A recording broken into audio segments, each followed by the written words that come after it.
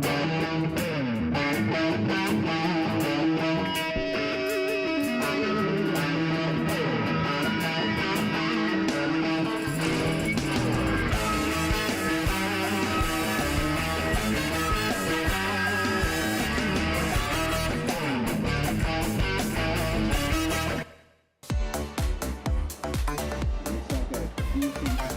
morning, surf fans. Welcome to the Sambazon Morning Update here at the Huntington Beach Longboard Classic, part of the Wallex US Open of Surfing presented by Pacifico.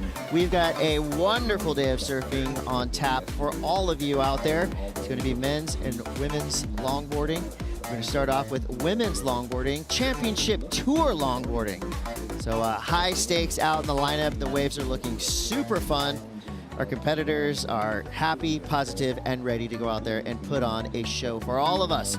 Chris Cote here with Rosie Hodge and the Waxhead himself on the call for you this morning.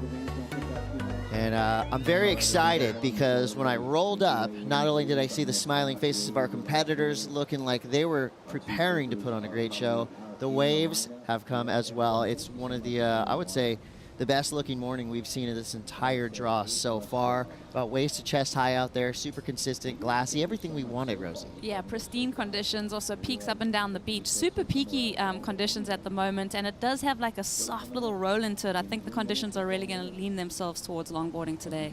Yeah, absolutely. I just came in from the free surf myself. There is actually a big tide variance as well. This is a subtle undertow, so that'll keep the surfers on their feet, hopefully.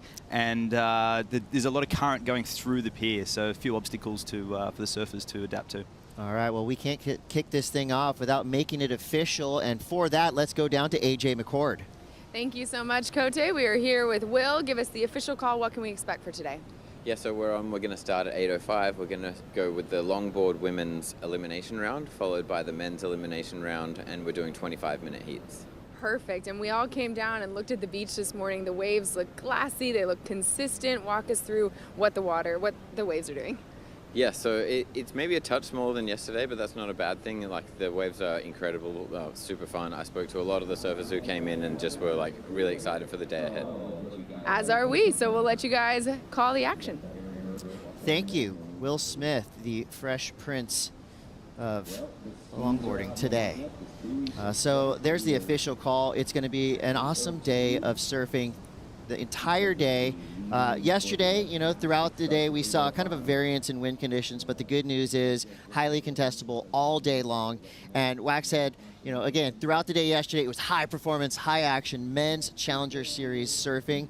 Today, we're going to see high action for sure, but I think we're going to inject the water with a lot more grace, fluidity, and style. And of course, our judges have to recalibrate what they're going to be scoring as well. So maybe you could give us a brief rundown of maybe the subtle differences we're going to see from judging in the Challenger Series shortboarding to what we're going to see in Championship Tour longboarding. So speed, power, and flow, those three elements still ring true with the longboard surfing, but flow being the key element and clean footwork between the transitions. So they're looking for critical nose rides in the pocket. So that basically means the board has to be way back in the whitewash, practically getting barreled, and the surfer's going to be trying to hang 10 in that critical spot and then linking it with really nice, clean rail transitions.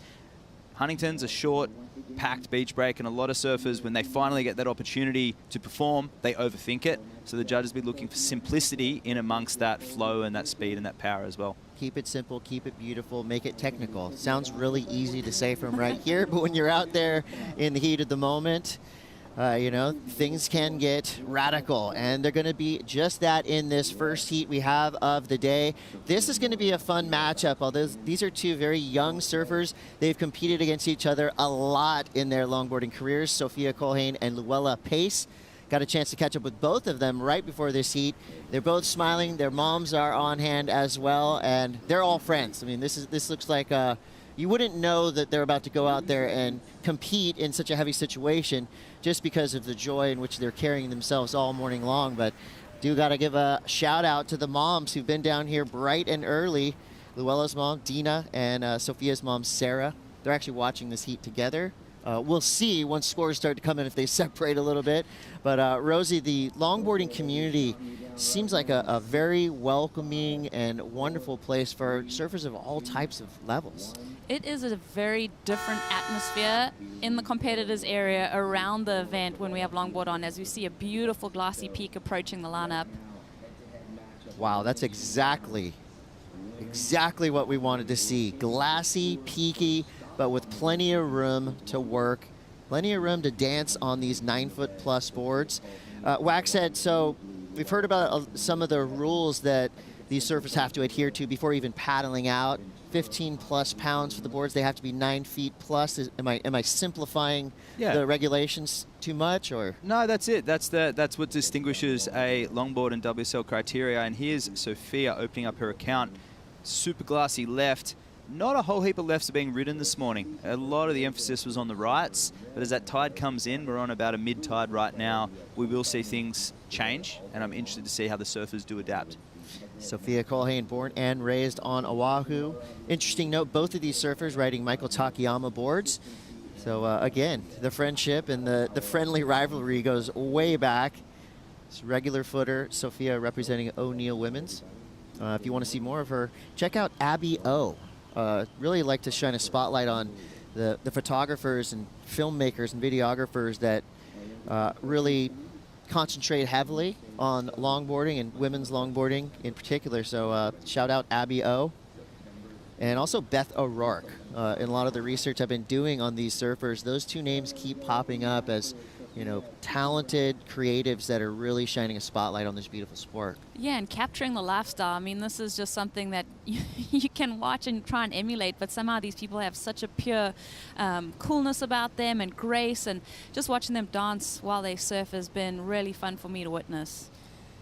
Luella Pace learned to surf at Ventura Point, surfs C Street a lot. A couple other places that she did not want to tell me about, which is totally fine.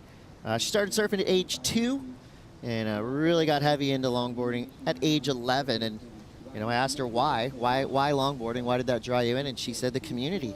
Everybody was so cool and so welcoming that she got on a longboard, and obviously she stayed on it, and now she's at the top level of this sport. And her, I guess you could say, Coach Jeffrey Bells is down here from Ventura County, and he was just giving me some insight saying they had an event at Rincon, and she was 7 years old, and she actually made it well out the back. And she started doing surf school. She was 4 years old, minimum age being 6. So she was, I guess, they snuck her into surf school. That's it. And she was born to be a surfer and very proficient on shortboards as well. And that's very similar to a lot of these surfers. They can adapt to a lot of different boards in different conditions, which is why they don't have a large longboard quiver, many of them, because they surf their longboard in generally longboard specific conditions, and they'll ride other boards when the time suits as well. Yeah, she said that she didn't used to like small waves, but now she loves small waves. She'll ride any waves, but you know, sometimes the right tool for the right job.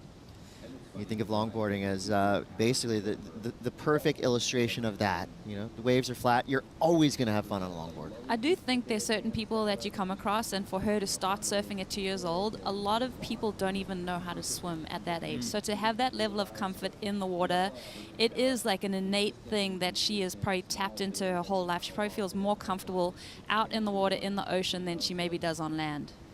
Well, one wave ridden so far for Sophia. It was just a 2-point ride, and we're going to see a different cadence today in this heat. You know, the previous heats with 3 surfers per heat here in Championship Tour longboarding. You know, we saw 25 waves being ridden in these heats. I think we're going to see some more selective waves being ridden, and we're going to start that right here with Luella Pace, just flirting with the nose right there, but goes down. Thankfully, she's got a leash on there. It is, as I said, there is some subtle power out there as Huntington does pack a punch. We were talking about this off camera before, Rosie. And that right is shutting down fast, and some of them are opening up, and it's really difficult to tell which one will do which. So good option to wear a leg rope, I think, if you can surf with one. Yeah, there you go. 20 minutes, 30 seconds on the clock. Surfers making their way back outside. And I believe we have a special report. We've got Pete Mell on the sand in the shadow of the Huntington Beach Pier. Yeah, thank you, Chris. And of course, I love talking forecast, and one of the best forecasters is Surfline. And Surfline, right there, I can actually see the offices right here on the beach. They are going to give us the forecast for this event. They have been spot on from the very beginning of this event so far. 2 to 3 foot, 3 to 4 foot, and as you can see, we have that one storm coming up here that has given us the swells that we've been seeing right there at the bottom. It's been breathing. That highlighted moment right there, it's been giving you this swell that we see on tap, which is awesome because we've had this, I mean, every morning we've been waking up, it's been fun. I will say the winds are going to be variable today, and right now it's glassy. We've been, that south wind that threatened us all through the mornings the last few days seems to be gone right now. It almost feels a little bit more northwest. We will see that change through the rest of the week. And then if you look at the next storm coming up, a lot more south angled. We're going to see more surf for the weekend. Today, 3 to 4 foot plus, and then 3 to 4 foot through the afternoon. Pretty much similar all day long. We will see that wind come up in the afternoons though, not too big a deal. Longboarders are going to be gliding through all these beautiful peaks. Looking out further, 3 to 4 foot, 3 to 4 foot, that's 3 to 4 foot. But we'll just see this energy kind of pulsing through. The weekend looks to be really good for those finals. That's really what we're looking forward to. So there you have it, the next 4 days. Surfline forecast. Thanks to Surfline for giving us all the info. Thank you, Pete. And, you know, obviously wind conditions are something that we're going to be experiencing throughout the rest of the week. So we'll keep our eyes on those flags. And, you know, while it has been a little bit windy throughout the afternoon some of these days, it really hasn't affected the performances that much. I mean, I think everybody at this level, whether you're in the Challenger Series or here in Championship Tour longboarding, you've surfed all these conditions already. A little bit of wind chop is not going to affect you one bit. Speaking as someone that has competed at this event for a handful of years, the conditions we've had the last few days, any time of day that we've competed, that we've seen competition run, this is really, really fun, rippable, like get you stoked kind of conditions. So everyone, all of the competitors are frothing on the conditions that we have. So really stoked on what the week is lining up to look like in terms of conditions. Yeah, the waves have been really fun throughout. Rosie and I have had a couple of heats in past U.S. Opens of surfing where we've had to rely on cat puns for 30 minutes because there was nothing happening in the lineup. So thankfully, we won't have to go into cat puns,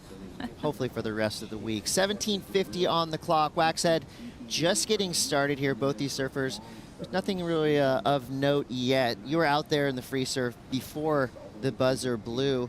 What was the cadence of the waves like? Was it plenty consistent?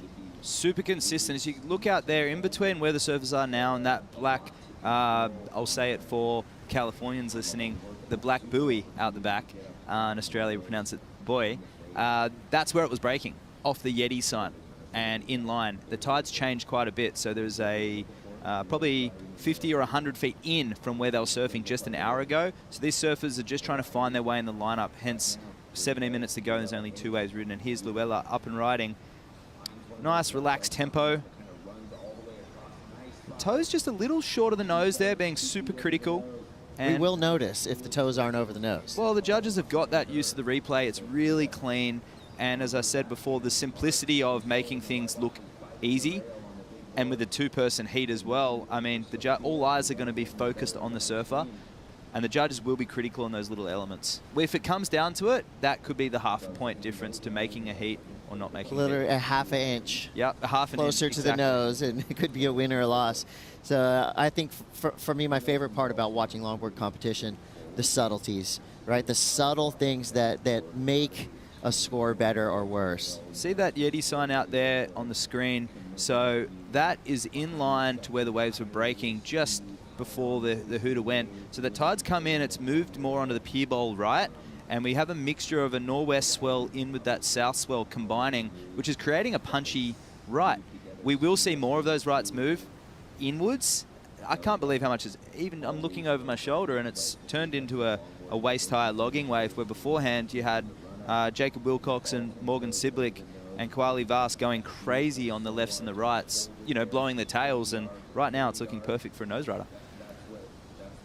Let's take a look at this first exchange. So the best wave of the exchange was a 5, but this is Sophia Colhane's .70. The wave just ran away from her.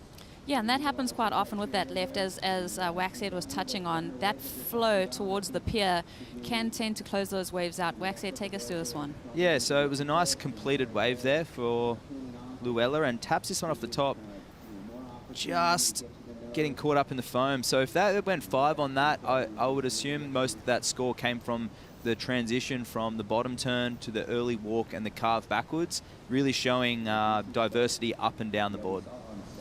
Well, with 15 minutes to go, if you want to get a unique look at the current state of longboarding, I recommend Log Wrap.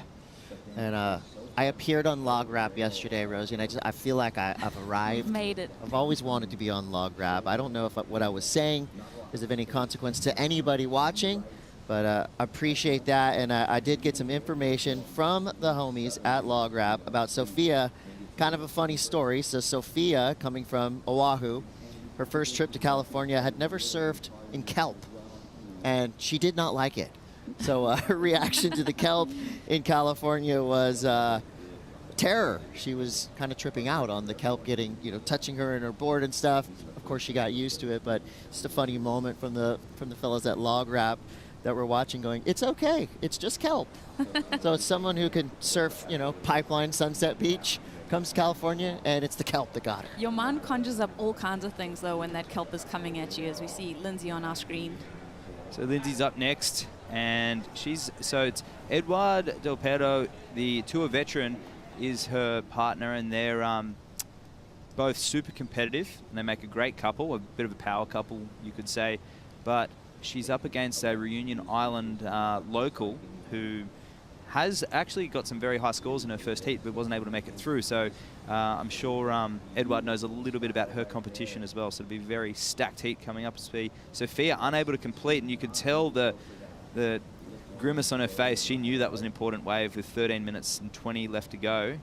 She's going to be back in second priority.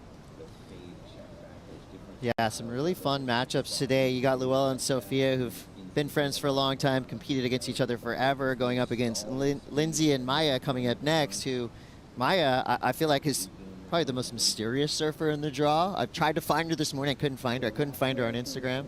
So, again, looking forward to seeing more from Maya. That will be coming up next. 13 minutes left to go here in our first heat of the day. This is an elimination round, so stay tuned to find out what happens next. It's the Huntington Beach Longboard Classic.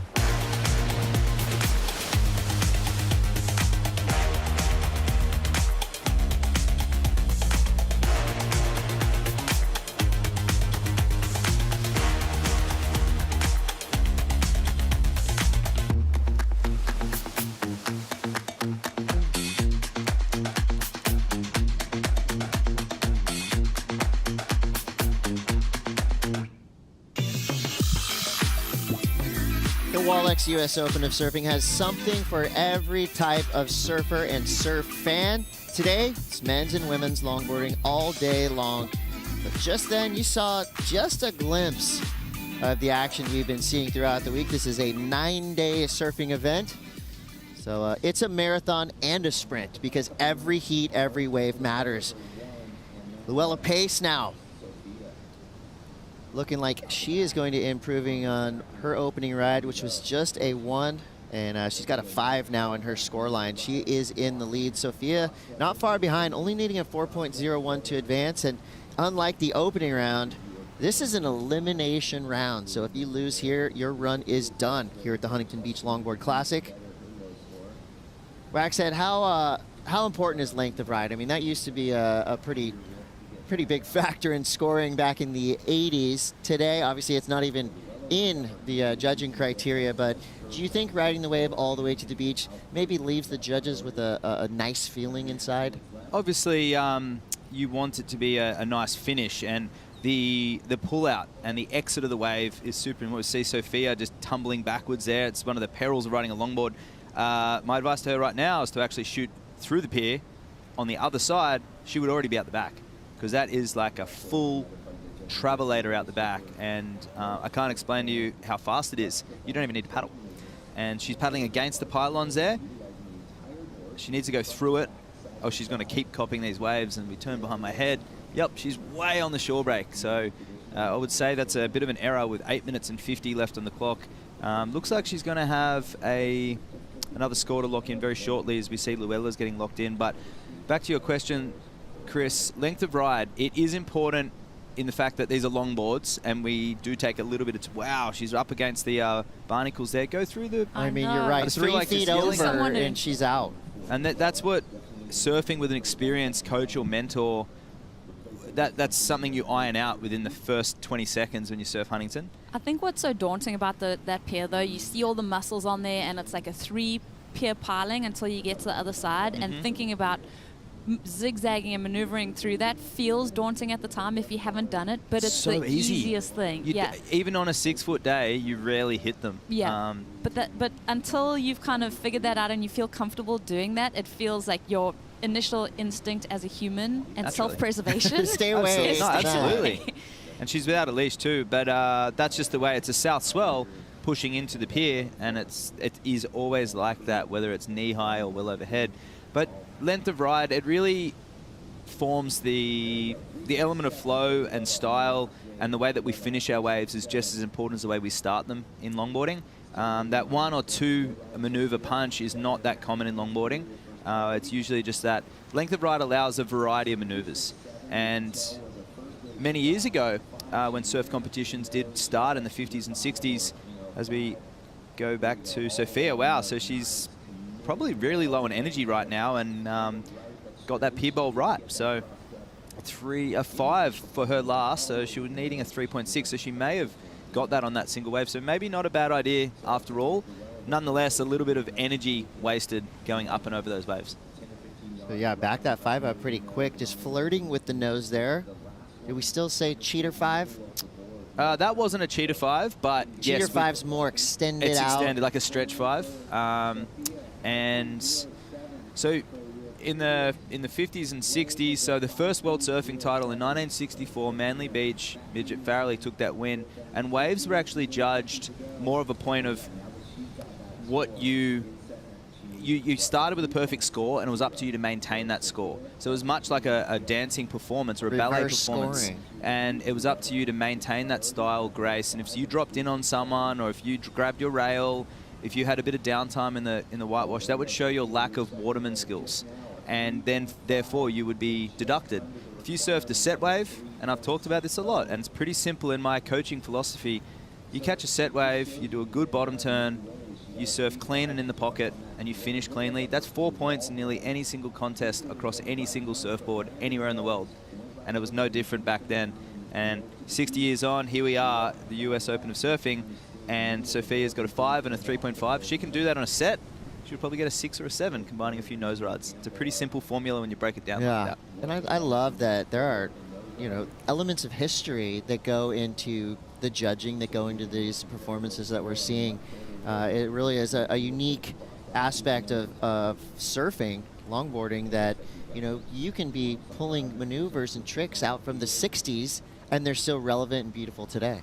But I do like that concept. I mean, I don't think, like, for the shortboard side, like the judging scale from 0.1 through to 10, I feel like that works. But to start with a perfect score with longboarding, like you said, and maintain that, I really like that concept for what we're seeing. And I wonder if maybe one day we could see events that have that same kind of premise. Well, you'll see here we have Sophia. So she's needing a 3.6, 3.5 in that last, so beautiful turn, really putting some power into that. Clean footwork, toes over the nose and stepping back. So this is going to be a good scoring wave for Sophia if she can finish cleanly. Now, I think back to the 3.67 from Luella. Similar to her 5, but she was short. She was about 2 inches short of the nose.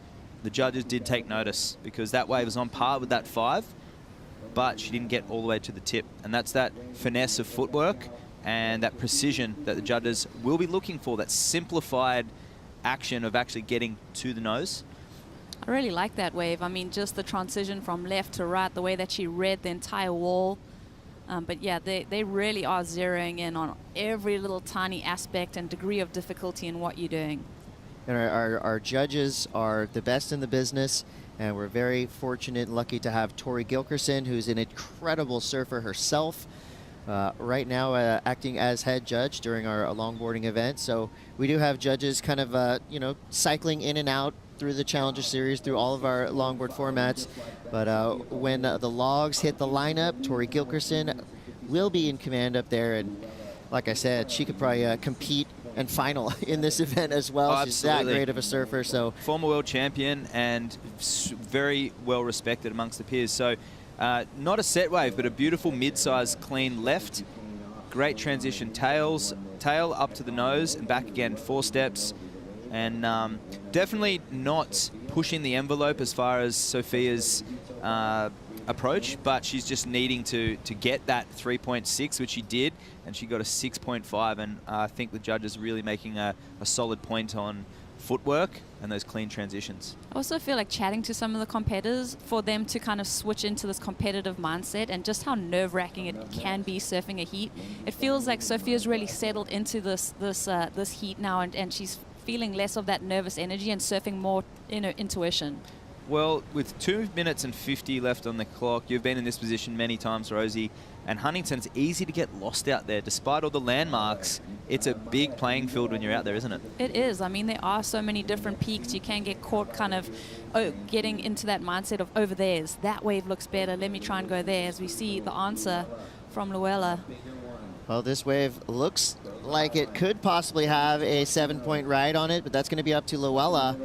And as I say that, of course, the wave closes out around her. So the pier bowl lefts right now proving to be a little bit difficult just in terms of staying on a clean, open face throughout your ride. And I think my question, Wax, is how important is it to get up to the nose quickly as you're taking off on this kind of wave? So that she's way out under the face there, but that's okay because she's ramping up for this and didn't rotate the shoulders, so it is possible. That tail on that board's really wide. You've really got to put your body into it, and you can turn those boards. The likes of David Aganda and Kai Takayama surf these very proficiently, but they're using a lot of body torque and really pivoting through their turns. But a big old tail like that, if your technique is not perfect, you're going to fall off the back all the time. And that, unfortunately, when you miss a section when you're surfing, you try and make up for it on the next section, and I think that's what Luella was trying to do, but was unable to capitalize. Yeah, we're down to 1 minute and 25 seconds to go. A little sleepy start to this heat, but things got competitive quick. Sophia Colhane representing Hawaii with a 5.07 and a 6.5. Solid total, 11.57.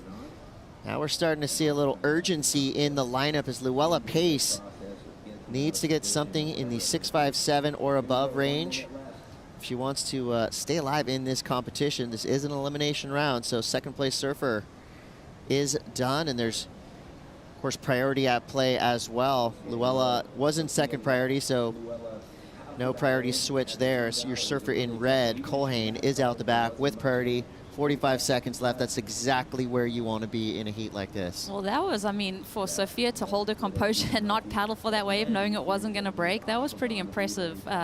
You know, just good head on her shoulders, not to give up her priority just because Luella was paddling. And we think back to that moment with 14 minutes remaining, Sophia getting belted by about 10 waves paddling out. She would have had no time to recalibrate and regain of energy, and she surfed that 5.07 straight away. She went straight out, turned. It was very simple. It was a takeoff, no bottom turn, straight to the nose, and I believe it was a straighten out. 5, done. Backed it up with that 6.5, so it's amazing what, here we go, 2 seconds left. A little victory lap there for Sophia Culhane. So looking to build her momentum through the event. And this will be a scoring wave as well, so don't think it'll eclipse that 5.07. But we will have more action to come. Sophia Culhane gets the win. The first heat of the day is done. And we're going to be right back. This is the Huntington Beach Longboard Classic.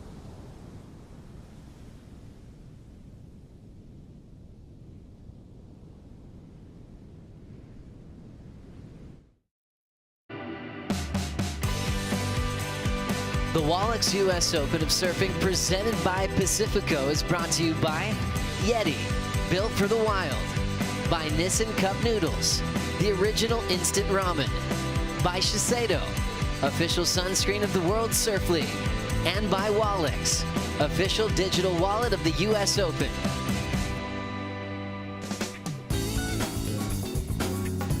Welcome back to the Huntington Beach Longboard Classic. Congratulations to Sophia Culhane from the island of Oahu, getting the win of the first heat of the day up against Luella Pace. A great job to Luella as well. I will say it's never easy to be in the first heat of the day, no matter where you are, no matter how many events you've surfed. That's always going to be a challenging heat just because you're the one doing the homework early on. And you give everybody else the luxury of, you know, decoding the lineup a little bit more. So full credit to both of our surfers. We're going to fill it up again. 25-minute heats throughout the day today. This one's going to be fun. Lindsay Steinride and Maya Glassnap. Lindsay Steinride, former world champion. She flirted with retirement more than a few times, but when she got the offer to be a wild card, she said, yes, please. She might have the best hashtag I've ever seen. When she posts photos and videos of her longboarding, hashtag frothing grannies. She may be the best grandparent longboarder in the world. She's not a grandparent, but she's referred to as the grandparent on tour, being a veteran. And here she has the hands down style, little hip thrust there and a straighten out for Lindsay. So really taking note of Sophia's 5 in that last heat, keeping things simple. And the judging criteria has been outlined. Second heat, they've really taken note. Yeah, thank God those were her words and not mine. Hashtag frothing grannies. Thank you, Waxhead, for the clarification. So Lindsay heading out there, and she's actually she's a multi-talented individual, no doubt. She is a kinesiology professor. and at Saddleback College. So she's as smart as she is good at surfing, a multi-threat, That's in and out of the water. the study of body movement? Yes, kinesiology. Okay, Well, something like that. yeah. And 2011 world champion as well. And I'll tell you what, she is super competitive, and every single heat she surfs right to the last hooter. And she's actually very gracious on land, and just such a pleasure to be have here at the contest site. I think she brings like a level of experience like Chloe Calmon, but it's one of those things where if you look at everybody as a competitor on land, you'll never enjoy the whole experience, and they all have a lot of fun. They look at each other, they're like comrades, you know, they really enjoy each other's company, and I think that's really key for longevity. Maya just got blasted on the turtle roll. She did. She turned turtle. That was impressive. But I was in France when Lindsay won that world title, and that was my first real experience of her. Watching her surf was obviously very impressive, but she also has this presence about her too. Like, I'm sure a lot of the competitors are drawn to her because she does just have this confidence about her. Absolutely. Well, we got 20:20 on the clock. Both surfers back in the takeoff zone. And while they prepare for their next waves to ride, let's go. Yeah, Sophie, it took you a second out there in the ocean to find your rhythm. Being the first heat of the morning is never easy. How did you settle in? I mean, first heat of the morning is always stressful, but I couldn't really find my rhythm at first, but then I kind of told myself, you got this, come on, you got to put your head together, and yeah, I guess just took it wave by wave. And taking it wave by wave worked out. You're moving on to the next round. You're somebody who's put it out there that you would love to be the youngest longboard champion ever. Rachel Tilley currently holds the record, but if you win it this year, it would be you. So how are you keeping that big goal in mind while focusing on each heat? It's definitely sometimes like a little bit more stressful taking it away, but definitely taking it contest by contest and focusing on heats and trying to keep that out of my mind as much as possible, but of course it creeps in there once in a while, but yeah. What do you feel like with your surfing right now is setting you up to have the successful season you want? Definitely trying to put as much training and stuff in, but I mean, all you can do is surf and have fun, so yeah. Well, one heat down. Congratulations. We'll see you in the next round. Thank you so much. Alluding to the one of the most well-known rules in surfing, the best surfer in the water is the one who's having the most fun. And in that last heat, it was Sophia Colhane, and the scores showed that. And I'd like to say, for someone to be like, hey, I want to be a world champ, this is my goal, and to actually like verbalize that to everyone, that takes a lot. Absolutely, and I think that realization occurred when she started knocking off a lot of the big guns and the favorites. And here's Lindsay, a 6.67 for this wave. So a bigger wave, 2 nose rides, second one critical, and a really nice defined turn there for Lindsay. So that was and she's put pressure on a 4.33 and a 6.67. And Maya, who is a rookie, and she did qualify through the regional qualifiers. She got a third in England in the QS, but whoever came second, I'm not too sure, came second, didn't take up their position on tour. So by default went to Maya, and she was out there surfing that right really early this morning off the pier, about 10 feet off the pier, waiting for this really far out pier bowl right, and that's not there now because the tide has dropped. So I could tell what her plan was going to be, but unfortunately we've had another foot or two of tide change. But I think this is a tricky heat for Lindsay, not really knowing maybe too much about Maya, and she's put in some good scores in her first round, wasn't able to make it through, so I think that's why Lindsay started early. Yeah, even the preparation of going for that free surf, even if the peak does change, just feeling the water, the temperature of the water, the wax under your feet, I mean, getting that muscle memory firing, to me, having a free surf before you compete seems like an important aspect to complete in your preparation. And it's warm. The water is really warm out there today. You barely need a suit like these women have on right now, or a long arm spring suit's definitely all you need. You could get away with a tube suit or even board shorts. What's a tube suit? It's a no arm, short leg. I like it. Yeah. All right. I like that term. And a beaver tail? Oh, nah. Leave that in the, I guess Some forms the of retro history revival, and we can stop that at the Seedling in 1999. I think that was. It worked in the Seedling. Yeah, it did. Matt Howard had a really big. I remember there's a section of him surfing in France on a transitional single fin with his beaver tail, and I actually got one. Went out and got Just a beaver tail. to That's clarify, how it though, works. it is a wetsuit that would strap underneath between your thighs. Yep.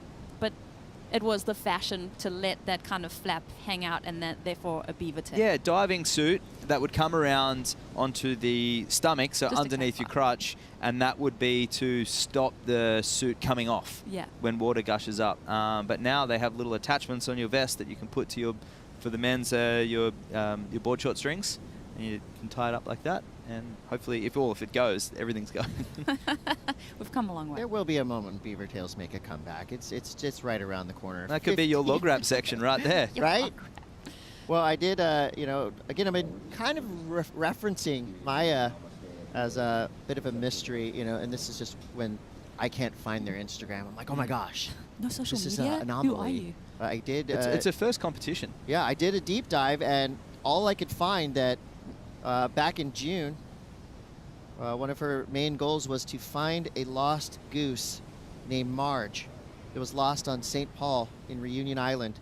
So that's back in June, and I just hope if anybody out there from Reunion is watching, listening, did we find Marge the lost goose?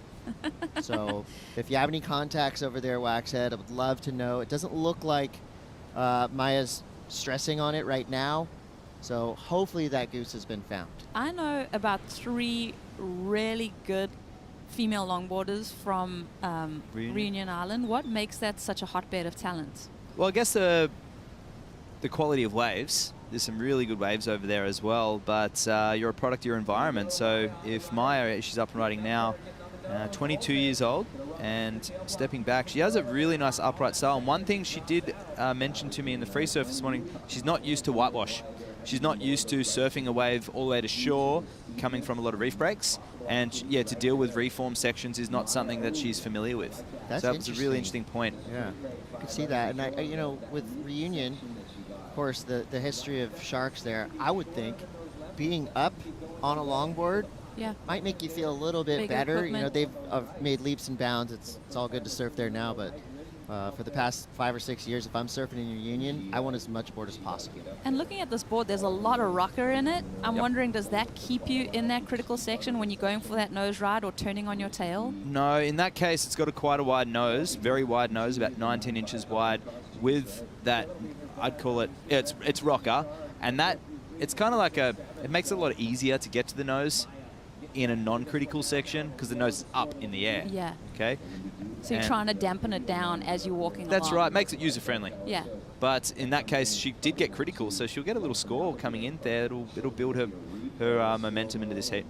We'll let the judges chew on that one for a minute. 13:20 on the clock. You know who loves surfboards more than anyone I've ever met? Pete Mell. Pete Mell is in the board rack right now with some special surfboards. I actually took this board out of the board rack and brought it out here. Chloe Coleman is coming up in the next heat. This is one of her boards here, and it definitely looks like an old favorite. If you take a look here, this board has been smashed somewhere along the lines, and if you can see, there's actually some creases here across, just little fractures, but the ding is repaired, and it is definitely still all one piece, which is good. I just wanted to ask Matt, actually, in regards to this style of board, a lot of really wide tails are happening in that board rack, and especially here. I mean, this thing is, that's probably almost 20 inches wide, maybe 17 inches wide. What is that going to give these surfers out here, especially since it's trending right now to have that wide of a tail, Matt? Well, those boards are a little interesting. They defy that logic of the Australian style involvement board. These they float differently and they penetrate the wave differently. Super user friendly, very stable, and when you turn, you really step back on that tail and you've got to jam it. But I think it's the stability and the way that they nose ride with the rocker makes them very efficient. Yeah, I was just going to touch on that because, the volume actually through the rail and everything's super thin. So breakdown. I noticed the Mexi Logfest sticker as well down there. That's an event they have in Mexico each year. That board at Saladita on the long left-hander would have worked amazing. We'll see how it works at Huntington next. Yeah, I just threw that in there. Thank you, Pete Mel, for the Hurley surfboard breakdown. And when I see boards like that, I think hips. And, you know, to have those hips lower on the board, not necessarily all the way off the tail, but kind of like right in between where you'd be standing when you're first taking off. Does that help give you bite into your turn? Yes, so boards were very parallel in the 60s, and it was George Greeno, a kneeboarder who came over to Australia. He was 16 at the time, and he had this spoon kneeboard. And his idea was to be embryonic with the wave, much like a fish moving through water with these little tuna fins, high flex, and everything was very technical. Bob McTavish saw this idea and adapted that to a surfboard with the belly in the rear, and it was basically a Californian-inspired and Australian-perfected design, the original power surfing surfboards, and it incorporated that Yaira and Velzy pig influence with Greeno fins, but with Australian foils. So we talk about a little bit of rocker, and we talked about rocker just before, what makes a good nose riding board, and that's arguable, but the most important part about nose riding is actually what's going on in the tail. Same with the Michael Takayama boards. It's all in the tail and your fin. And the Australians had that on lock for our fast, quick point breaks, little sand bottom spinning waves, mini versions of Kira, right? And Kira in particular. Over here, you have almond-shaped point breaks. Even places like San Onofre or Trestles, Malibu, Rincon. The waves spin, but not as fast and as hollow as Australia. And they don't need to be as agile and reactive as the boards in Australia. So the fins are usually more broader and bigger and more cumbersome. And the traditional pig has big eggy rails, wide point 4 to 8 inches back from the midsection, Chris. And that's where the roll in the board is. So you combine the roll with the wide point back and a good old fin, and that's where you're doing that pivot point. You're breaking the board into thirds. Tail for turning, forward trim in the middle, and then nose riding on the nose. I love that, you know, with over 9 feet of rail to use, that these surfboards are a lot more intricate than they may appear. 9:20 on the clock. Lindsay Steinreit in lead for now here at the Huntington Beach Longboard Classic. We take a quick break. Well, we'll be right back.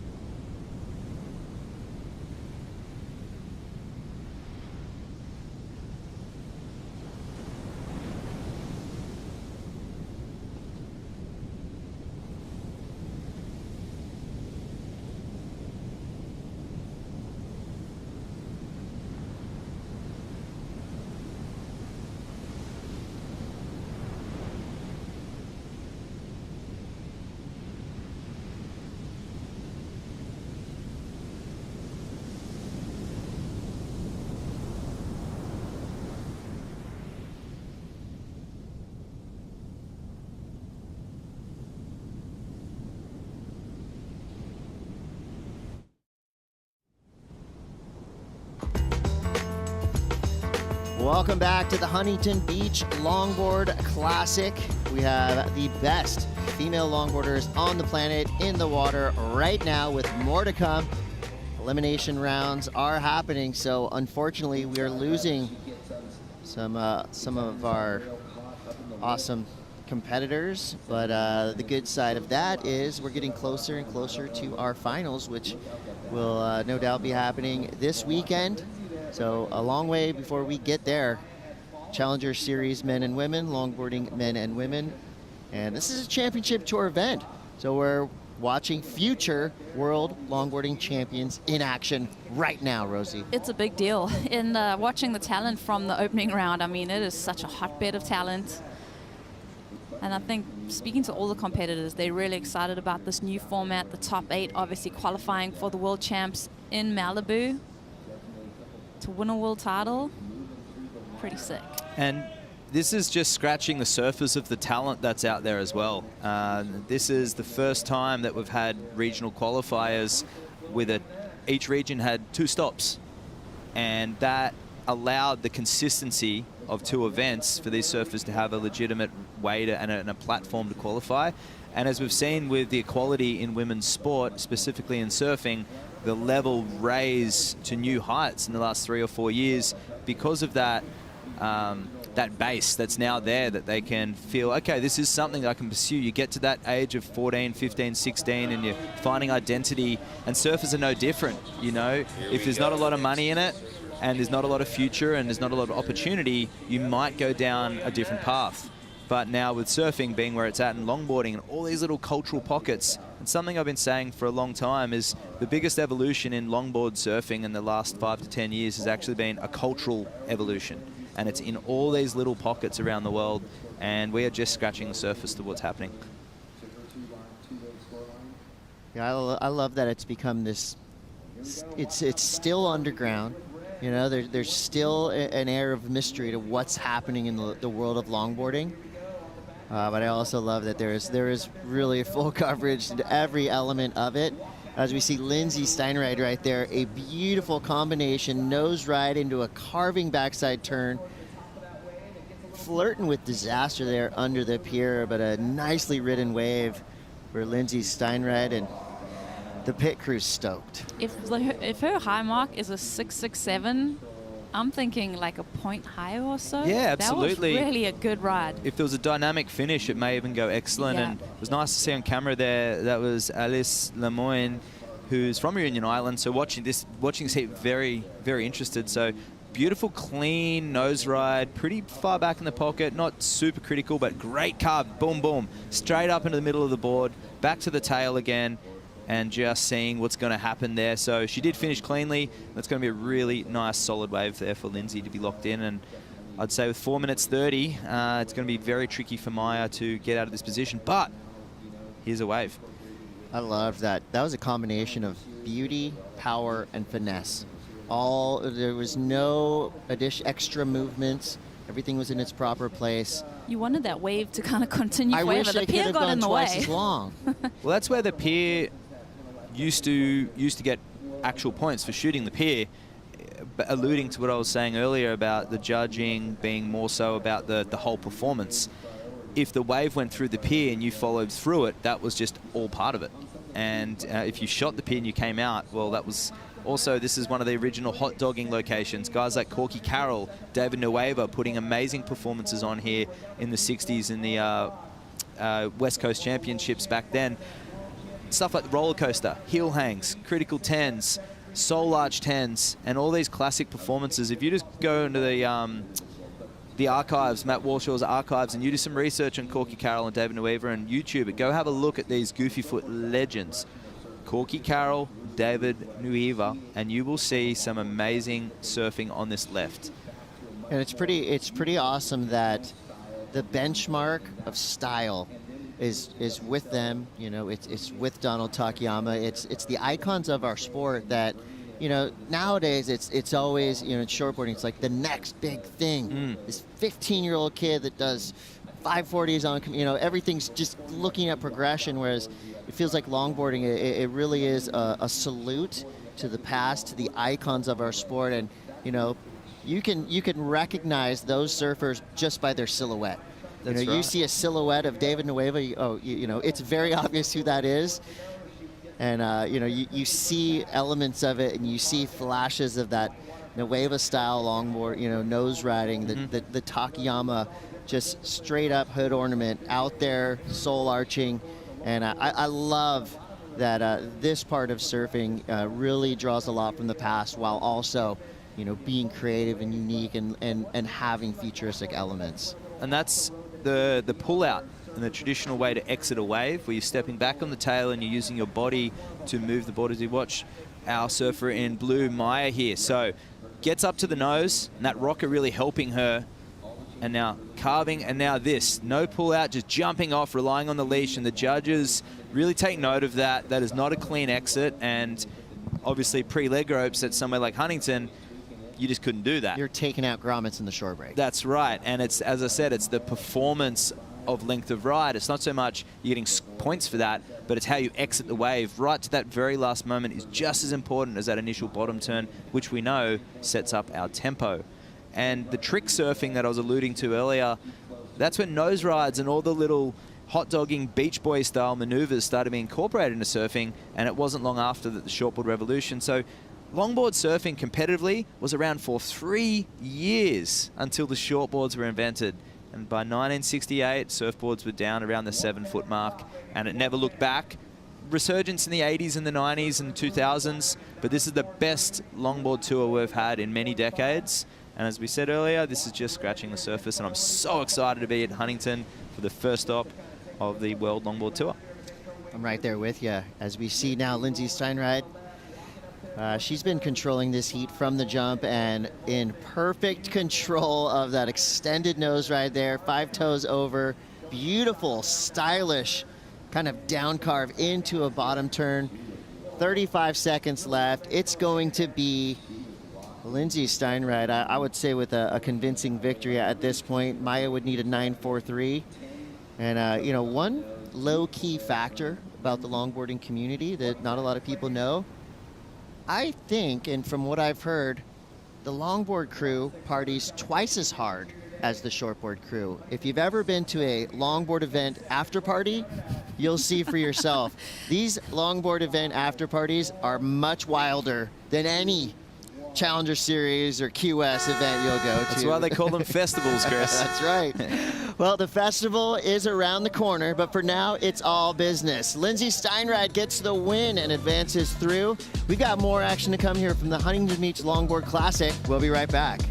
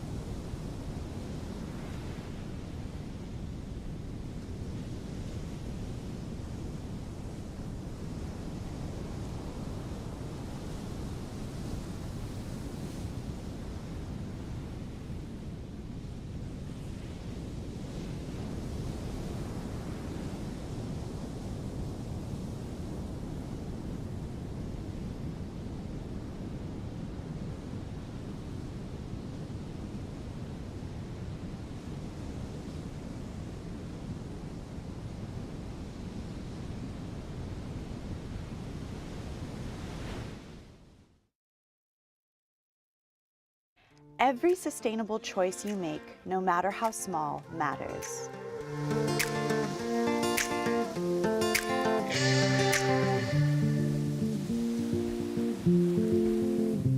Es muy importante para nosotros, los integrantes de la Escuela de Surf Cuyagua, entiendan que parte de la esencia de un buen surfista está en proteger nuestros océanos y el medio ambiente.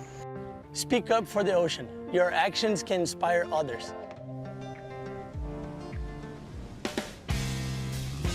It's the Huntington Beach Longboard Classic, all part of the Wallex US Open of Surfing, presented by Pacifico Elimination Round.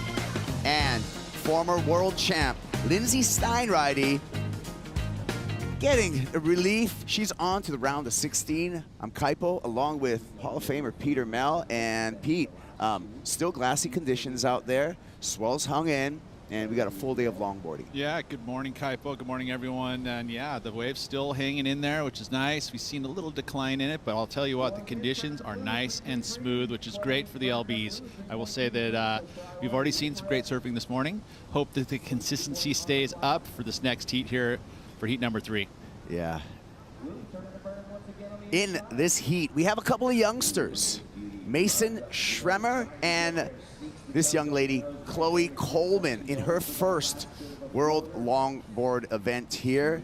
Just 18 years old, making her debut, Pete. Yeah, and I did just do a little piece on her board. Very, very wide tail, but I will say that the volume of that board, very limited for the size of the board. Very thin rails, and that's what she needs to be in order to use that lightweight that she has to be able to turn these boards. And a paddle there by Mason Schremer. She's not going to get that wave. Chloe riding a Michael Takayama shape, Pete. Yeah, so that was a Michael Takayama. 0 logos, no anything. You have to know. You got to be on the inside to know these. Right, it's pretty crazy. I was just sitting there like, you know, the shapers are basically, they're just, don't need to go into the limelight, do they? They should. Here we go with a hang 5 by Mason Schremer. Mason, a surfing prodigy, originally from Florida, had her developmental years in Hawaii, and she's a product of the NSSA. She's surfed a lot of competitions here in Huntington Beach while going through those NSSA ranks, now living in Noosa, Australia, and riding boards with the Noosa-based shaper, Thomas Surfboards. She's got her own model called the Moose Knuckle. Okay, the Moose Knuckle, and let's see if she can keep her hair dry the entire time, because it's dry right in this moment, and probably could do it. Look at this set coming through here, and a no-go for Chloe Coleman. Opened up with a 3.33, backed it up with a three-point ride. Waiting for score for Mason Schremers to set the situation in this. Her hair's wet now. She had to do the turning turtle. Oh, well. Talk about the turning turtle. Well, that's you know, hard, very, very difficult to punch through on a surfboard with that kind of volume. You literally could probably stand up and the board won't go anywhere. You're like standing to try and punch through. So the turning turtle is actually the best thing because you use the rocker to kind of keep you under the wave. So literally the wave will just go right over the top of you. The rocker kind of keeps it so you stay, and then you just rock back up so you won't get pushed in. You can do, you know, a stand up and actually try and go over the white water, but sometimes when it's a little bit too big, like that one there where she was not able to get that board up and over, she just turns underneath it and does the turning turtle. Why a turtle? well, I've never really seen a lot of upside down turtles. It's just very true, but I didn't name it, Kaipo. I just, I'm just going to give you what I've heard it called over the years.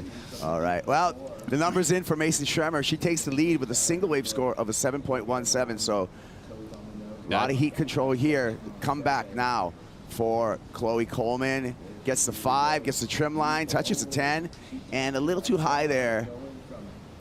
And just trims off the back of the wave. Yeah, Mason Schremer, you could see that that wave was going to be very solid. She was able to hold the trim on the nose across that first section, gets into the next steeper section on the left, was able to get there again, and had that nice redirect carve at the end of the wave. So a substantial difference there. In these one-on-one heats, you're really going to need to get these bigger numbers. It's not going to be good to have those 3s and 5s. They're just not going to cut it. It literally needs to be, you know, the 2 best waves. As we watch the replay here of Chloe Coleman, she's riding a bunch of waves, and generally that's kind of, there we go again. Live action, Mason Schremer hanging that 5 way over the nose, gets back up there, touches the 10.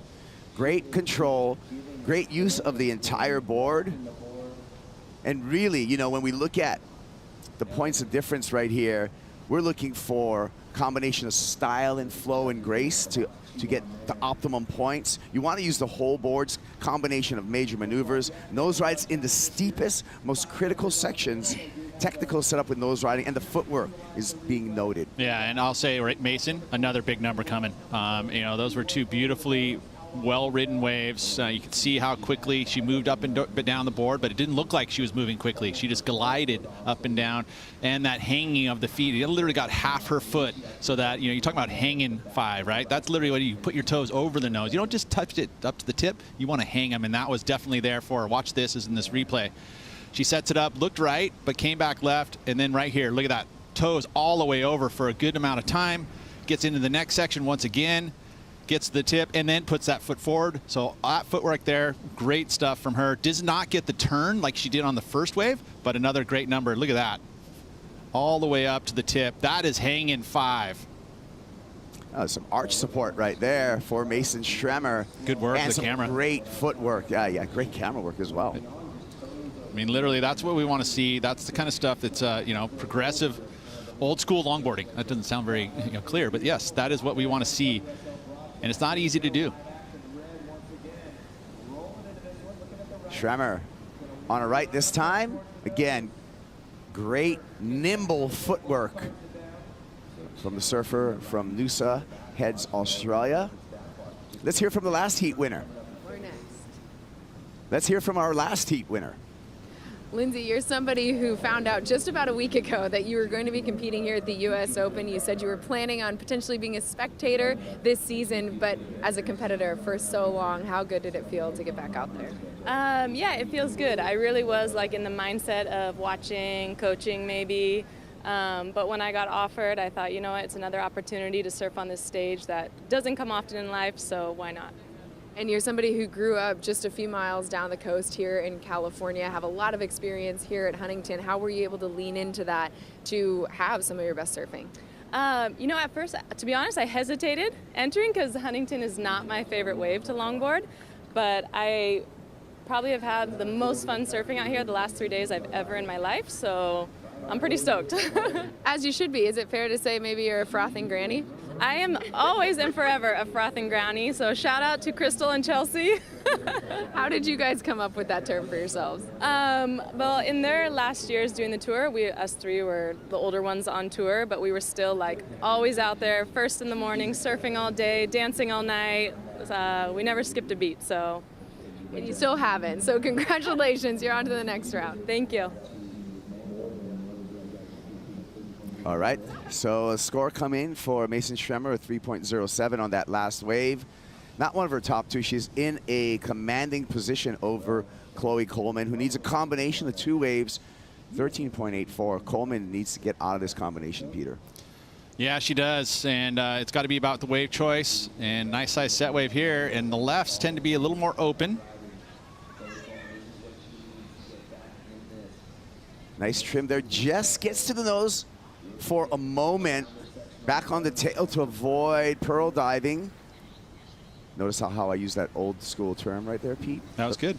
The pearl dive. These days we say poke the nose, or we just say pearl, but originally it was the pearl dive. Yeah, you wouldn't want a pearl dive.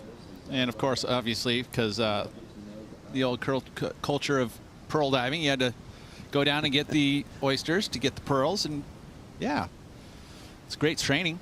Go pearl diving. Mm-hmm. Generally, it was done free diving, right? Yeah. Over the years. Yeah. I mean, some of the old school watermen, that was one of the ways that you can make a living right there. Right? Before professional surfing, you know, surfers had to figure out a way to have that lifestyle, right? And that's a great point. I mean, when we look back in the 50s and the 60s, even into the 70s with the birth of pro surfing, before that, you have to figure out other ways to make a living if you want to have your days freed up to be a surfer. That would be fishing, being your own boss, pearl diving, making surfboards. There's legend pearl divers too that were great surfers. Taking a look here at Chloe, gets to the tip, not as long as we saw from Mason, and then this section here steepens up. Would have loved to have gotten some sort of maneuver done, but unfortunately it didn't happen. That's those critical sections. That's the steep section. That's what the judges want to see you have control, either doing a maneuver in that style of section or trimming across on the nose. That's where you see the big points come up.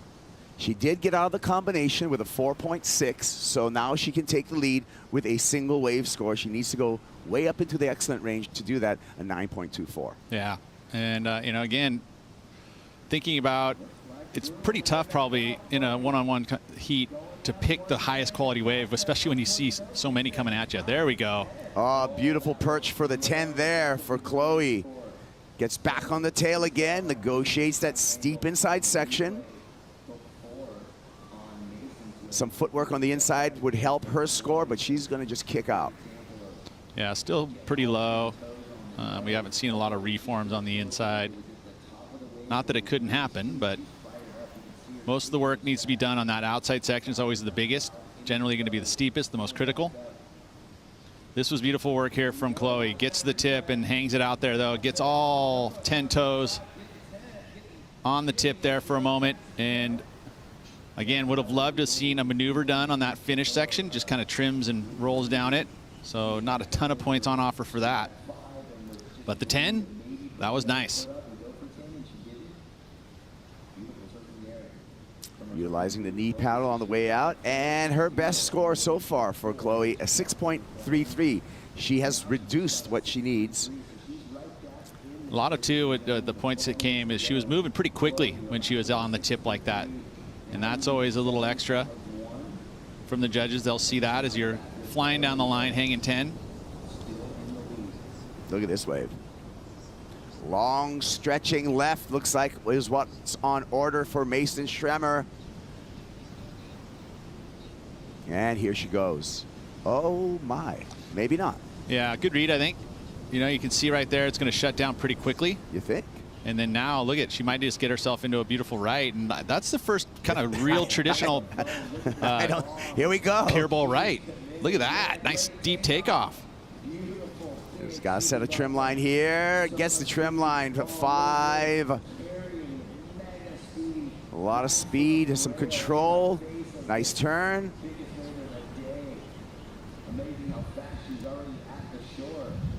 That was pretty cool. I mean, she literally pulled out of that wave, saw that one, was able to paddle to it. I thought she was going to be too late. Yeah, it looked too late, but that's, I think, going to add to the score. There was a bit of dramatics there. I mean, the thing looked like it was going to break on her back, but pulled it off as pure as can be.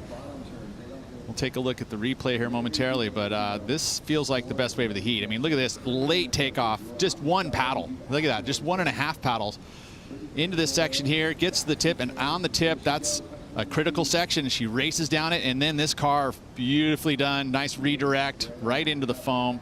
This feels like the best number of the heat to my eyes. As we look again, the footwork hanging. Oh, she knew she had to come back pretty quick because it was going to steepen up. So good awareness there, and that was awesome. Good work, Mason. So waiting for that score for Mason Schremer. While we're taking a wait for the score, we're going to take a break. We'll be back with more action here at the Huntington Beach Longboard Classic.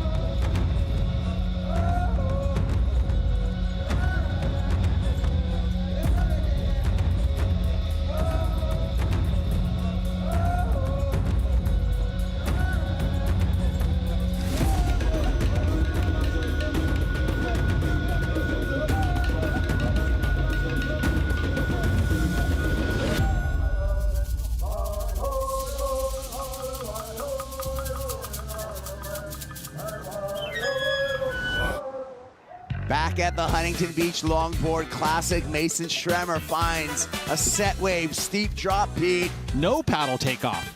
There literally was not a paddle there. That was super cool. I think he could have even gone 9s with that. A couple 8.5s. An excellent 8.33 for Mason Schremer, and great board control, beautiful footwork, critical surfing.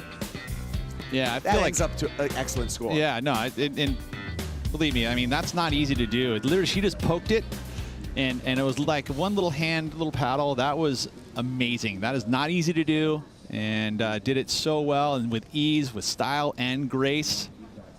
Yeah, throw that thing a 9. Well, Mason is in the lead over Chloe Coleman in the blue jersey. Mason with heat control as well. She has first priority on the outside there and a big lead. Coleman needing a 9.17 to get out of this heat. Again, head-to-head competition today. Winner moves on into the round of 16. You look at the point total, 15.50. Very comfortable with priority at the end of the heat. Although Chloe had a nice comeback wave, and she's not comboed by any means, so she can still do it. It's going to take a kind of a special wave. And she needs to get it off of the priority of Mason Schremer. So I'm really thinking that Mason's got this one pretty locked up at the moment with just under 6 minutes for Schremer. The 18-year-old here on your screen in the blue jersey. Like I said before, Chloe Coleman in her first, this is her inaugural, her original appearance on the World Longboard Tour. Again, the World Longboard Tour, 3-stop series until we go to our World Championships. Whoa, we got the wax head out in about 1 second because we got a wave coming. We'll see if Mason Schremer, before we get back to the wax head, here's our heat leader, Mason Schremer. She's not going to pass up this one. Here she goes. On the tippy toes there for a little bit of a stretched out 5. Caught on the heels there. Don't think it's going to be one of her top 2. So she did hand over priority to Chloe Coleman with a chance to take the lead. Let's go to the wax head right now. Matt. Wow, guys, Mason is putting on a clinic out there. We're down on the beach. This is Mason's mum, Patty, over there with their dog. She's stoked. She's just frothing, sitting over here at the Pacifico tent. And now we have Roisin Caroline up in the next heat with her Californian and Australian fan base. We have Worm, absolute legend shredder, who might join us in the booth later, Michaela Smith, Andy Nieblas, and we have Jack, the famous chef from Australia, all here ready to support Roisin in the next heat. The vibe at the Pacifico tent, although the beers aren't in hand, it's still coffee time, is high. So we're stoked. Back to you guys. I'll see you back in the booth shortly. Thank you for the vibe catch up there. Andy Nieblas, actually, great surfer, great longboarder, and Andy is actually going to be in that film from Native Like Water, Hawa.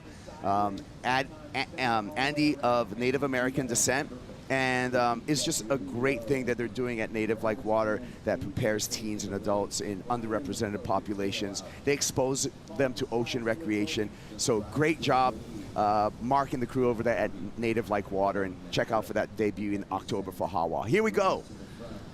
Chloe Coleman needs to go way up in the excellent range, and that is not going to do it. Yeah, it's unfortunate. She wasn't able to get to the tip there at the very beginning of that wave, and then that bigger section came down.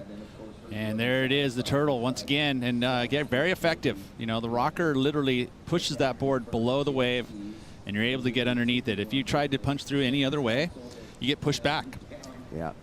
And especially when you're light like that, the ocean and a big old board catch the wave, and you literally could get washed, you know, a good 10 to 15 yards. So utilizing the slight rocker in these boards. Yeah, right? These boards do not have a ton of rocker, but they have a little flip on the nose that enough to push enough, under a wave, right? Like, and ultimately, I mean, you do that with the guns too. Similar thing. You can use that as because it's really hard to punch through boards that size. There's Roisin. We're going to see her in the next heat up against Maria from Peru, making her way down to the water. Look at this. Look at the tail walk on that board. Yeah, no, they're all like that's trending for sure. I mean, at least for Huntington Beach, there is a few narrower tails in there. You know, which basically the narrower tail, I believe, is going to be very helpful for turning But the nose riding, when you have that big wider tail, it's going to stay planted in the water when you're up on the tip. So I think that's why a lot of the surfers are using that. I mean, if you look back in some of the old traditional style surfboards, there was one of the trends too, is having that big wide tail.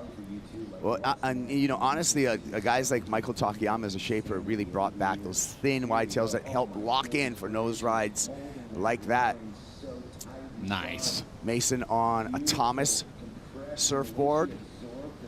Thomas just a brilliant shaper out of Noosa, and his boards are prized. It's not like he doesn't make mass production on these boards. I wouldn't think a lot of these longboard shapers do. They're very, very special, yeah. Yeah, I mean, they're all most likely. There's probably some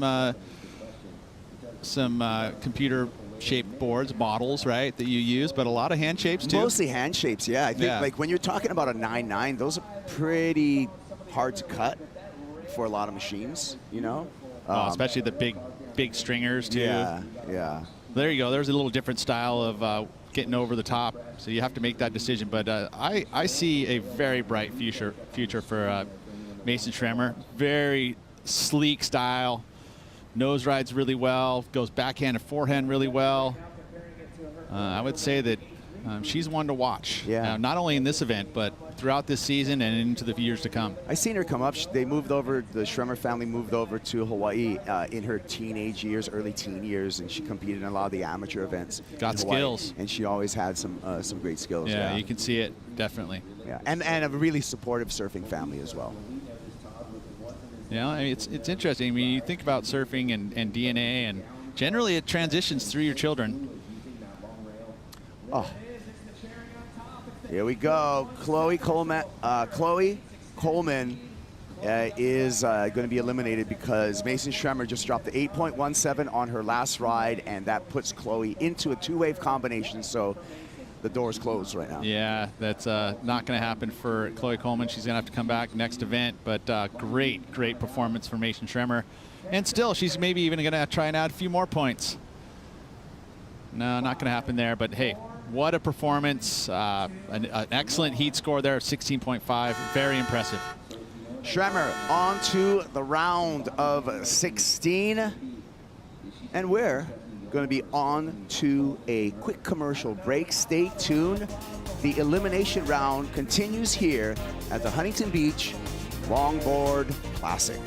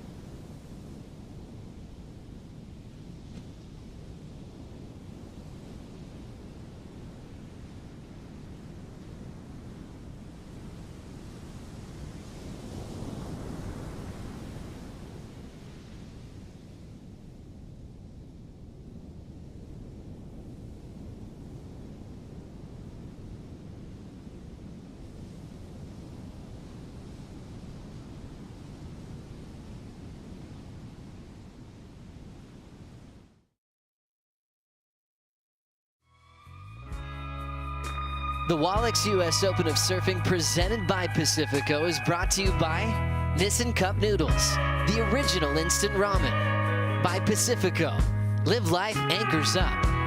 By Hurley, born from water. And by Wallex, official digital wallet of the US Open.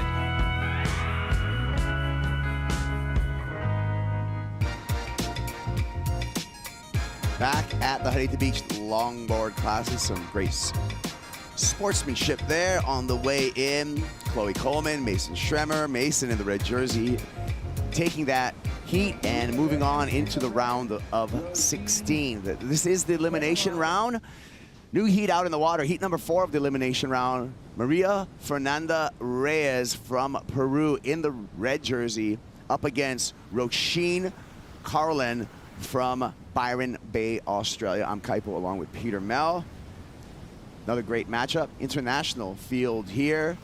And no scores on the board as of yet. An open priority between the two surfers, Pete. Yeah, we had a set at the beginning, a little bit out of position for these two surfers. It was a major set. They were out there, but it was a pretty big one, so they had to move around it. But now, finally, a nice mid-sized set. It's going to be the Peruvian to start things off. Nice little trip to the nose there. Quick footwork to get back on the tail. Pretty solid wave right there. And that's going to start our scoring. Coming all the way through the inside. Looks like she's wearing a short on full. Okay.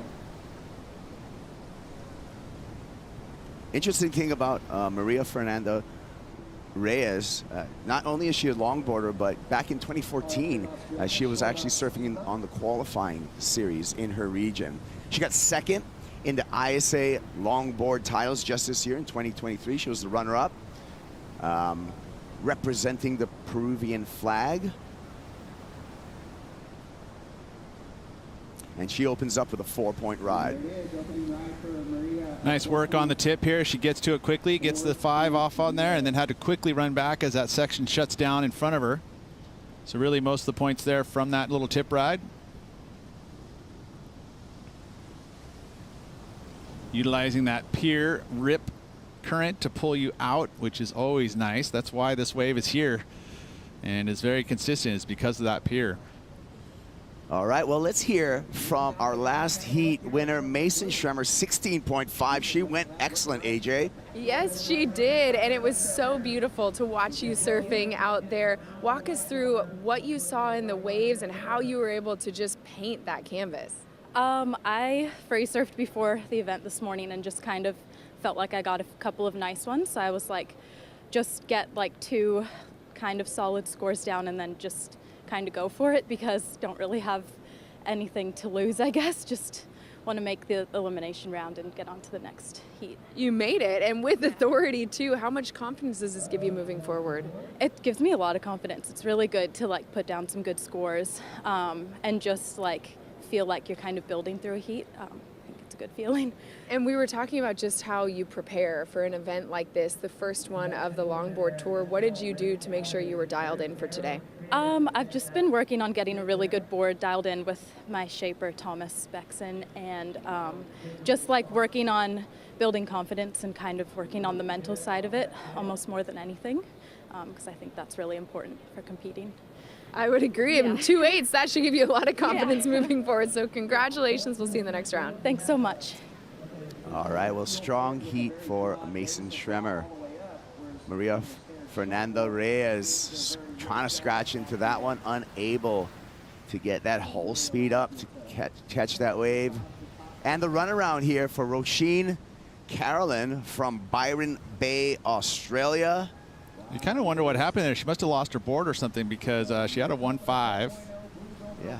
And unfortunately, she had to probably swim in, no cord. So she's that's the risk of not using a cord. Hey, don't use a cord. It's classic longboarding. I like that stuff. She's on a McTavish shape, riding for McTavish surfboards. And McTavish is Bob McTavish, legendary shaper. Yeah. This is what happened. And not shy to do different styles of surfing. You know, you can see up there it was. The board is going to go to the shoreline.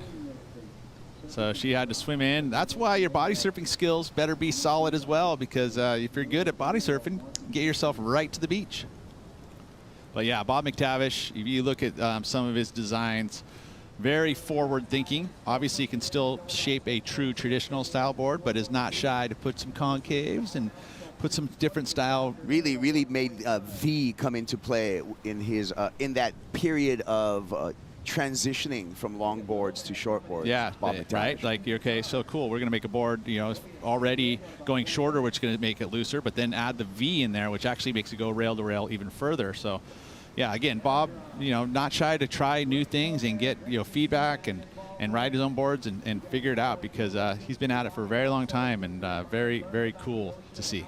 Roisin utilizing the current on the north side here. Yeah, it's a little bit easier when you have the current right now with that south swell. That side of the pier is going to have a bigger hole and allow you to paddle out. They call the kiddie bowl right there. Nice little channel for the kids, but it's actually a great way to paddle out. Oh, Maria.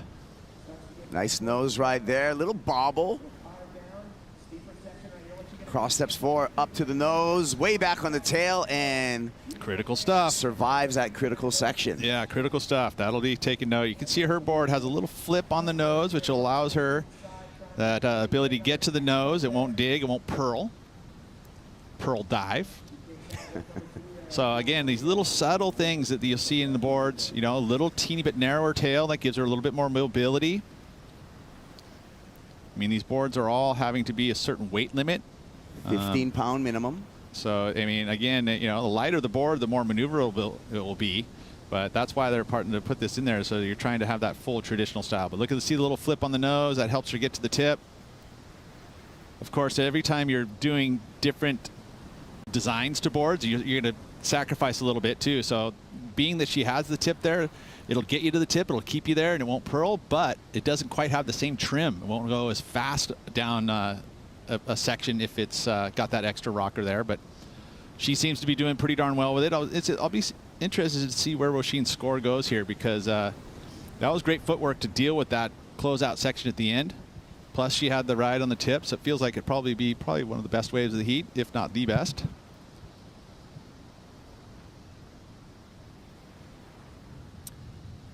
We're taking a break. We'll be right back with the conclusion of this elimination round heat. Stay tuned. Stay with us.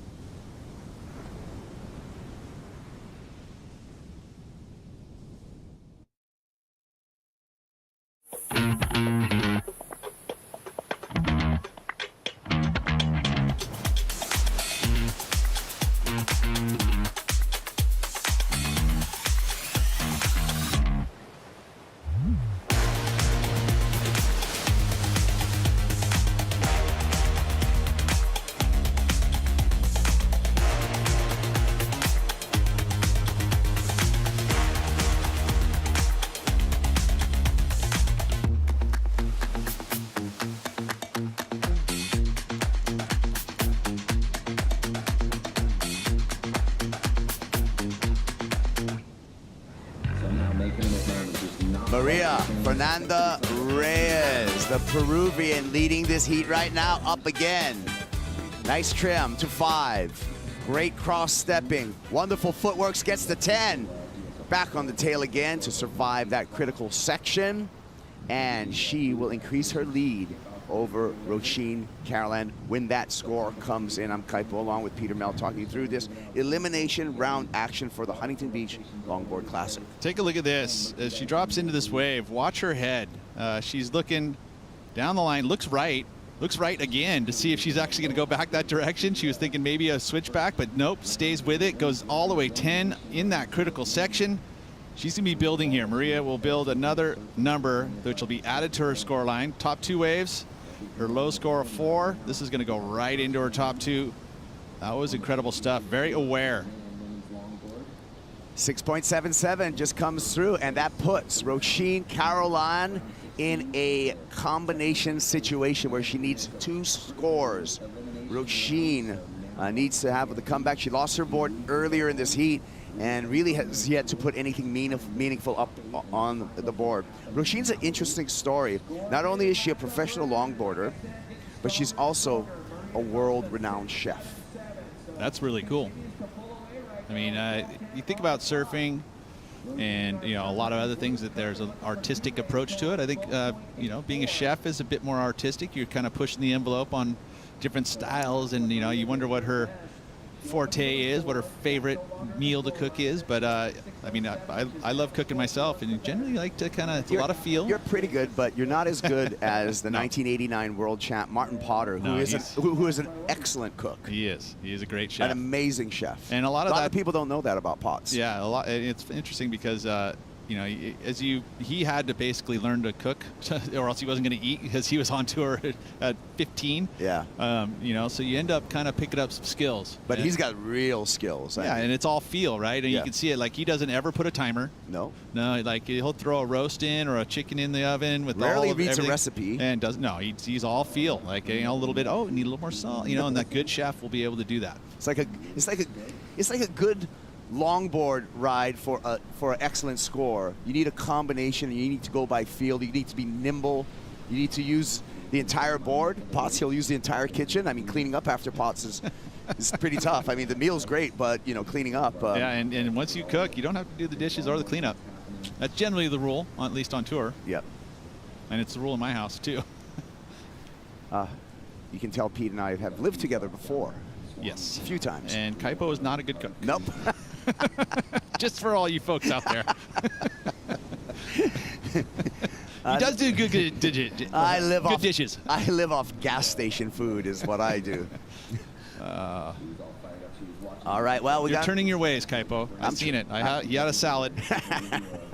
What do you mean? I live with vegetarians. Yeah, well, I love salads. You have no choice at that point. I have no choice. No meat in the house. We got time right now for Roisin to come back. She needs 2 scores, 12.84. Caitlin Mickelson is up next against Liv Stokes. So that's going to be the next heat, elimination heat 5. For the women, there she is, Caitlin. We got 8 heats in this elimination round, Pete, and then we're going to switch gears to the her board. Her board is actually going to have a bit more narrower tail. I did get to look at her board. She has an old school backup. This is her replica of that. You can pan out a little bit more and look at that tail of that board. Maybe get a look at it, but that's it. It's going to be narrow. And so she's going to have the ability to kind of rip that board around. But still very accomplished on the nose as well. Here's our heat leader with some style, camped out on the nose. Little soul arch for Maria Fernanda Reyes. I love that style. I do too. You know, and that's one of the things about the grace element, you know, being able to make everything that looks difficult look easy, that is difficult look easy. And that's that soul arch. You almost feel like sometimes you'll see, I'm wondering if we'll ever see, you know, the water's pretty warm, but a little, you know, go out there in the shorts and throw your hands in the pocket. Wow.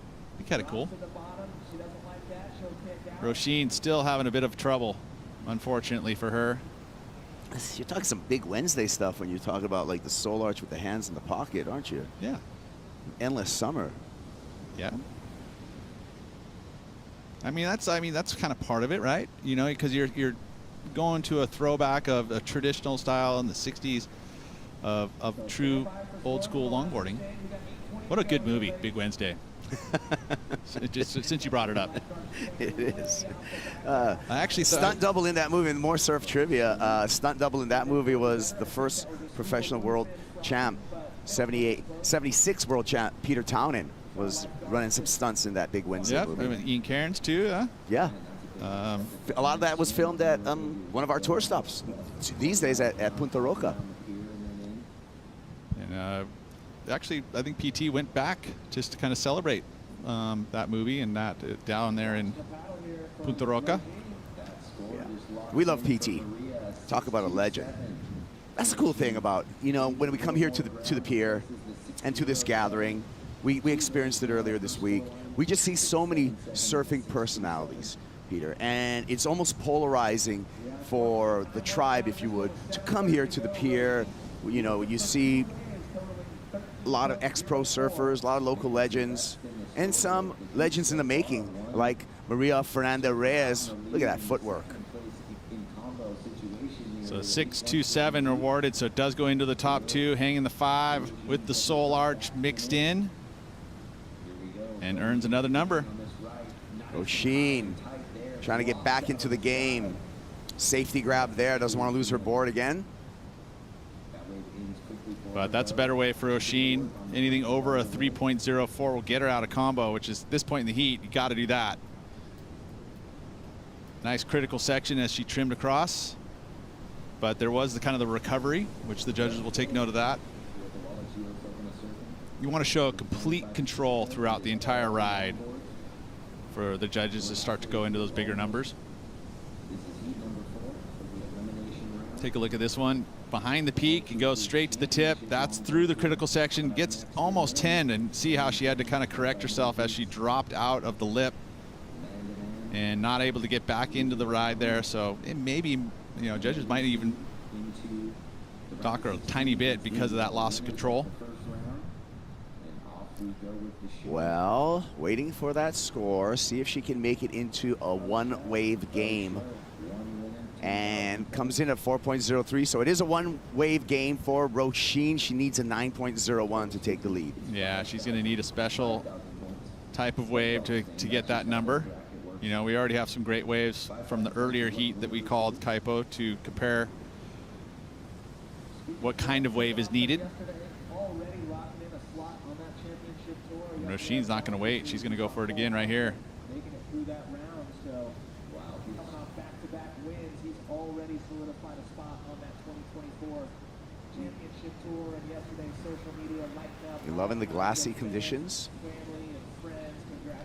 South swell kicking in. We're hearing news of a little bit more wind swell maybe in the next few days. And with that wind swell, the water's been warm, Pete, but with that wind swell, we could have a bit of upwelling and water temperatures drop, I hear. Yeah, no, that's definitely would happen for sure. I mean, this time of year, you get the southern flow. You're going to bring that warm water up from south of us here, but generally you get that northwest wind swell, and all of a sudden it's going to bring that cold water from Point Conception and up in Santa Barbara, and that'll make it down here into HB. Yeah, and water temperatures drop. And already today? No.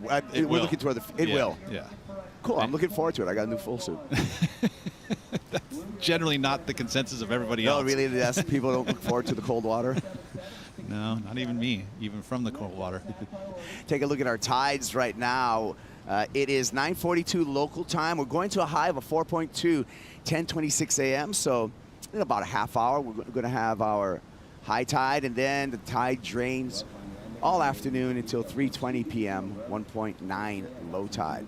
Yeah, we have a bit higher coefficient now as we move through the week. You'll see that 4.2 foot high tide, we had some 3 foot tides as the highs earlier this week. So now you see a bigger difference between the tides. So that will affect this lineup here. We saw last night actually the high tide around 8:15 actually flooded some of the streets around here. Newport had some of the backyards getting some flooding going on, which is interesting, being that the higher tide's now kind of infiltrating the streets. Wow. Like Matt I did not know that. Yeah, Waxhead had to drive through the streets down there in Surfside, and it was literally driving through seawater. Talk about the sea. Talk about the ocean. That's our stadium. And this is a heat recap. It's been Maria Fernanda Reyes, in this entire heat with graceful surfing, great nose rides, 6.77, 6.27, Pete, with a commanding lead in this heat. Yeah, she's done it. As a sole arch to the tip there, that's the last wave, the 6.27. She already had a 6 in her score line, so she's adding a 0.2 of a point with this ride here. But that means everything, adding points every time you take off on a wave. That's the strategy. She's been able to do it. A comeback wave here for Roisin. She was comboed before she was able to get to the tip and somehow pulls it off, gets herself a 4.03 for this one, and now needs a 9-point ride in order to turn this heat in the next 2:45. And right now with Maria having the P next to her name, that means she has priority and control of the heat. So it's going to be very difficult for Roisin to pull it off. 2.5 minutes to go. Red still holding the first priority.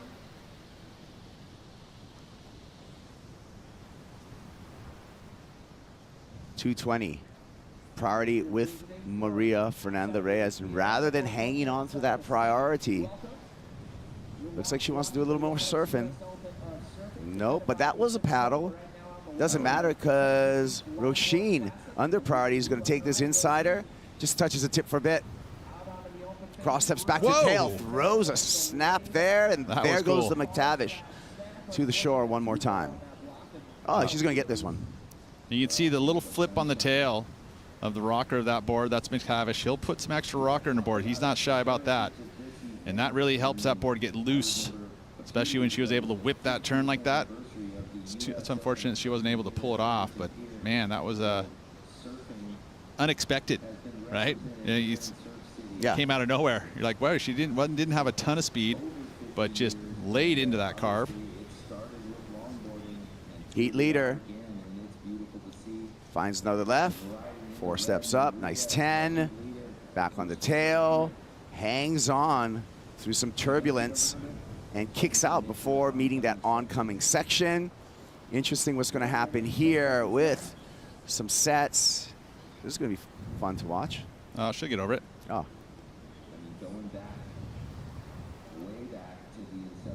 Well, we're under a minute. Yeah, and that one's not going to factor in, I don't think, for Maria. But still a solid number, 13.042 wave total. Maria at this point feeling pretty darn safe to get through this elimination round, the dreaded elimination round, and into the round of 16. I mean, you think about what the results needed. Bailed out on that one. Yeah. That's why I leash. I don't know if a turning turtle would have worked on that one. But iron grip. Think about 8 surfers are going to make it to the finals. That's quarterfinals. So you're going to... You're already doing the math, but yeah. Yeah, you at least have to make quarterfinals if you want to keep yourself up there in that top 8 to make it. You're mentioning the 3-event tour. We didn't really get to finish that because Wax had to give us a vibe check down there at the Pacifico tent. But yeah, it's 3 events, right? And then a World Championship. Yeah, that's going to be match play for the World Championship. And again, very similar to what we see on our championship tour, a 1-day world title event. Surfrider Beach, Malibu. That is the goal. All these surfers want to make it there, and a little further down the path to getting there, Maria Fernanda Reyes with a victory. She moves into the round of 16. We'll be back right after this.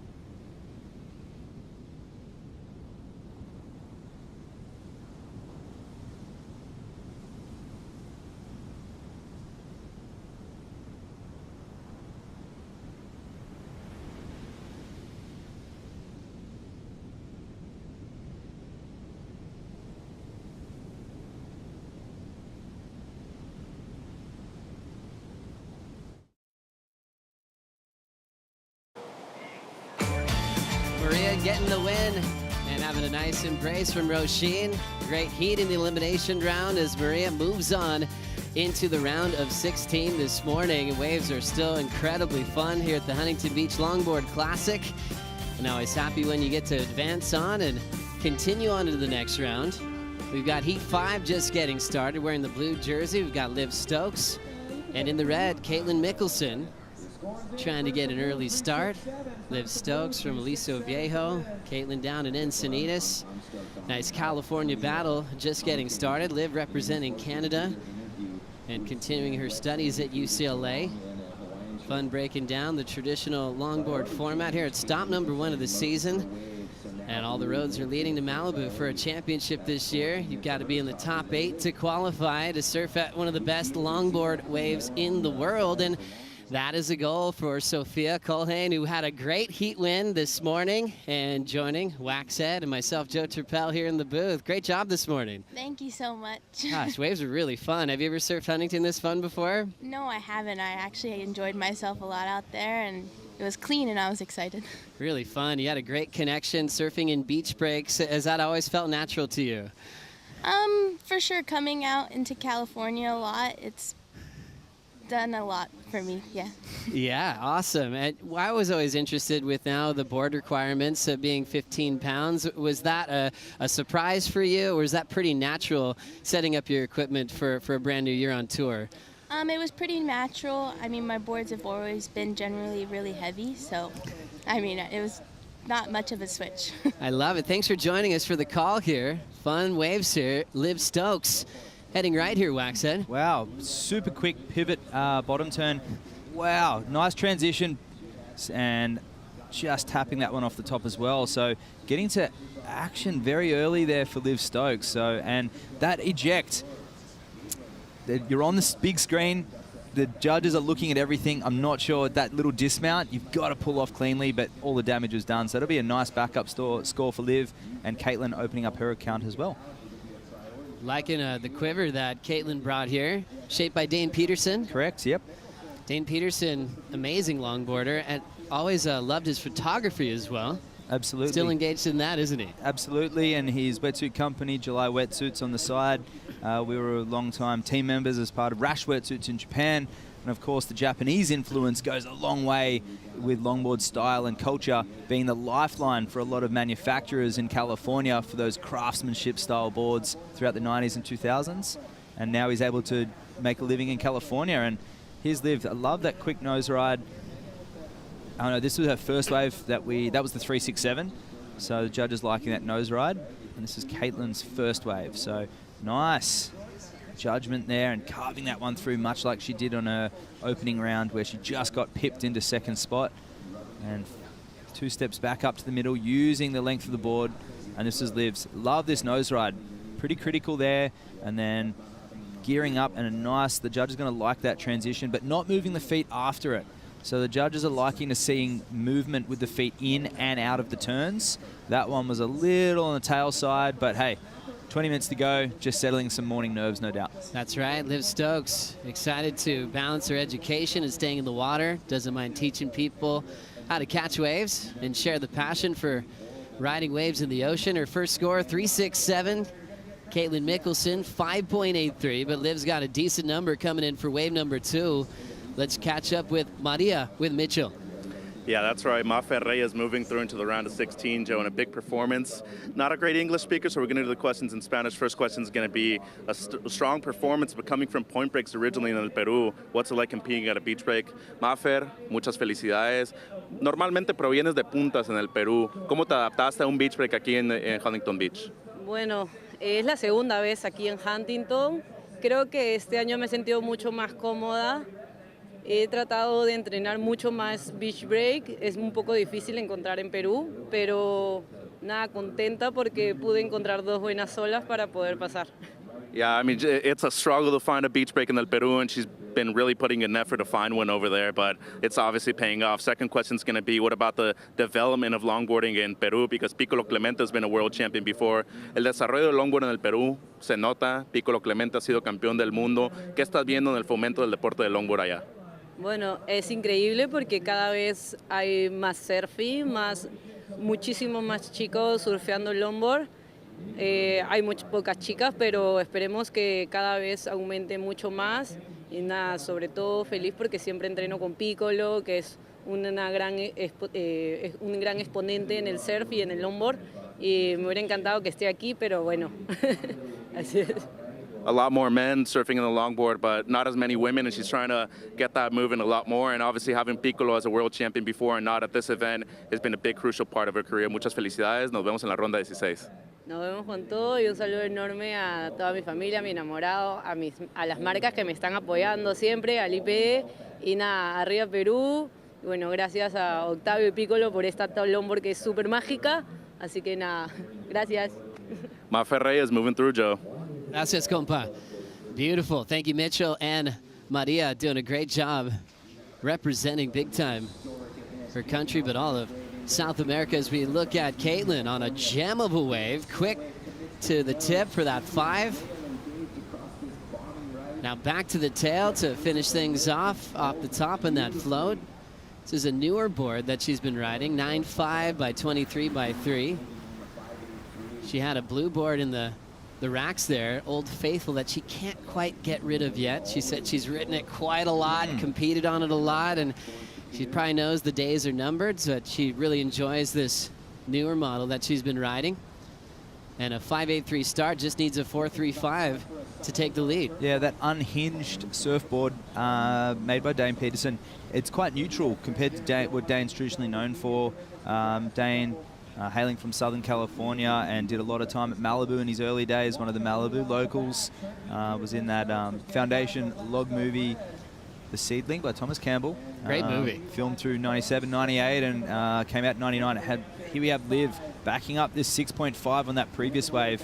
Here she goes, a nice clean section, and the judge is going to love that carve, really putting her body into it, and then finishing on the inside strongly. So she's got a lot of momentum here, and Caitlin with that 5.83 on her opening wave, she'll also have something to answer for, and we'll see the replay of that very shortly, and I'll talk you through the neutral outline of that surfboard.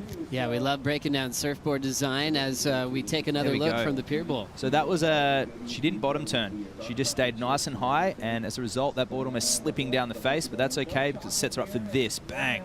And a little wobbly in the whitewash, but she finishes it cleanly, and that'll be a nice backup. And she liked it too, and here's Liv, also staying nice and high. 4 steps up to the tip, back in the middle, and now she gets work done on the tail. Little shuffling involved, but that turn, the judges will really like that, arcing through the body. Lack of flow through the end section there, but she completed, and that's going to be another great score for Liv in blue. Loving the breakdown, and also talking about board design. Sophia, how much do you dive into your equipment? Do you kind of just rely on your shaper to hand you a board that works, or do you really get involved with wanting a certain type of feel? I mean, you always try and get involved as much as possible. I spent some time last year with Uncle Michael Takayama in the shaping room trying to understand and learn, but I kind of leave it up to him for some things, so yeah. So what were you riding this morning, dimension-wise? Honestly, I couldn't really tell you. I think it's a 9.5. That's all I really know. That's awesome, but it feels great. Yeah. And has this been an Old Faithful or a brand new board for the season? I got it at the beginning of, right before Pismo. I rode it for 2 days before, and then I rode it for Malibu, and then I've just been riding it, and I really like it. So cool. We've been talking a lot about this new schedule this year, which is really exciting. I actually talked to Caitlin downstairs. She's been to El Salvador a lot, so that's going to be fun to have a stop down there for the longboard tour. Are these new destinations for you coming up on the calendar? For sure for El Salvador, I've never been, but for Bells, my mom's family lives like an hour away from there, so I'm excited to go down there and have all my family be down there and watch and support. How good is that? So is that like a second home for you? For sure. We normally go back once a year, so good to see them. Oh, how cool is that? Popping up on the calendar, and a wave like Bells makes so much sense for the longboard tour. We just chatted off screen about the boards that she may have in preparation for Bells, and Michael has done something a little more slender and slim for you? Yes, just picked up the other day, I just picked up a smaller board, which I'm excited for, way lighter, and I'm excited. Yeah, and obviously surfing primarily just queens, you don't need too much variety in your equipment, do you? Yeah, for sure, not that much, but getting used to new boards is going to be fun. Great. Did your life start on the Big Island? It did. I was born over there in Waimea and then I moved over to Oahu when I was 2. Oh, baby. Yeah. So everything's just been at Waikiki as far as your surfing career is concerned. Yes, for sure. What a magic place. Yeah. And all your best friends are on tour. Yep. It's always nice to travel with them. Wow, look at these waves. 13:10 on the clock. Caitlin has the lead now with a 6.7 on her second wave. They're enjoying this lineup, uncrowded. They can let a wave like that go by. Liv Stokes needs a 6.04. So hard to really split them right now at Waxhead when you look at the numbers so far. Look at that paddle battle. So Caitlin actually had priority in that, and Liv decided to go on that. So I wonder if that'll be, I don't know if it was quite a block, but it was definitely a, well, it's typical Huntington. The wave just disappeared as well. Often on a longboard, it's crazy when you think these surfers can miss waves, but after my free surf this morning, I can attest that there is a lot of current coming from the south, and it hits in the pier and it swirls around that pier bowl, and at times it can create a really great peak with a little bit of that north wind swell that's underlying, but other times it hits a hole and disappears, which is what that wave did just then. Love a combo swell in Huntington when you see it just peak up and can go right or left. But yeah, good breakdown, Waxhead. Sometimes it could surprise you and disappear even on a big board. Sophia, how are you with your heat strategy? You look brilliant this morning. Do you feel comfortable with live scoring, understanding what you need and how to shift gears if you need to competitively? Yeah, for sure. Sorry. That's all right. It's all good. Stokes is up. Wow, that was I love really the committed paddle that Liv initiated on this wave, and that set her up with some speed down the line.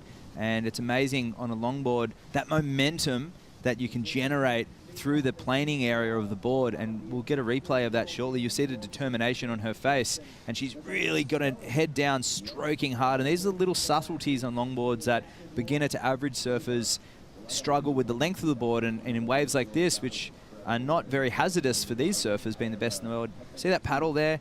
I think that was a different angle to what we were looking at before, but great 5 and 10 combo there. She was on her way to this score. Great footwork and then a bit of a carve, but then opted out. So not seeing some potential to better that 6. I just really enjoyed that anticipation on this extended fade, Sophia. Yeah, it was really nice. She got her, that was a really nice hang 10. And then she kept good the flow and then a nice turn. But like Wax had said, it was like a smaller wave and not that much like momentum through.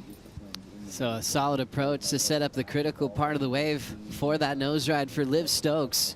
Last score of 4.4, stays in second. Caitlin still out in front with 10:30 to go here in elimination round heat number 5. And still enjoying our conversation with Sophia. Back for more after this.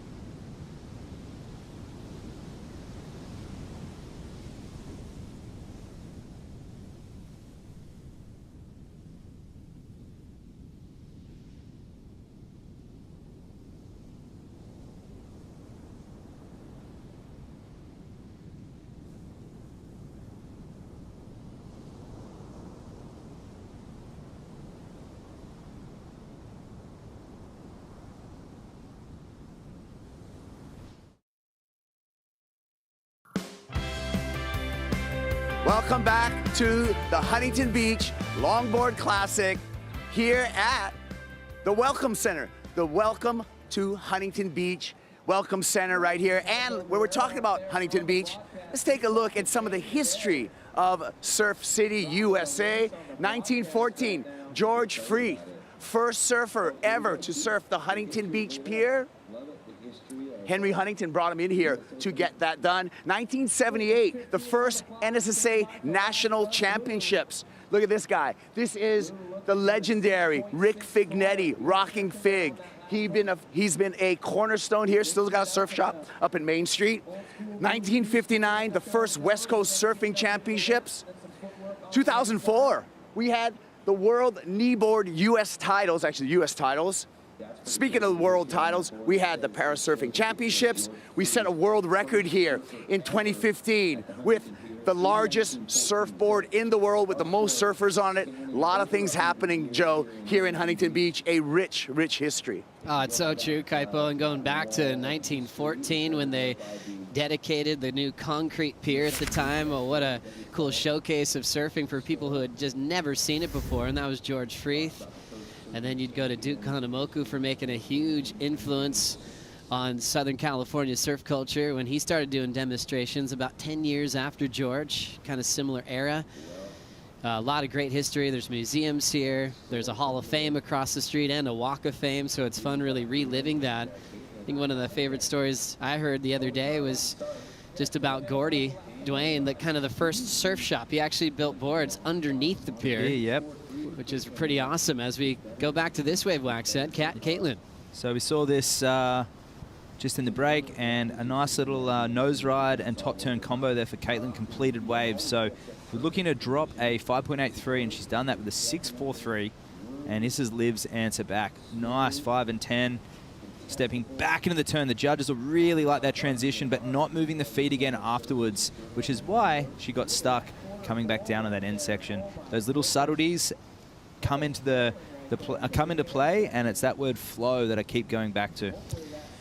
A while back in this heat, Sophia, I was trying to dive into your competitive heat strategy. How do you feel about it? And you feeling really confident about handling yourself in heats with live scoring and making different decisions if you need a score? For sure. I mean, first event, always jitters, but I try to keep my calm, and having priority is really good, and I love the live scoring. It's really nice to hear what you need and all of that. Yeah. Yeah, that's awesome. Do you have goals for yourself, like per event or per season?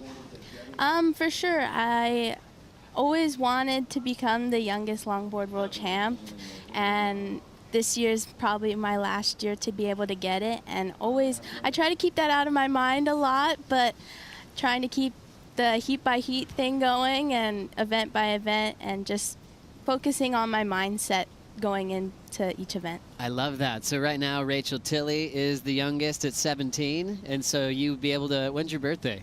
February 13th. So I think she said, I did an interview with her a couple months ago, and she told me that if I win this year that I still have the opportunity to get it. So I haven't done the math, but I would love that. That's so cool. Now we get to follow you on that journey. That is awesome. You know, it's interesting about that. When Gabriel Medina won a world title at 20. He was asking everyone at WSL, how old was Kelly at 20? Is he an older 20 or a younger 20? And he wanted to know how many wins he had. As we look at 4:44 on the clock, just stepping off is Liv Stokes. She did get the lead with her 6.73 though, Waxen. Yeah, that's right. And that transition from the nose ride to that carve was what was the juice in those points. I can't help but feel there's a couple of sevens that have gone begging with the end sections on Liv's waves. So if she was to tidy those up in the next few rounds, if she was to proceed, it's going to be looking very dangerous because she's got that power carve on lock. But Caitlin, talk about power carves, she's got one of the best in the game. Only needing a 6.54, she'll know exactly what she needs, and she knows it's going to have to be a set wave. Now with 4:09 on the clock, let's enjoy a heat recap. Heat number 5, Liv Stokes versus Caitlin Mickelson. Two Californians looking for a spot in the round of 16. And Liv got a little warm-up, 3.67, then built to a 6.5 and a 6.73. Got her out in front. Really cool style, and I love how she got to the 10 really quickly there, Waxen. That's right, quick feet and transitioning in and out of her turns, but just a little messy on the end sections, but all the damage is done on the outside. And here's Caitlin, seasoned professional, and the red singlet for a reason, and she's stepping back and she taps that one off the top. And probably not as dynamic a finish as she was hoping for, but it was a finish. Picking up great wave selection as well. That nice brand new 9.5 as she was able to tap that tip real quick and then jumped onto the float section. Both these surfers into the sixes. Hard to separate them right now. 13.23 to 13.13. I think it's a really, and you can attest to this, Sophia, how good our judges have been, how consistent they've been, which is why I'm able to decipher these little subtleties so clearly. And it's easier on a big screen with replays, obviously. But you know those end sections, would I be right in saying there's another point or so that are being left on the table with these surfers with little messy end sections? For sure. I mean, it's always down to the little things, you know. Always getting the clean cross steps, the nice end section hits, and which both the surfers have been doing nicely. It's just the points in between them that, yeah. And at Malibu last year, that is like our longboarders pipeline. You know, it's a natural amphitheater for people to view, and the judges have so many angles of cameras off the pier and in the water, and the back angle and the front angle, and they're watching from all angles. Is it intimidating with only 2 people out like last year in those amazing waves in the finals? For sure. I mean, all those angles get like the little things, like I said, like the nice cross stepping, the nice flow in the turns and all that. So Setting up the left, important wave for Caitlin, and she's gonna call it quits quickly. She didn't like the way that looked on the inside, and she's still chasing a 6.54. And, how has it been for support? You've got some sponsors looking after you. Now you're traveling on the World Longboard Tour and a lot of those invitational events at last. Have you got some support there in the background? For sure. Always my mom. But O'Neill and all my sponsors, FCS, Uncle Michael, thank you all so much for my support. And yeah, they're always supporting me, watching me travel around the world, and I'm always grateful for them. That's awesome. That's going to help with your goal of becoming the youngest world champion this year. As we enter the final minute, Liv Stokes with the lead and priority. We'll see if Caitlin tries to get some space so she can maybe get a wave to herself. That's right. So yeah, under priority, this is going to be tough. A 6.54. As we look over our shoulders, it doesn't look like there's a lot out there, but it is Huntington, and crazier things have happened. And yeah, we were just talking about how this place can take you by surprise just on deciding where to sit for your heat. Yeah. I know with shortboard events, it could only be 10 seconds left, and you never know what could happen. You've seen that, Joe. That's so true. Not so much in the longboarding, but it has occurred. Harrison Roach in 2020 and Kevin Scavano had a priority interference, and Harry was the form surfer of the event up until that stage in the round of 16, and I believe it was Declan Whiten and Kevin who progressed to that heat because Harry just assumed priority had changed over, didn't look back to the beach. Ooh, that's a hard one. And then it took Harry, you could argue that it was just that heat in particular that cost him the world title at the end of the year, with him making obviously retribution last year. Wow, what a story. As we run out of time in this one, a happy Liv Stokes moves on to the round of 16. Caitlin Mickelson eliminated here in heat number 5. Sophia, thank you so much for joining us. Let's do this more often. Yes, thank you so much. Awesome. We're going to take a quick break. Kira Luana coming up next in heat number 6.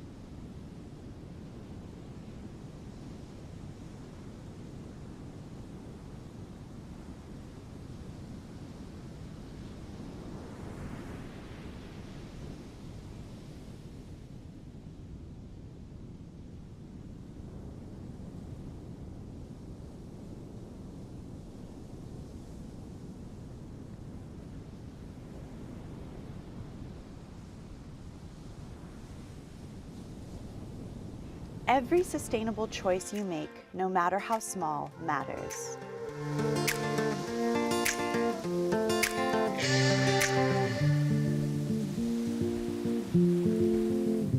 Es muy importante para nosotros, los integrantes de la escuela de surf Cuyagua, entiendan que parte de la esencia de un buen surfista está en proteger nuestros océanos y el medio ambiente.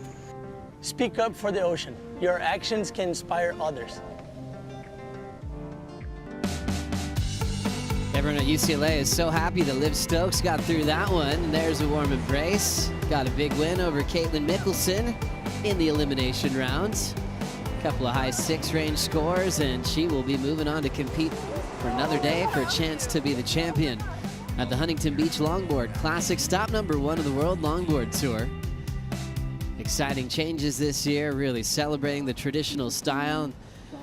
Joe Turpel, happy to be right next to Matt Chinoski, also known as Waxhead, which is a complimentary nickname. It was. It was derogative in the 1960s, but surfers wore it as a little bit of a feather in the cap, so to speak. There we go. Let's get caught up with how this one started. Kira already with a 5.67 here. Yeah, so Kira's super experienced, and wow, just tapping that one off. So she struggled to find her rhythm in the opening round, and the retribution today. And here's Luana, the 18-year-old from Brazil, being mentored before this heat by Chloe Calmon, and giving some advice to the fellow Brazilian. And that one just shutting down for Luana, getting off to an early start. Saw this beautiful surfboard in the rack earlier, and she had 2 boards down there, which kind of brings up tail design. She had more of like a squash type looking tail that you'd see on a lot of short boards as well. Those tend to be really forgiving, wider outline as well, gives you a lot of good stability, but you can really turn it fairly easily. It's very forgiving. What do you think the most common tail design would be for these surfers here in Huntington today? Pretty much all square tails except for Rachel Tilley. Everyone riding a square tail, and maybe Tucker Nui, one of the men's competitors, riding a pintail. But the square tail just offers the nose ride stability. Most important part of nose riding is actually the tail, and having those 2 points at the end of the tail with that big old square, if it's wide enough, will act as a stabilizer. And when they're narrow, it is forgiving, as you said, like a shortboard. And that's why shortboarders will ride square tails often when they're traveling or in competition, because it gives it the combination of pivot but also drive. Swallowtail, you're going to lose a lot of that drive, but you'll have that quick speed through transitions. And on a pintail, you'll lack that looseness, and it'll hold in nice and tight. So generally, all square tails. Bells Beach, we may see something different. There we go, right. Maybe we could pin those up a little bit if it's bombing and you want to hold those lines nice and solid through the bowl. We'll see what ends up happening later on this season. But meanwhile, representing Ubatuba, nice 5, stylish, down to the bottom of the wave for Luana. And she'll step off. Great surf culture in Ubatuba. They almost make comparisons to Waikiki with their kind of surf club type energy in that part of Brazil. The Beach Boy style as well, and I just noticed there at Luana on that wave, really nice opening nose ride, and we'll see just the finish in the whitewash, just relying on the leash there. The judges taking note of those dismounts. Winner of the last heat, Liv Stokes, is with AJ. Liv, rookie on tour, and your very first heat win here on the WSL's Longboard Tour. How did you get it done? Well, I paddled out, and I'm a regular, so I kind of prefer rights, and I saw Mason in her heat get a couple of sick rights, and before everyone had been catching laps, so I was like, okay, they're out there. I sat on the beach, and I found a lineup spot where she was sitting, and then paddled out and sat there, and I was able to get a couple fun ones.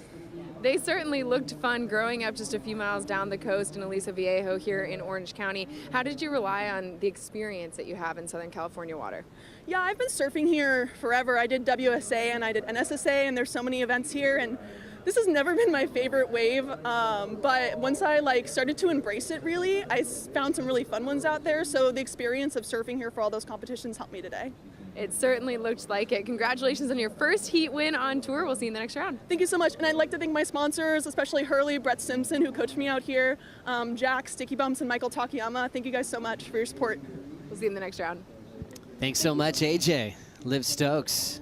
There's a lot of different waves she can get to quickly. If you live in Aliso Viejo, you can whip down to even the Salt Creek area, get down to San Onofre, if you head south, all the Trestles region, and also whip up here to Huntington for all those events that have definitely helped her out through the amateur division. And solid victory there to move on into the round of 16. We saw off camera there, yeah, here we go, the replay of Luana's wave. So way out into the face there, the pocket to the left of the screen, but nice style, low hands, shuffling back to the tail. And the board, she did straighten out here, but just this little dismount, the whitewash just popping off. That's a half a point perhaps wiped off. And here's Kira redirect, and the judges will like this critical 5 here, stepping back. And a little lack of flow. The board went a little sleepy. The wave went a little sleepy there, and typical Huntington speeding up and slowing down. And there she is tapping that one off the top. So nice completed wave there, and Kira managed Huntington's start-stop nature very well. Oh, there's a right there. Whoa. Wow, that was the pier bowl right. So this camera is taken from the pier looking down. So this will be one of Luana's best waves. If she can complete this and finish out the back. Nice. So, ooh, and Kira taking a tumble. So lots of action out there, Joe. That's right. I love when you get this kind of activity here at Huntington Beach. I just want to see more wave riding. And this is a pretty solid heat right now. Both surfers getting on the board quickly. 5.67 for Kira's start. Luana, 3.5, 4.17, but I think she'll continue that trend and build on her numbers. Here still with 17 minutes to go. Kira really into her fitness. But great to have Luana representing Brazil, giving Chloe some backup. Yeah, absolutely. Especially now she'll be traveling on the world tour, Luana, so I'm sure Chloe will give her a few pointers, but perhaps not if they're on the same side of the draw. 100%. Surfing like she did in that last wave. Exactly. It was really cool to hear from a veteran, you know, and Chloe Calmon, that she is still feeling butterflies, you know, and she's been competing for over a decade. And she still feels like it's brand new. She still cares. She still wants to win her heats, just like she's just beginning her career. So it's really cool to have that energy. And around some younger surfers, she gets to feed off them as well. Absolutely, yeah, just new energy. And we've seen that a lot with Steph Gilmore on the Women's Championship Tour, with a lot of new blood coming through Australia's ranks and through the Challenger Series. She knows that her work's cut out for her, and you don't need to remind her about the pressure, that's for sure. That's right. When we talk about longboard shapes and design, who are some of the most influential shapers in the world? Is that too big of a question? I mean, we probably will leave some people out. You know, kind of, I guess let's focus on modern day times. Modern day times. So the majority of the boards here are from Michael Takayama from San Clemente, but I must say the Thomas surfboards in Australia and USA through Japan, Korea and Indonesia are making a big resurgence. And there was a lot around at the beginning of I would say about 10 years ago, a lot of the Thomas boards found their way to the little nooks and crannies, but now with production, I'm seeing a lot of those boards now being manufactured in Bali as well. And they're shipping so many over there as well. There's so many through Asia. And yeah, Korea, Japan. McTavish surfboards, as far as craftsmanship goes, are still at the top of the leaderboard. Expensive, but the quality is there, and they last such a long time. So when people are looking for an alternative, like a mid-length or a shorter board or a gun, they'll always go back to a brand that has that variety.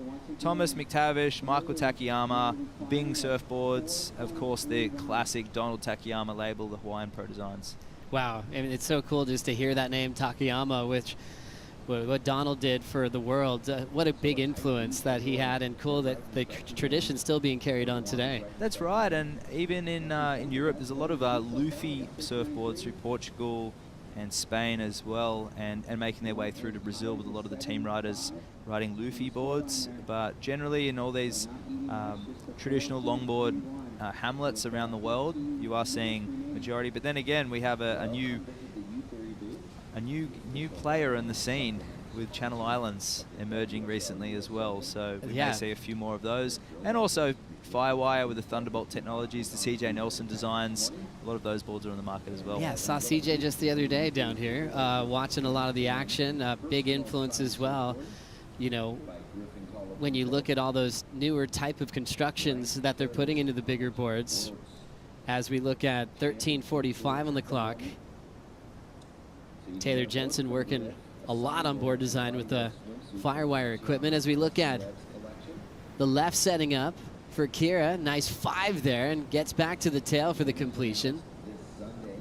Love when you see a backhand 5 with some speed, but that trim is starting to go to the bottom of the wave, and you know you have to have perfect footwork to keep that board above water. The judges really liked that left of Kira's with the 5.57 on her second wave. One judge, or two judges going as high as 6. But it was that disconnection of the flow that may have kept those points down a little bit. So you could argue the majority of those points came from that long 5, as you alluded to. And a 6.93 for Luana, now only needing a 4.31 on that right that we saw just previously. As we look at this left again, Wax said the feeling of a 5 like this, what does it feel like? When you're locked in, and when I say locked in, if you can imagine a barrel, so if you see the point of view camera action from the late Mikala Jones, and you see a surfer, or even from, say, Porto Escondido or Pipeline, they're coming from behind the section, as we see Luana doing exactly that. Love that droop, that drop shoulder style, a little bit of an 80s, 90s style shuffle there, but I kind of like that. And then tapping that one off the top, getting a bit performance-y through there. And the judges will be looking for surfers generating speed through cross steps, not off the tail. That board looks really positive for Luana, which is allowing her to do both styles. And I did see that on the beach on the opening rounds, and I was quite impressed with what she was riding. 12 minutes on the clock here. Luana, 6.93. That was her wave on that pier bowl right that we got to enjoy. So on this wave, she's trying to improve on a 4.17. So she comes from behind the section and steps back. And nice style. That little shuffle there, I don't know if the judges will pick up on that. If it was an amateur contest, you might get away with it. But and just finishing cleanly, but a lack of flow there as well. But back to your question about what the nose ride feels like in the section, you're completely present. And, you know, there's many thousands of hours that go into that timing. And obviously with surfing, the 10,000 hour rule doesn't really apply, because you could spend 10,000 hours in the water, but probably 1 hour on the wave. And to actually judge it come from behind the section, 4 steps up to the nose, you're just flying. And it's the closest you can get to. And a barrel ride is the same, but just imagine a barrel ride, but you're on the nose, you know, nothing in front of you. Wow, combine the two? Yeah. That's as good as it gets. With some speed here, we've got Kira. Controls it from the tail. End section important because she's dropped to second. Luana did get the score on her last wave, 5.87, so Kira's trying to get a 7.13 now to avoid elimination. Yeah, I could see that on her face. She sort of knew that that wasn't going to be the score most likely, but it may be a little, might eclipse the 5.57, we'll soon see. And here's the one on that pier bowl right. So these rights really turning on in this heat, staying high on the wave. Beautiful nose ride here. No 10, but clean 5, and not able to connect with the lip. So a beautiful style there for Luana, looking very relaxed and no nerves. Any nerves that may be there, they've disappeared. And just accomplishing a great set wave, just being in the right time in the rhythm of the ocean. There's that classic turtle technique that will break down in just a moment, but we've got 10 minutes on the clock. Luana looks like she's setting the pace over Kira here in heat number 6. As they paddle back out, we're going to take a quick break. A lot more to come of the Huntington Beach Longboard Classic right after this.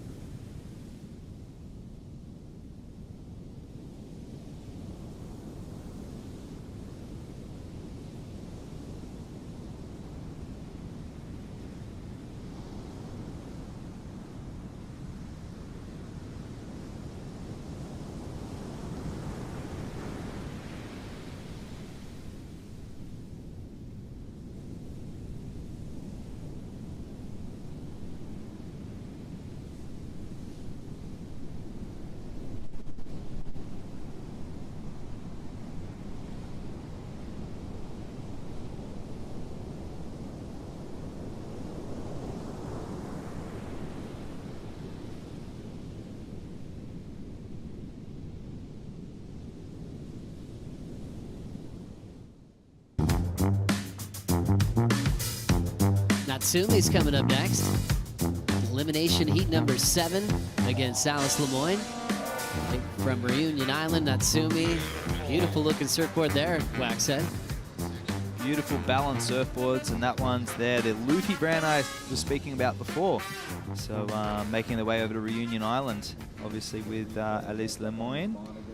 She's looking very relaxed in the competitors area, as was Natsumi, but she even asked me the other day after a heat what she could do to improve, and just struggling to understand where she was, where some improvement could be. And I just said, have a look at the replays, because not that we're the judges, but these camera angles, they've come so far, and it's the best video analysis that a surfer could get.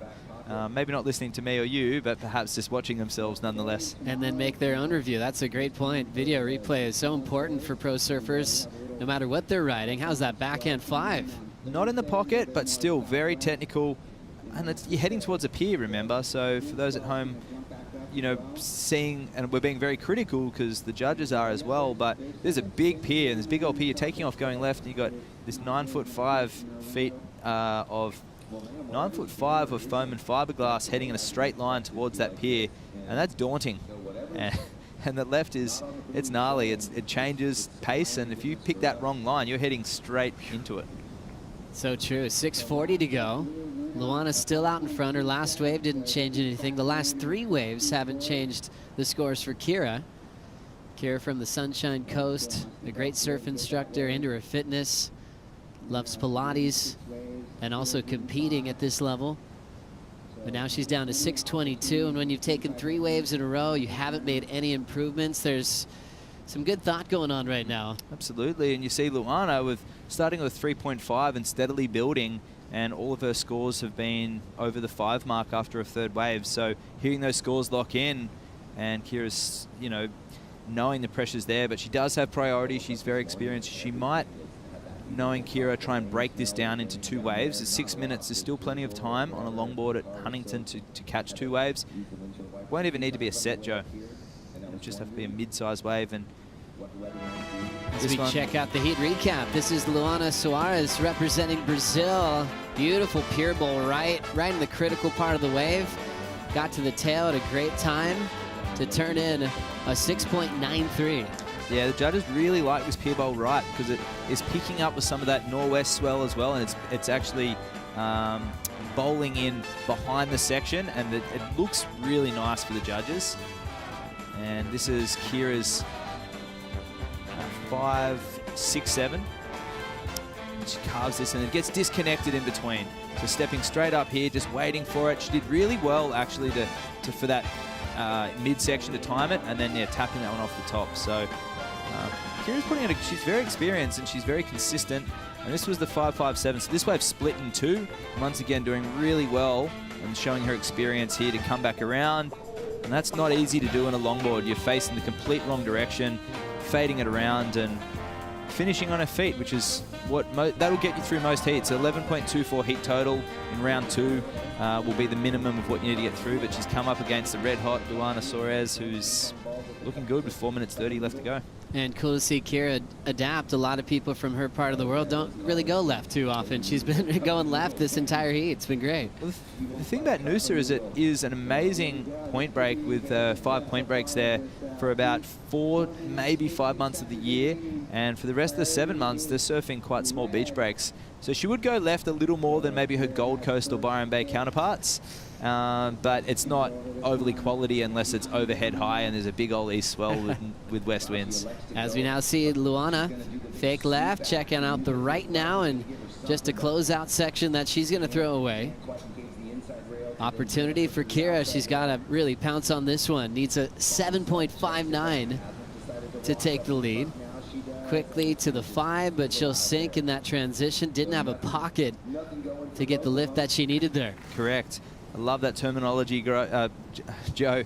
The tail is the most integral part of the nose ride, and if you can imagine the whitewash the whitewater has to break on the tail in order for the nose to levitate, and that's where those big raked fins A lot of people have got them. Hard to turn, but makes it easier to nose ride. But you have to bottom turn at the beginning in order to set yourself up, whether it's a fade or a big come off the bottom, driving bottom turn. You do have to initiate some sort of turn in order to get to the nose properly in the pocket.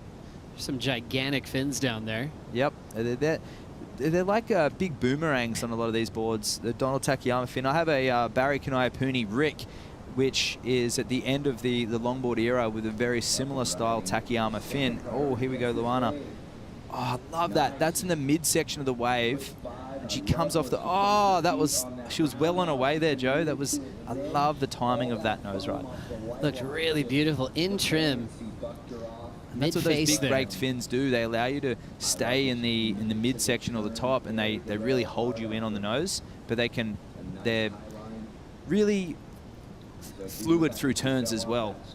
So we see here this turn, she hooks it, and is unable to sort of, she tried, she just got bumped off by the backwash. That classic, I've been talking a lot about the undertow out there and this subtle wash, even before the round started, talking to Jacob Wilcox, and I said to him, there's less turbulence at sunset on a 10-foot day sometimes than Huntington on a 2-foot day. It's stuff you can't see. It's under the water, and those big old fins, they can get affected.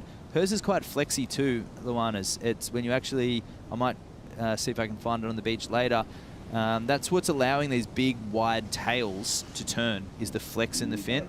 Where Rachel Tilley, on the other hand, has a narrow tail, and the board's quite light, but a really stiff fin. As we look at a nice, just quick up to the tip for Kira. Important wave here, beautiful cutback. Thought about the nose again, waves losing some height. She's got to settle for just a little redirect, but she can't hang on. Then she needed a 7.59. So she's chasing the best number of the matchup, and with a fall there, that's going to be hard to accomplish. Yeah, you can see the width of that tail as Kira paddles back out. She's on a classic Malibu from Noosa Head's a Peter White shape. So this is a great wave, maybe a best wave of the heat. Straight up to the nose, stepping back. Love the transition here, and back into the middle, Joe. And she accelerates out, and then a little carve here, goes a little slow, and makes it, and then winds up the windows and falls off. So I don't think it was going to go near excellent, but with 40 seconds left, she may be able to scoop another one up. We'll see. I hope so. Kira already back into position. She'll have second priority. No signs of defense from Luana Soares from Ubatuba, Sao Paulo, Brazil. Could this be some potentially some immaturity in the competitive sense from Luana? We'll see. She's making her way back over there now, or maybe she just realizes she fell and didn't get the score. We'll see. 20 seconds left. Here she's looking at this right. And now making a move with priority at 15 seconds. Luana taking one into the beach. Great footwork, 5 to 10, and she will get back for the completion. She's been nailing that all heat, picking off set waves and committing to the nose ride in the critical sections. Such a solid performance. It does look like Kira is down the beach here. Quick 5, and now finishing it like it counts, but we're getting word now that this might have been just after the horn. So yeah, only one score we're waiting for, and that's from Luana Soares, which will make it official. Luana moving on into the round of 16 of the Huntington Beach Longboard Classic. We've got Alice Lemoyne and Natsumi Taoka coming up next in Heat 7. We'll bring in Cote, Rosie Hodge, and Mitchell Salazar for the call. Be right back.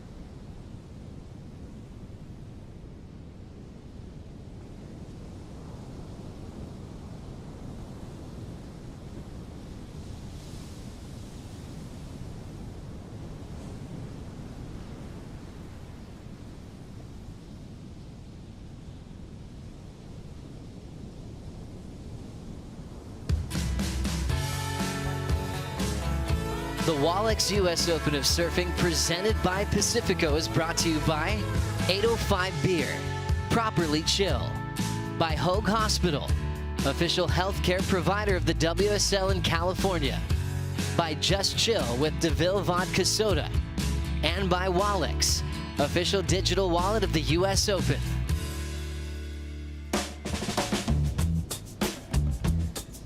Welcome back to a magical moment here on the sand. This is the Huntington Beach Longboard Classic. Love a show of good sportsmanship coming out of the water. Luana Suarez getting the win there. That was a tight heat, 13.26 for the total on the win. A big number there for Luana. And more to come. 25 minutes on the clock here in elimination round heat 7. We're going to see Elise Lemoyne and Natsumi Toka, France and Japan represented in the water. In the booth, it's going to be myself, Chris Cote, with Rosie Hodge, Mitch Salazar behind us. The sun is shining. The waves are glassing off. It's becoming a magical day here in Huntington Beach. Mitch, you never really know what to expect around that 11 o'clock mark, right? Things can go two ways. Yesterday, it was gray, it was overcast, but it was still plenty warm, and the waves were really fun. But just now, the sun popped. We're looking at peak summertime surfing here in Huntington Beach. Yeah, and the waves are super consistent, too. I mean, we were just talking about it, Rosie and I off camera, about the higher tide right now, and I think it's peaked at the right moment, too, with the swell direction that we have out there. Sandbars are just great, Chris, and you can obviously, there's different peaks with there you can choose from, too, so pristine conditions here on the south side. And I think these waves and conditions are absolutely what we want to see for the best female longboarders on the planet. We're talking style, grace, technique. I mean, this is going to truly be a display of beautiful surfing. If you can't go surf yourself, this is the next best thing, to be watching these women competing and just doing such a beautiful job. Ooh. And tussle. Your word competing came right at the right time, as Elise and Natsumi are showing that, yes, there's grace, there's fluidity, there's all those wonderful things about longboarding we like to see, but also velocity that you gear up when you're paddling one of these 9-foot waves that are over 15 pounds into a wave. I mean, it's a hard thing to stop once that train gets going. So both those women having to dig in the brakes, dig in the legs to try and stop their forward momentum, but you can tell that they were both kind of like, I kind of wanted that one. That was a game of chicken right there. And they call the block on Taoka, too, so Elise Lemoyne with a little gift right there. She's got priority with 20 minutes on the clock, Chris. Yeah, good looks right there, Mitchell. That was subtle, but you could tell that maybe the priority judge was with their vantage point looking at a predominant right. She was on the inside if they would have gone right. So priority is handed over to Elise, who is an incredibly talented surfer on any board, especially on this bright yellow longboard as she gets right up to the nose. No hesitation there. Now she's got to battle her way through a little bit of white water. Elise Lemoyne from Reunion Island. Super stylish. She has competed on both the QS on a shortboard as well as on a longboard. She won the BF Goodrich Pro. She got 5th to Soleil at the Cuervo. She's a 2-time ISA world champ and a vice WSL world champ. So she has done a lot in the sport of surfing, shortboard, longboard, whatever. She can do it all. And this is a nice start for Elise. I love this 5 that she gets right here. All 5 toes over the nose there. Great Hangs it angle, for that was beautiful. Just hangs it through the critical section, completes it. And also noting, just listening to Waxhead, I mean, it's part of the judging criteria to kick out clean and with control in a longboard, and she obviously does that right there. Using a huge fin as well. I mean, you wouldn't normally see that for somebody of her stature, but seems to be working very well. That was a long, tight 5 as well that she kept for a long time. Out the back now, Natsumi Toka from Chiba, Japan. Stroking into this right-hander, and she is up. Elegance on display under duress. She grabs the rail to get around that section. Now she's on the open face. And things just went a little awry there for this surfer out of Chiba. But she'll have a lot more opportunity with 18 minutes and 43 seconds on the clock. There's technique to get through this soup. And she'll get right back out there. That gives us the chance to catch up with the winner of that last heat, Luana Suarez, standing by now with AJ. Luana, bom dia e parabéns. How did you think your heat went? I happy, my surfing, very much. Yeah, I'm happy my surfing, happy. Thank you very much. As you should be. Para o Brasil, o que você acha da você primeira vez aqui em Huntington Beach? Estou muito feliz de estar aqui, a primeira participação dentro do Mundial. Barriguinha fria, mas deu tudo certo. Eu sou grata a Deus, primeiramente, a minha família, amigos, meus patrocinadores. É muita emoção de estar aqui pela primeira vez. Sonho realizado por ter passado a bateria. Hoje as ondas estão boas, consegui aplicar mais o meu surf. E é isso, estou muito feliz. Queria mandar um beijo para a galera de Camburi, minha casa, e Ubatuba, amigos que estão torcendo. E é isso, vai dar tudo certo. Uhul! Parabéns. So she said she's really enjoying her first time here at Huntington Beach. The waves are really good. She's excited to have moved on past this heat, and we'll look to see you in the próxima range. Let's go, bora. Eu estou muito feliz e vai dar tudo certo. Valeu. Back to you guys. The smile says it all. I mean, how fun to watch a young rising star of women's professional longboarding blasting through a tough heat. That was one of the highest heat totals overall that we've seen of the day. 13.26 for Luana Akira, right there with an 11.40, a telling sign of good things to come. First couple of scores have dropped. Alice Lemon comes through with a 4.33 on her first wave. That first scoring wave, we should say, for Natsumi, a 2.67. And during that interview, we heard cheers, hoots, hollers, whistles, and we're starting to see another good sign for Alice right here. Let's take a look at this replay. Well, you can obviously see she's selecting a great wave too. Beautiful cross-stepping right there.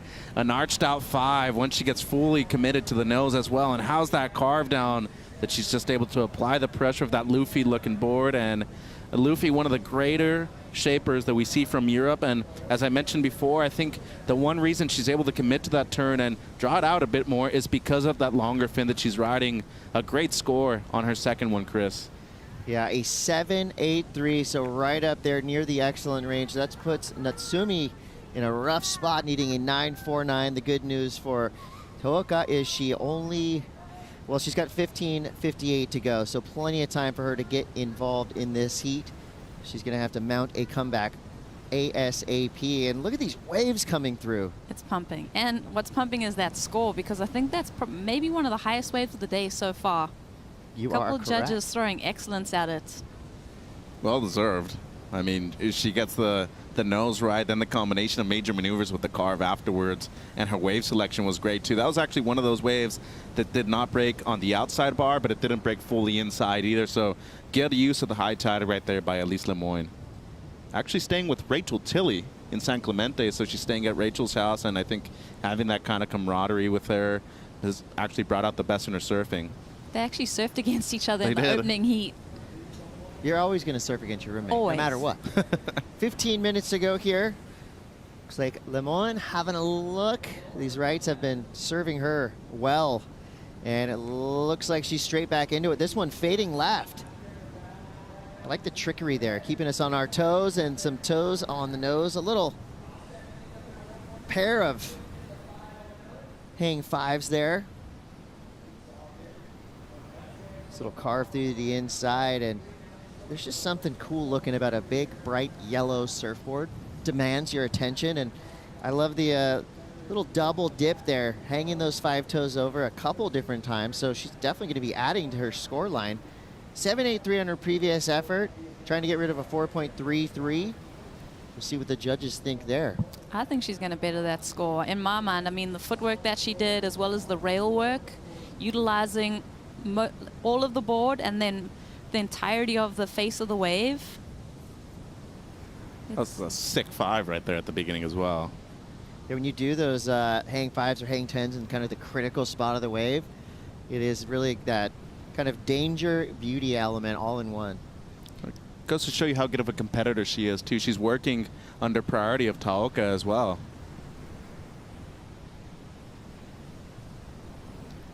You know, with all the accolades she already has, you can bet a Huntington Beach Longboard Classic win would fit in nicely with her 2 ISA gold medals and her Vice WSL World Championship. So with 13:30 left on the clock here in elimination round Heat 7, it's Alice Lemon in control for now. But stay tuned to find out what happens next. We'll be right back.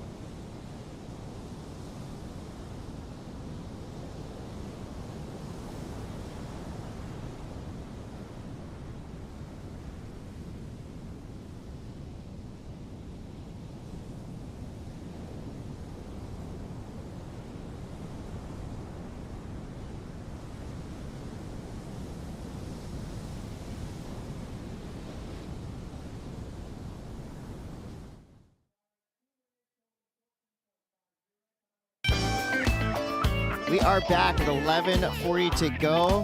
Alice Lemoine right now is in control of this heat with a 7.83 and a 6.67, but Natsumi Tooka trying to mount a comeback. She's going to need some big scores. She is in a combination spot, needing to better a 14.50 total, which is going to be tough because in that last heat we saw 13.26 getting the win. So for Natsumi, she's going to have to kind of go above and beyond what she's already done out here in this lineup. We know she's got the skills. And speaking of skills, she can do it all. She has competed on the women's QS shortboard division. She's had 9th place finishes, 5th place finishes last year on the Longboard Tour, and she is an official duct taper. She's been invited to some duct tape events in the past and done well. With 10:50 to go, she's got some work to do, Rosie. Yeah, I mean, that's a tough combination situation. A 14.50, she's starting from scratch and needs to eclipse that total to get ahead in this heat. So with Alice with that priority and such a good flow of momentum, looks like the Pacifico picks are pretty on point. That's right. The Pacifico fan picks are in 62% with Lemoine, 38% Natsumi. And those fans, well, for now, they're right. The 62% of them were right, who they thought was going to win this one. We're not locking it in just yet, as we know that Natsumi is a potent competitor. And given the opportunity, she can drop big scores as well. It's the only problem right now is she's going up against Alice Lemoine, who right now has one of the highest heat totals of this entire event. Yeah, and I would say one of the premier surfers in the event as well. You look at what she's capable of, obviously dropping a couple of 7s in her scoreline right now too, but her wave selection has been so great in this heat. And she's on yet another gem. Look at this glassy beautiful face. Gets all 10 toes over, comes around that section, stylish carve.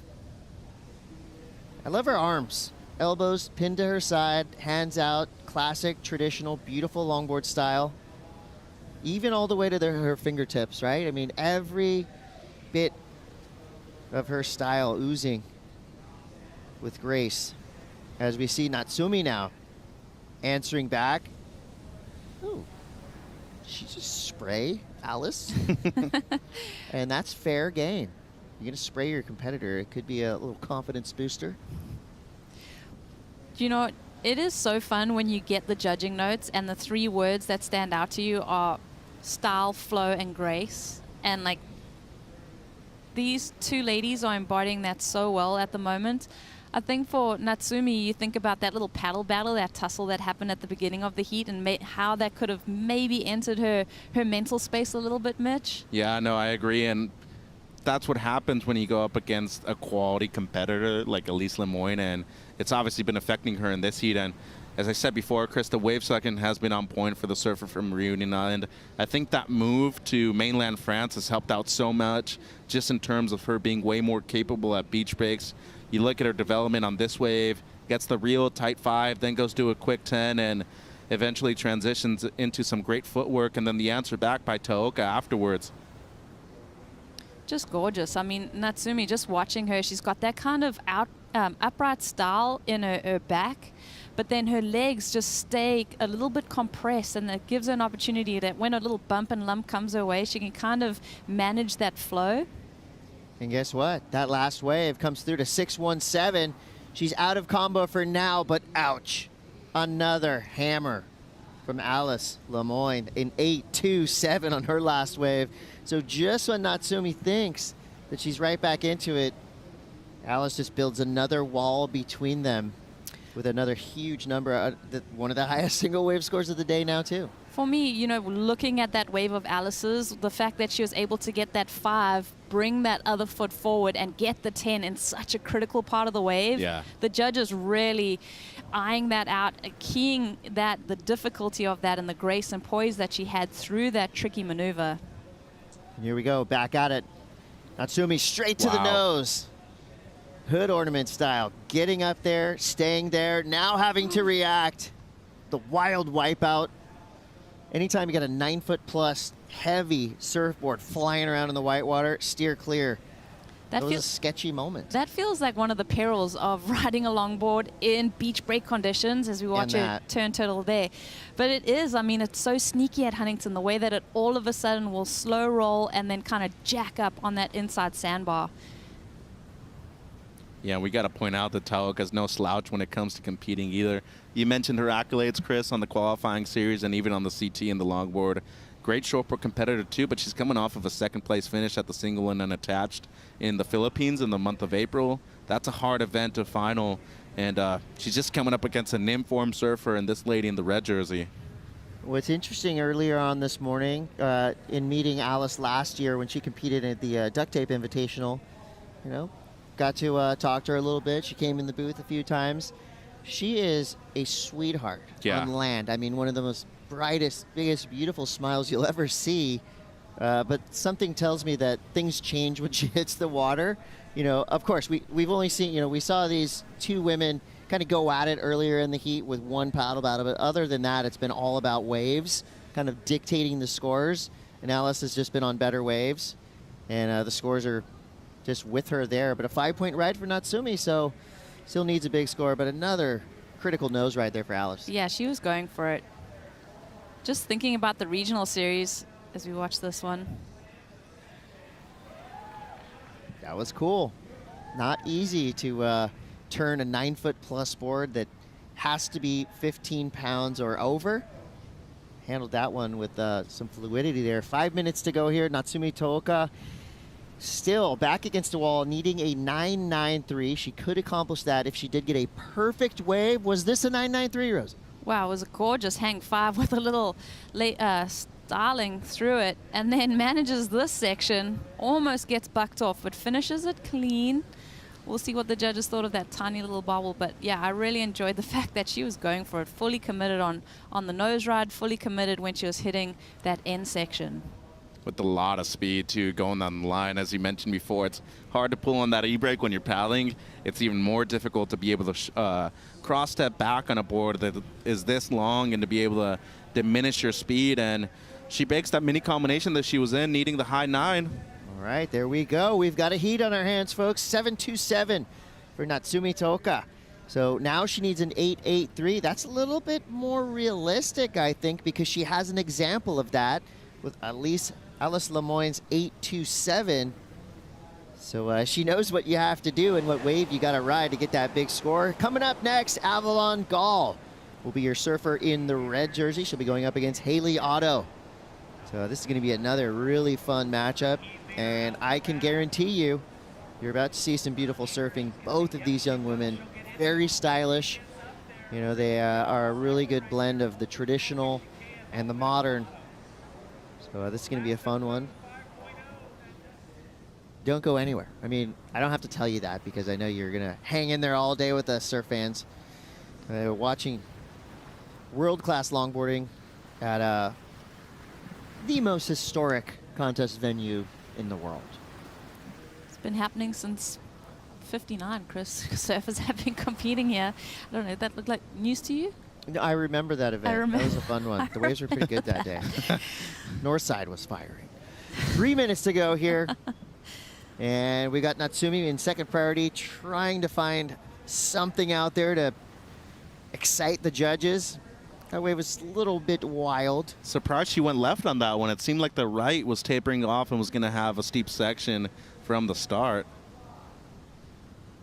Now out of position with just under 3 minutes to go. Lemoyne is such a capable competitor of winning every event that she's in, and she's finding a rhythm slowly. 16.1 heat total. That's 2 excellent scores already.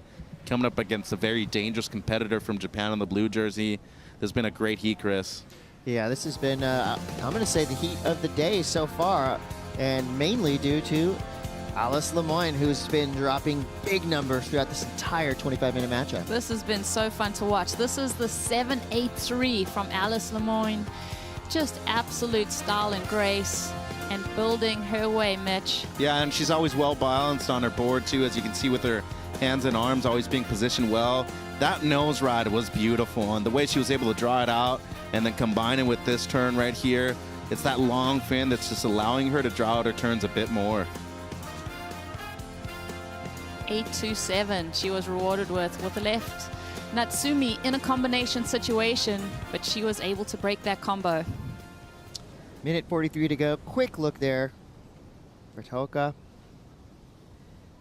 And already today has proven to be the day of days for women's longboarding. So many big scores have come through. Mason Schremer earlier with the highest single wave score of the day with 8.33. Alice in this heat just now dropped an 8.27. And Mason again with an 8.17, so dropping 8s like they're nothing. And Kelly's Kalliopa'a right there, 7.89. That was on the first day of competition too in a 3-person heat. Very difficult to get a score like that, but the dominance of the French surfer out there right now noticeable in the red jersey. Yeah, and this I'm sure is a learning experience for both surfers because, yeah, they've been doing it for a while, but they're still rising stars of this sport, even with the medals and the accolades they have behind them. Even the most veteran of surfer will tell you that every heat has something new on it. There we go. That was a little bit of a paddle battle there. Taoka in second priority. Was I would say allowed that way, but ooh, that was a spicy little finish for Natsumi. Spicy finish, but was it enough to get excellence? 8.83, that is a big score in terms of the scale that's been set for this heat. Judges want to see you utilize the entire board. We didn't see her get to the nose, but that last maneuver, pretty clutch. 5 seconds left. This could be a victory lap for Alice Lemoyne. And she gets right back to where she started, up on the nose of that 9-foot-plus board. Oh, that was cool. Little carve down there. Down carve, sorry. Is it still a down carve on a longboard? Either or. Tomato, tomato. Well, that's going to be it for Elimination Round Heat 7. Alice Lemoyne, convincing victory there. 2 near excellent scores and more to come. Stick around. We'll be right back. You're watching the Huntington Beach Longboard Classic.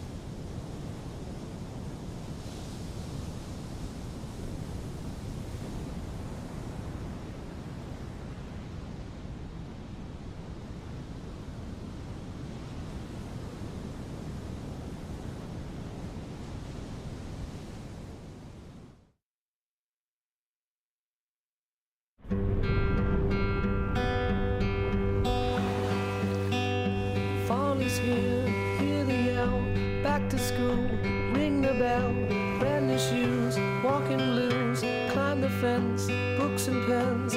I can tell that we are gonna be friends. I can tell that we are gonna be friends. Yes, I can tell that we are gonna be friends. Welcome back to the Huntington Beach Longboard Classic. Another stellar matchup in the lineup. Avalon Gall going up against Haley Otto. This is going to be a showcase of beautiful surfing. We can guarantee you that there will be nose rides, there will be turns. Everything fans of logging want to see is about to go down. In that last heat, Alice Lemoyne with a 16.10 total. Massive numbers coming through. The waves are firing, the sun is out. It's a perfect summer day here in Huntington Beach. And what could be better than having Rosie Hodge and Rachel Tilley on the call? I'm Chris, and this is going to be a fun heat. Welcome, Rachel. What have you think so far of what we've seen today? Thanks. I'm stoked to be here. It is pumping. I think we were all showing up. I'm staying with Alice. Actually, we're staying together. And so we got here really early this morning, and we were kind of thinking it might be smaller. And so when we pulled up and parked and had a look at the conditions, we were just like so excited. We had a nice surf this morning, and it's only been continuing to get better. Yeah, it's interesting when you're driving in from the south. Your first glimpse of waves is River Jetties, which is just about a couple miles that way, but you can't really tell until you pull up to the pier. It's almost like the pier pilings are your measurement of how good and how big the waves are. As we see Avalon now dropping in on a second wave, so both these surfers up and at it early, 25-minute heats, plenty of opportunity out there. Let's light this candle. Avalon Gall versus Haley Otto. Both of these surfers riding Michael Takayama boards. And here's a look at the first waves, starting with Avalon Gall. Yeah, just a really nice little five there. Lots of footwork happening along that board.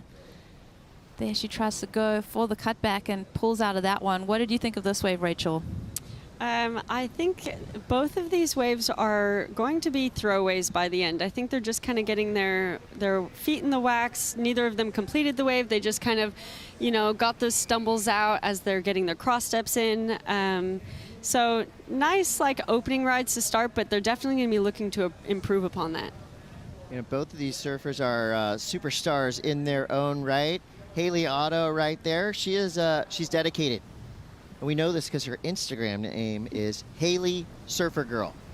141,000 people are official fans of Haley Otto. So not only is she an amazing surfer, but a fashion influencer, one of these world travelers. And just judging by her Instagram, she's got a glamorous, fun life. And she's earning it, Every time she competes, she is known to give her all. Avalon Gall, she is a duct tape winner. She won in Brazil recently in solid waves.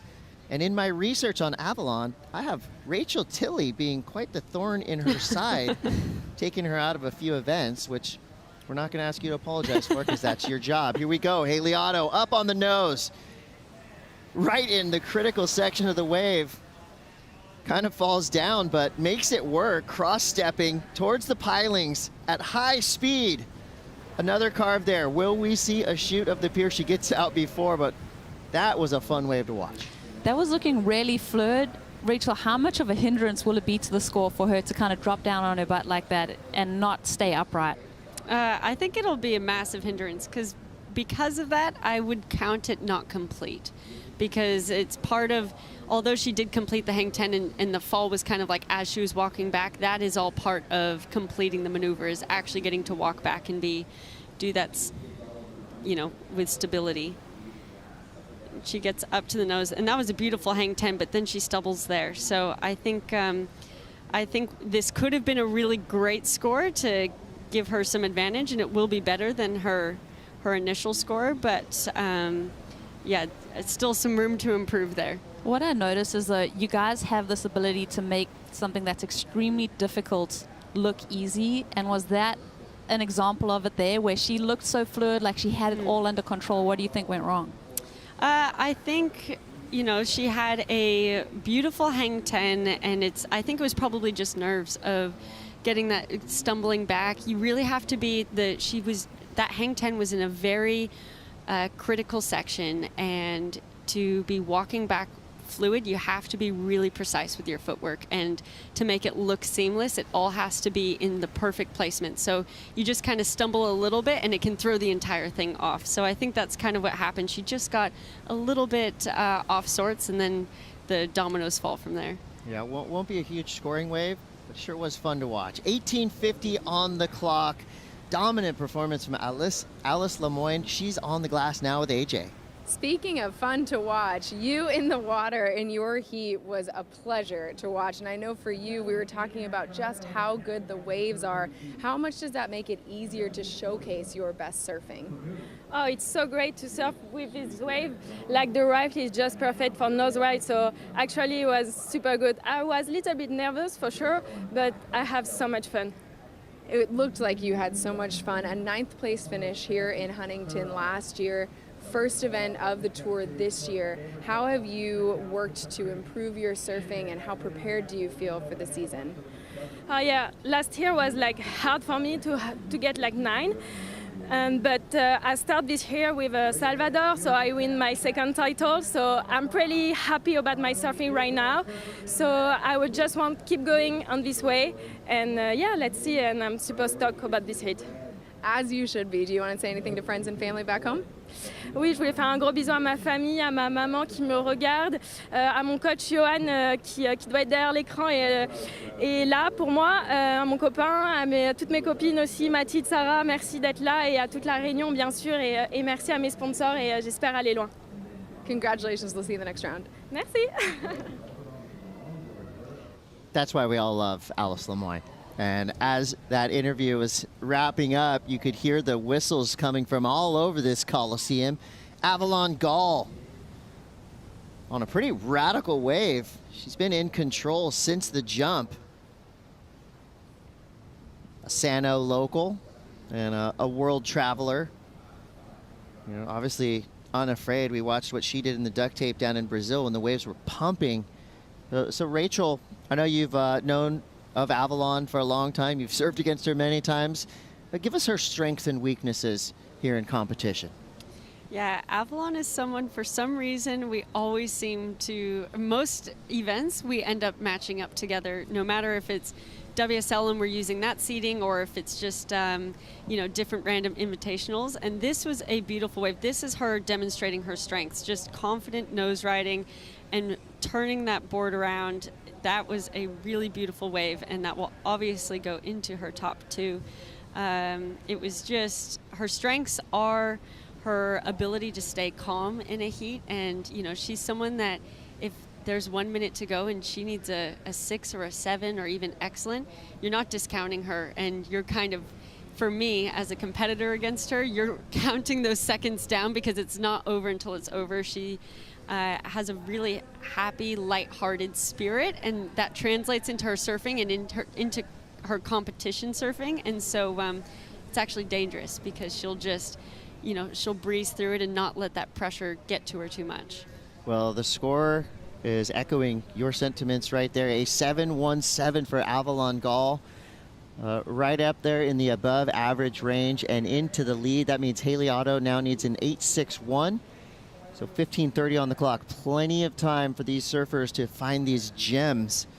They're out there, Rosie. They're all over. There's peaks all up and down the beach right now. There is so much opportunity for these women to showcase their best surfing, and I'm loving what I'm seeing. Avalon right there, I just think she's such a perfect blend of finesse and power. She has the ability to utilize different sections of the wave. I think this is a really fun matchup. I mean, on paper, it just seems like they both have just this unique approach and have that ability. I'm sure Haley, coming from Hawaii, she knows how to handle a lot of power, but surfing at a beach break, it's probably, you would probably have a bit of an advantage if you grew up surfing beach breaks and longboarding beach breaks, but versus surfing point breaks. What's the difference there, and who would have the advantage? Out of these two? Out of these two. I would maybe give it to Avalon. I think coming from Southern California, there's a little bit more dynamic waves around that we've grown up surfing just in amateur events as well. However, you saying that this is a well-versed, a great matchup. When I was asked to come into the booth and they said, what heat do you want to be on? I asked to be on this one because I thought this would just be a really engaging heat. They both ride Michael Takayamas. They're both goofy footers. They're both known for their excellent hang tens. So I thought, man, these are two girls that we could have seen in the quarterfinals and above. And unfortunately, they're getting matched up in round 2. So someone who could be at the pointy end is getting knocked out today, unfortunately. But I'm sure we're going to see more from Haley. She just needs to build upon those threes. She hasn't shown us what she can do yet. But if you want to see what she can do, look at her Instagram, like you were saying. She posts some of the most beautiful surfing videos there are of longboarding. An amazing representative of this beautiful sport. 13:33 on the clock for now. We've seen what Avalon can do. She's got 2 great scores, 7.17 and at 4.67, which she's probably focusing on right now and trying to get rid of it. Whereas Haley Otto, just a pair of threes, has some room to grow. Quick paddle there. She wasn't second priority, so nothing will switch there. Well, we're going to take a quick break here from Heat 8, but we will be right back with more from the Huntington Beach Longboard Classic. Stay tuned.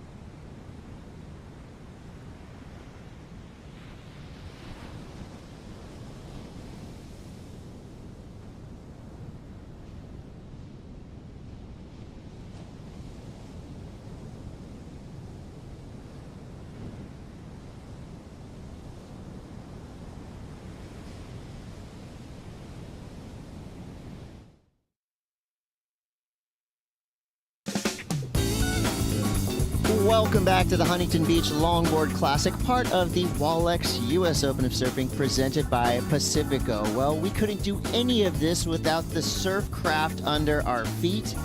And I know a guy who loves surfboards so much that he actually waxes his own head so he can really be closer to the boards that he loves so much. Let me introduce you once again to Waxhead, who's standing by with some beautiful surfboards. Yeah, hello everybody. It's me again as I see Taylor Jensen and Brendan White about to paddle out for their next heat. We'll be back in the booth to talk about that. But we're going to go on a boards. I've got the last 2 heat winners surfboards in front of me. This is Luana's board, and I kept talking about, if people were tuning in, about the balanced surfing that she had from nose to tail. Nice carving and some really critical nose rides, and that all comes from this tail shape. It's not super wide. It's probably around 18 inches wide, maybe a little wider. And if you just use that sharker, and it's literally just the size of my sharker, and that fin just in line with the tail, really nice balanced outline and fin position, and that's pretty much how she was surfing. As we go over to Alice's board, the wide point is all the way forward up to about here. Big wide nose and an even wider tail too. So take that sharker, you can see it's another 1.5 inches, if not even 2 inches wider in that diamond tail shape. Still soft edges and a 10-inch FCS flow fin, so a big old fin holding it in as well.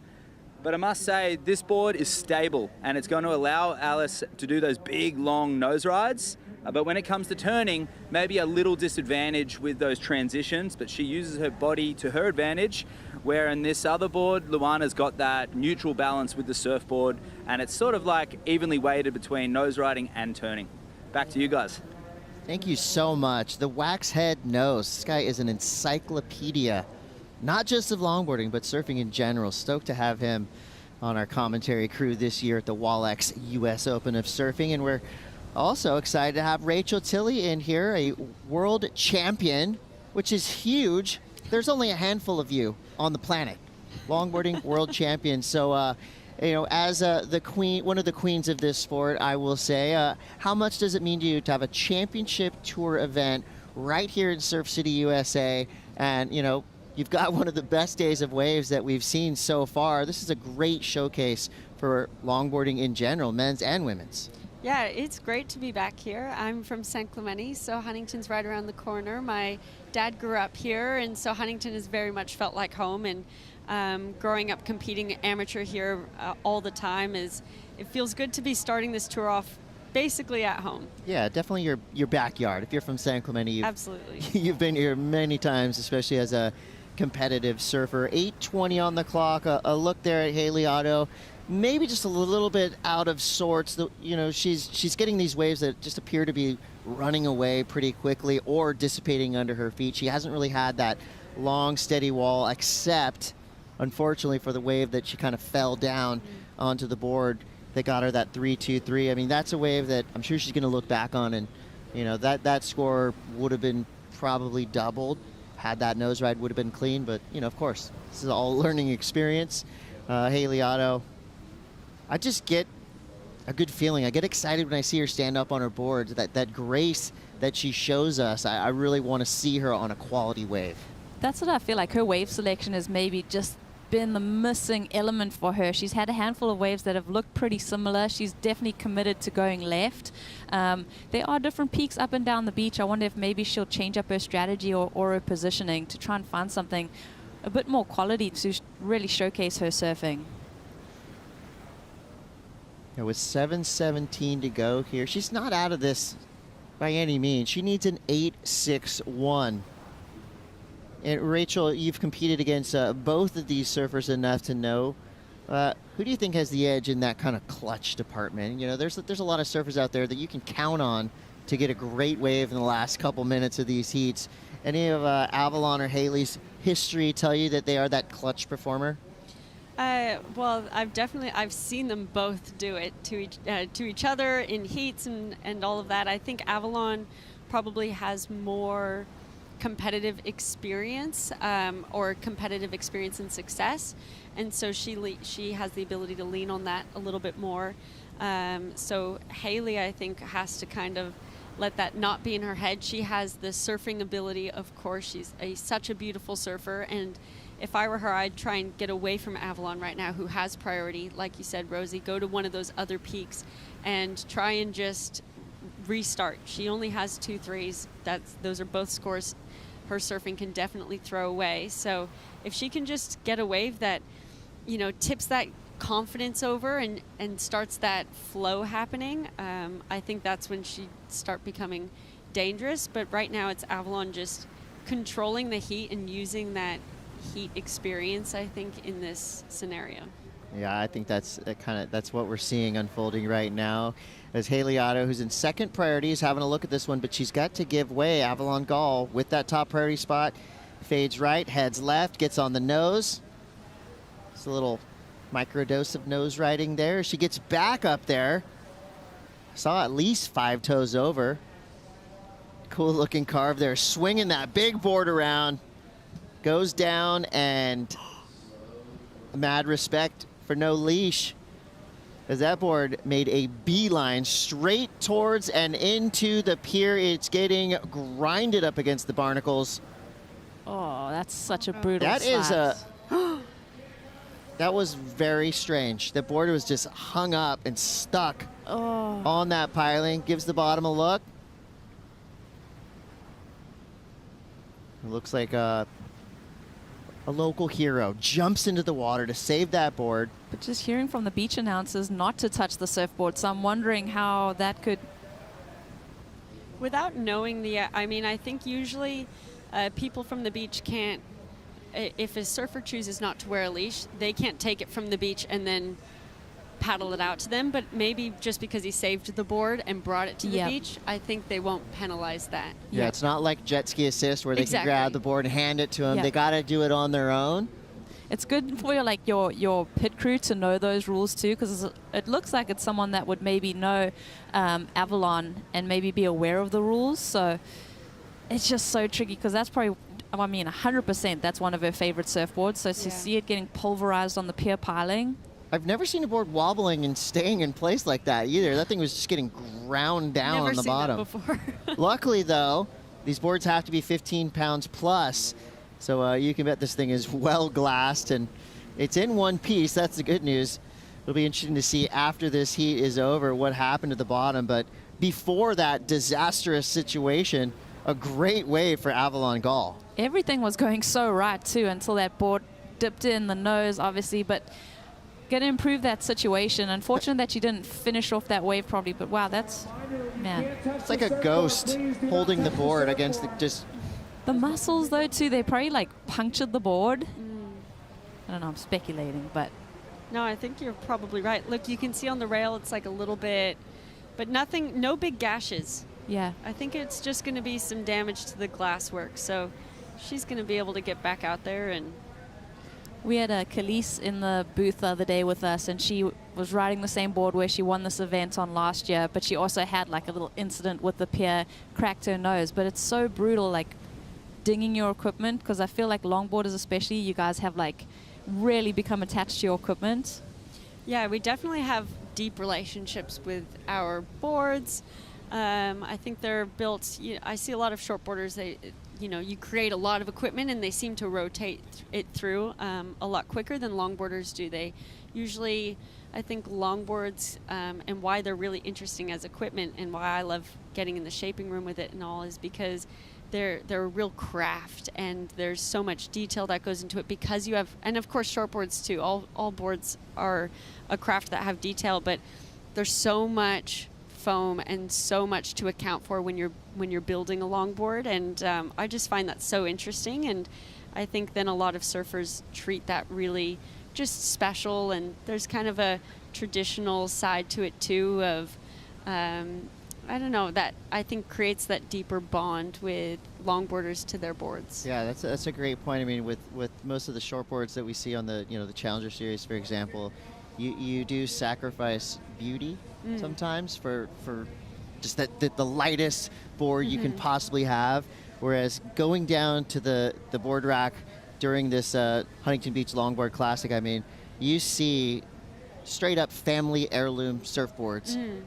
Some of the boards that I saw down there have like glitter under, like a hot rod, there's just a lot, I guess, more you can do because you don't have to worry about weight necessarily. If anything, they're trying to make these boards heavier. Yeah. So keep glassing, throw paint on there. Exactly. Here we go, big set. One of the bigger sets of the day so far. Haley Otto in the danger zone. Not much more she could do there. The whole wave came collapsing down around her.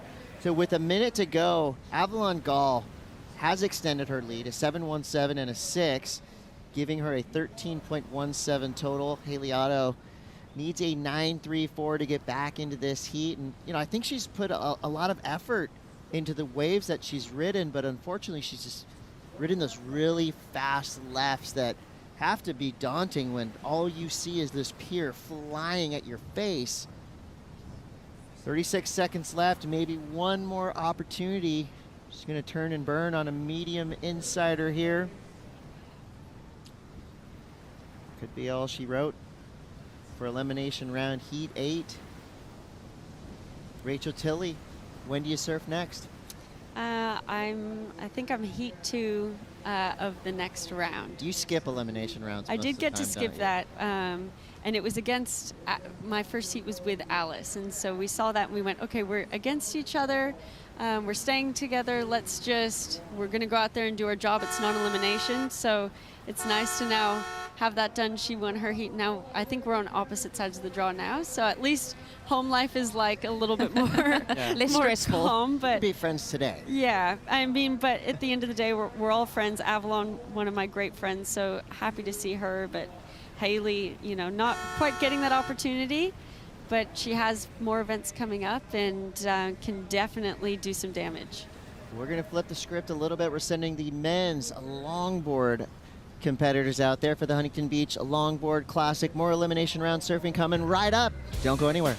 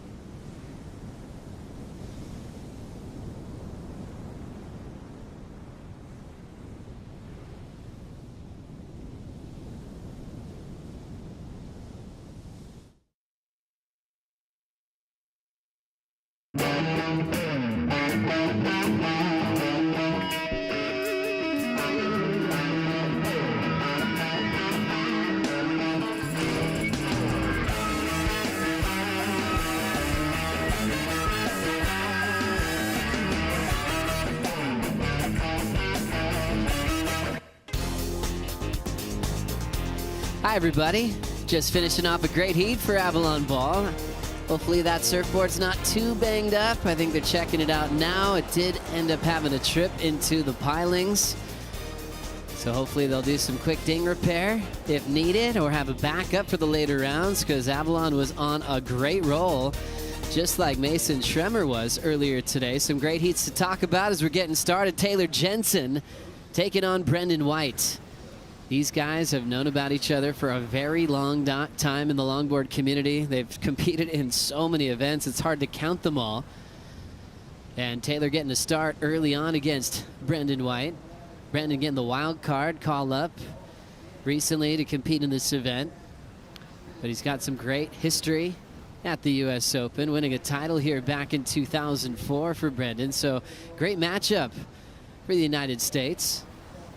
Brendan White's father-in-law is a famous name in pro surfing, Jimmy Hogan from San Clemente. We get to see him around the championship tour as a super coach these days, now residing in Costa Rica.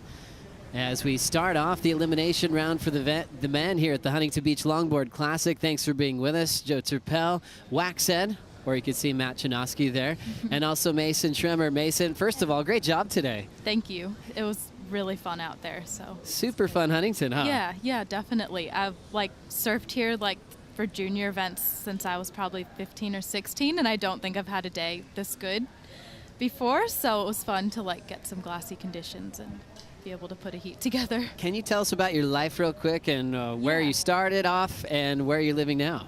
Yeah, so I was born in Florida and moved to Hawaii when I was 9 or 10 maybe, and then lived there till I was 18 or 19, and then moved to Noosa, Australia, which is where I live now.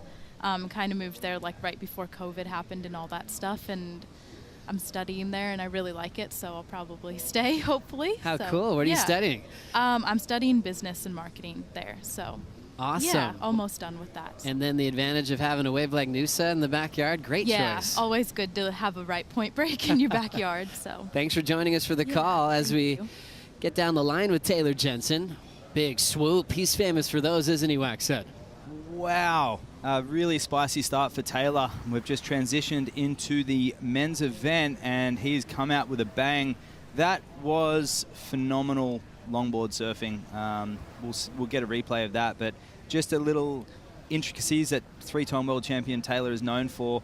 He's getting better with age, and a fade off the inside 5 to this little drive through the whitewash, back up to 10, and now stepping back into this gouge and into the foam. And then he keeps it going through the inside section, cross-stepping to the middle and waiting, bang, step on the tail and back up to the tip again. So utilizing his body, his board, and the wave to his advantage. And as you can just see, using his body, he just duck dived that 9.6, I believe, completely. That's impressive. 2011, 2012 went back-to-back with his world titles, and more recently, 2017 won the third.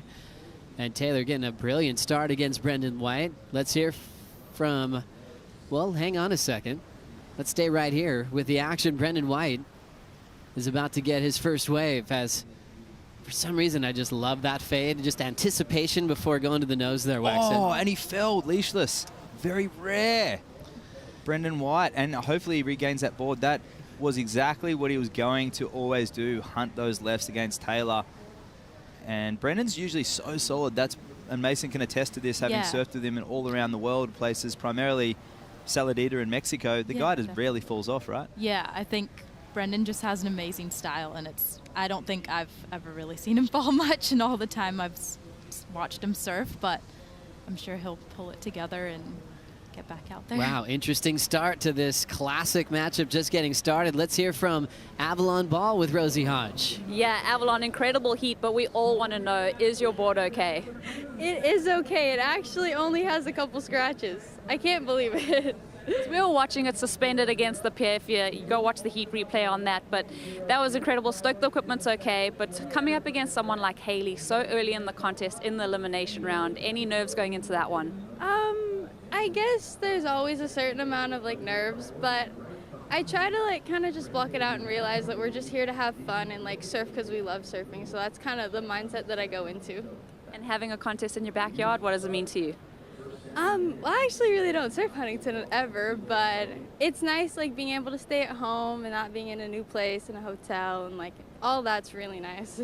Well, thank you for your time, Avalon, and well done. We'll see you in the round of 16. Back to you, Joey. Thank you, Rosie. And yeah, just a couple of scratches. I was not expecting that report. We're really thankful that this situation didn't end up a lot worse. That's the perfect example of the current and that undertow that I'm talking about at Huntington. When you get close to those pylons, there is currents circling around those pylons, and you can feel it when you're on the wave and you pull off. And miraculously, I've been saying at this whole event, the wave just fades on you at times. You don't know why? Well, that's why, because that board's counterbalancing. You can really see it. Yeah, I feel like if it would have made it through the pilings, it probably would have just gotten pulled right back out the back. Yeah.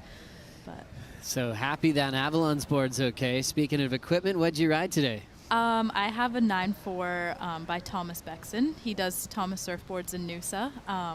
So it's really good having him right in Noosa as well. Can kind of work closely to get a good board, which is what we did for this season. So The Moose model. Yeah, the Moose model, yeah. And here he goes for Retribution. I love that. That's a classic Brendan White hang 10. Hunting in the middle and that Michael Takayama and banking it off the top. So lovely approach there from Brendan White. Really bringing his A game, knowing he's going to have to do his best because Taylor's already opened up with a 7 and a 5. I really enjoyed that wave from Brendan White. So fall, he washed that away, and that's just from experience competing for a long time. Didn't show any nerves, and a classic display of what he's capable of here on the lefts here at the south side of the Huntington Pier. His best so far. He was in a subtle combo because of Taylor's quick start. Mason, what'd you like about this wave? I really liked how he kind of faded it off the start, and just the really seamless transitions in between kind of the fade, the nose ride, and then hitting the end section, which is something both these guys are really great with their transitions, and I think that's really important with longboarding to just have that flow in between maneuvers. Makes it really aesthetically pleasing to watch. I really like the glide that you can get without getting to your feet. Just all positioning to set up the critical part of the wave. It reminds me of a shot of Joel Tudor I saw years ago in a magazine. He wasn't even to his feet. It was a 10-foot glassy wave. He was halfway down the face, but it was so perfectly in trim before he got to his feet, and he was in the best part of the wave. Yep. Does it at Pipeline at times too, but mostly Black's Beach down there in San Diego. But you saw that score getting... well, the beach announcer was telling Brendan what his score was, a 6.33, and that motivated paddle. Now he's got that confidence with 14 minutes and 50 left on the clock. Mason, when you banked the score, you started off a little sleepy, and then bang, bang, bang, you went back-to-back with some excellent range scores. How does it feel when you know you're getting the ascendancy on top? Yeah, it's really good, I feel like, to just put down 2 solid scores or just 2 like high mid-range scores. I feel like that's kind of what helped me get through that heat, because I felt like after I had 2 like decent ones, I felt like I was having fun and I could just kind of surf a little more freely and not kind of worry about putting down scores, and more just like surfing the way I like to surf, which is, I guess, what you want to do the whole time, but it's a little different when you compete. You kind of have that headspace where you get kind of nervous, and but yeah, definitely helps with the confidence to put away. And so Mason, with your history of just riding waves in general, did you start surfing in Florida, or did it start in Hawaii? No, I started in Hawaii when I was like maybe like 11, and just with the Beach Boys at Waikiki. Conniella Stewart's mom was actually one of the first people to teach me how to surf. How cool which is that? Pretty cool. So yeah, it was. Yeah, I didn't surf at all when I lived in Florida actually, but yeah. As we look at a fun-looking wave setting up, there's that fade for Brendan White. Quickly to the 5, then 10, and perching. Wow, talk about extending that nose ride in the critical part of the wave. And he'll just dance with the kick out. Great effort there. He's just chasing a 5.68 for the lead. And that's going to be interesting, because there was a moment, we'll have a look at the replay, there was a moment there we thought he was going to go under, and we'll see if that was more of a critical element or a mistake. We'll see. So this is a trademark. Brendan cuts it short, bang, little shuffle, 5.10, falls back, makes it. So yeah, perhaps a little stumble, the judges might award it, but we'll see which side of the 5 mark it'll be. It could either come in just a little under the around 5, or it might be in the 6 range. We'll see. Ooh, I like the breakdown, Waxhead. I've just seen that dramatic fall down the face, and I really enjoyed, the drama of that. But, judges are reacting in the same way you did. 4.17, not enough to take the lead, so Brendan needs more against Taylor Jensen, who started with a 7 and a 5-point ride. We'll take a break. We'll be right back after this.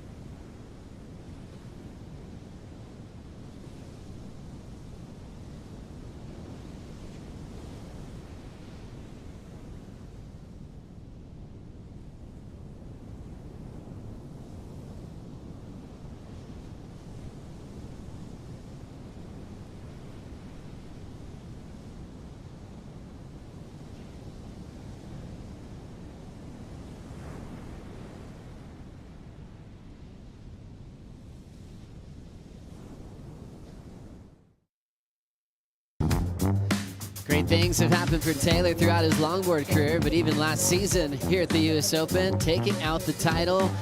Nice groom, clean conditions, beautiful nose rides, and always using the entire length of the board. Another great victory for a man that's won 3 world titles. It was so deserved. By far the most technical surfer last year at Huntington. Although the backside nose rides were probably superseded by some of the goofy footers on their forehand, Taylor just nailed those technicalities, and here he is again. We'll see what that, that other score.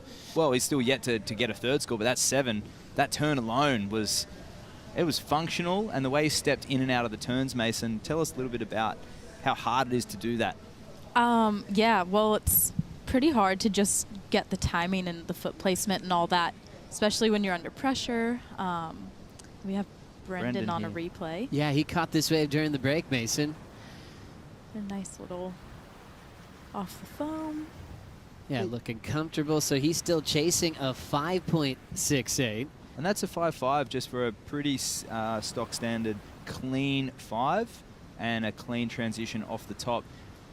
You couldn't really call it a big Rio or a floater. It really was just a transitioning turn. And I said at the beginning of the morning show, I feel with the clean conditions today, the transitions and the cleanliness of footwork will be rewarded really highly. And they are showing that with Taylor's 7 and the 5.5, the footwork, as we were just alluding to before, is key. Yeah, and the footwork is all, and like the flow is kind of all part of the criteria now too, which is really cool that it's kind of evolved to what it is now. And I think like Taylor's a really good example of being able to adapt to the new criteria and just really like being able to flow throughout his whole wave, because he's an amazing like high performance longboarder as well, but he's also like done a really great job of kind of adapting to the new judging criteria. Just with that sharpness as a competitor and being a 3-time world champ, he's ready to evolve as well at this point of his career.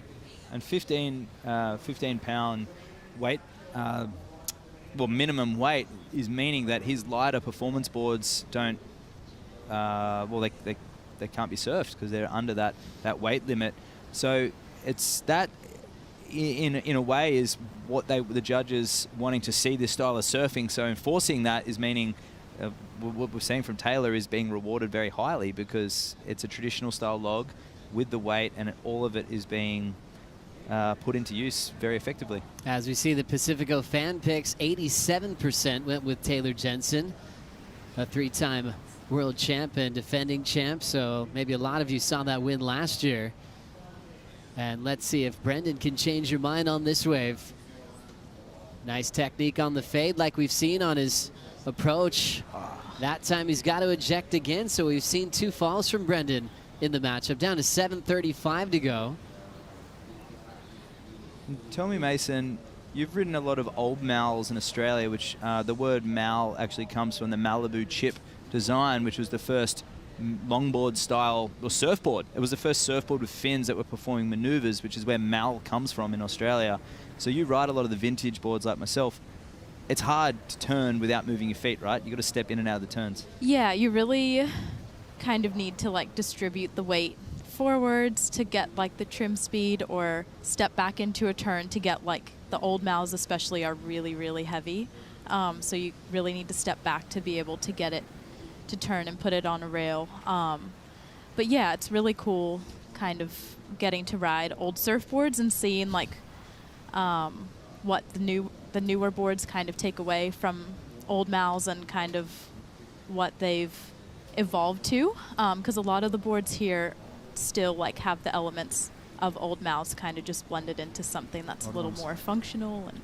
And of course, a lot of the old males in Australia were popularized after Nat Young, Taylor Jensen's father-in-law, took out the 66 world titles. And you know a lot about 1966 and 67 equipment, and that's what your equipment's primarily based upon, fused with modern elements, right? Yeah, definitely. Especially in Australia, there's some pretty cool surf history, and you can really see like where the boards today get their influence from. So yeah, it's cool to kind of know a bit about what you're surfing. I feel like kind of makes you appreciate it a little bit more, like knowing where it came from and seeing where it's at. Yeah, it's pretty cool. That's really cool. Yeah. And just finding elements in older crafts that you want to bring into your modern day equipment, especially with weight and glide. I feel like that's such a fun thing to celebrate at this event. I'm loving the weigh-in, and it feels like a pretty common thing for most of the longboarders to say, hey, I was riding boards plus over 15 pounds anyway. And then you talk to a guy like Taylor, he's really just riding the board for the conditions on the day. You know, I'd imagine for Bells Beach, he's going to have a pretty interesting quiver lined up when he competes out there. Yeah, definitely. Are you going to have something different for Bells, Mace? Yeah, I think Taylor's just up on this wave here. Oh, I love that little use of the hips there, stepping back onto the foam, and a nice cut down there from Taylor. So really using his body effectively and proper form. And back to the middle, and wow, doing pretty much anything you can. I don't know if you could do anything more on that wave. It was pretty pockety. How important is that last part of the wave, Wax? And the wave's almost barely breaking. To the judges, it's super important, and to surfing purists, it's everything. To your skip fries, to your wing nuts, to your modern day heroes like Joel Tudor, it's everything, and it's just as important as their bottom turn. And boom, 510, that little hip thrust there, driving in the middle, stepping back into the down carve, and straight up to the middle again. Great technique. Perfect technique. That, love that. And then this, staying in the middle without having to rush it. You've seen a lot of people today rush that end section in anticipation, and that word anticipation is not in the criteria, but flow is, and that is style and flow and power today. And see that stepping into that was the perfect timing. As we know, Joe, a lot of the shortboarders in the Challenger Series and the CT in years past try and do a big maneuver, big air, and it dissipates on them. We've seen that time and time again, and they wait so long for a major maneuver, and that section just dies on them. Taylor had the perfect timing. As we see Brendan White having to chase down his board, and no one can grab it and paddle to him. He's got to get all the way to his equipment. Looks like it's not on the beach yet, but there's a little white water here that might want to take it all the way, and unfortunately, it's going to make his swim a little bit longer. Sometimes it feels like your board's teasing you when you're almost there, and a little wave will grab it and take it all the way into the beach. This is going to be tough for Brendan because he is running out of time. Mason, this is what happened here. Again, setting up the left. Everything looks fine so far. Great style, and then bang. Yeah. The width of the board, just big wide tail, a lot of area in the board, and the water breaking on that tail, and a little too much just tipping the rail. And it's unusual for Brendan, but he's still got 2 minutes 45. I hope he goes back out, because yes, Taylor's got a major score to drop, but Brendan could also do one. All he needs, he's got a 6.33 for pretty much a nose ride and a bank off the top. So yeah, and you could see like the trim speed he had right before he fell there, and that also has to do with the weight of the boards and how heavy they are. Just contributes to the flow and getting through those sections. Tori Gilkerson, head judge, a world longboard champ a few years back, watching the panel upstairs. Throwing down a 7.5 for Taylor. And this is just wave selection has been perfect, but he's also building. That's something that's so special when you're surfing a heat. When every time you make a decision, you're improving. It's a 5 to a 7 to a 7.5. He's reacting to the judges and giving them just a little bit more to try to put away an incredible surfer like Brendan White. White now needs an 817. And like golf, Mason, your family are obviously competitive golfers. You always have that next opportunity with a shot. We were talking about offset the other day, where you do a bad shot and you compose yourself and you have another opportunity. Yeah. Is there any similarities to surfing?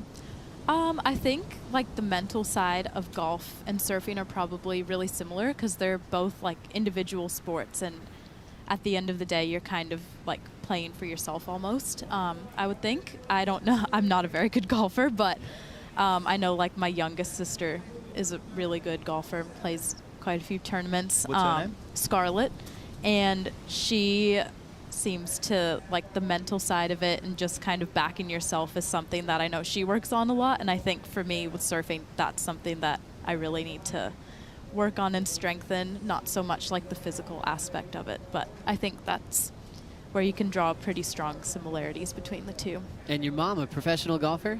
Yeah, she was. She played on tour on the LPGA before she had me and my sisters, and now she plays the amateur events still and does pretty well. That is so cool. Yeah. We have Taylor up on this one. 30 seconds to go, 5 to 10. Taylor Jensen defending his title here at the south side of the pier and doing a great job here in the elimination round. His first fall of the matchup with 20 seconds to go, leaving Brendan White needing an 8.17. He will get this wave.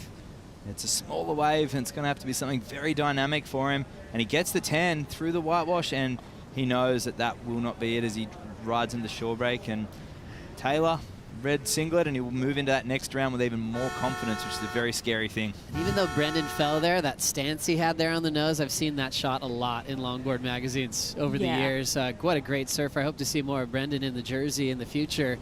And a great job to Taylor. And thanks so much, Mason, for joining us. Thanks that was for awesome. having me. Yeah, thanks so much. We're going to come back with more heats in the elimination round at the Huntington Beach Longboard Classic right after this.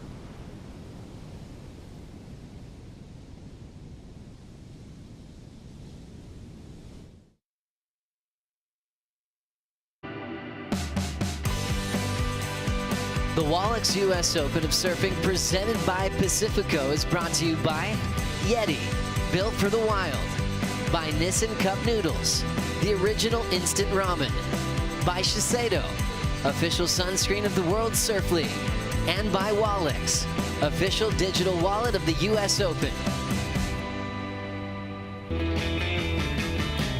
Look at the pier. What a great place to hang out and watch great events go down. You can scream at your heroes that are in the water performing. Right now we've got Kevin Skavarna representing the USA, and from the other side of the coast, Saxon Wilson spends a long time in California as well, but representing Flagler Beach.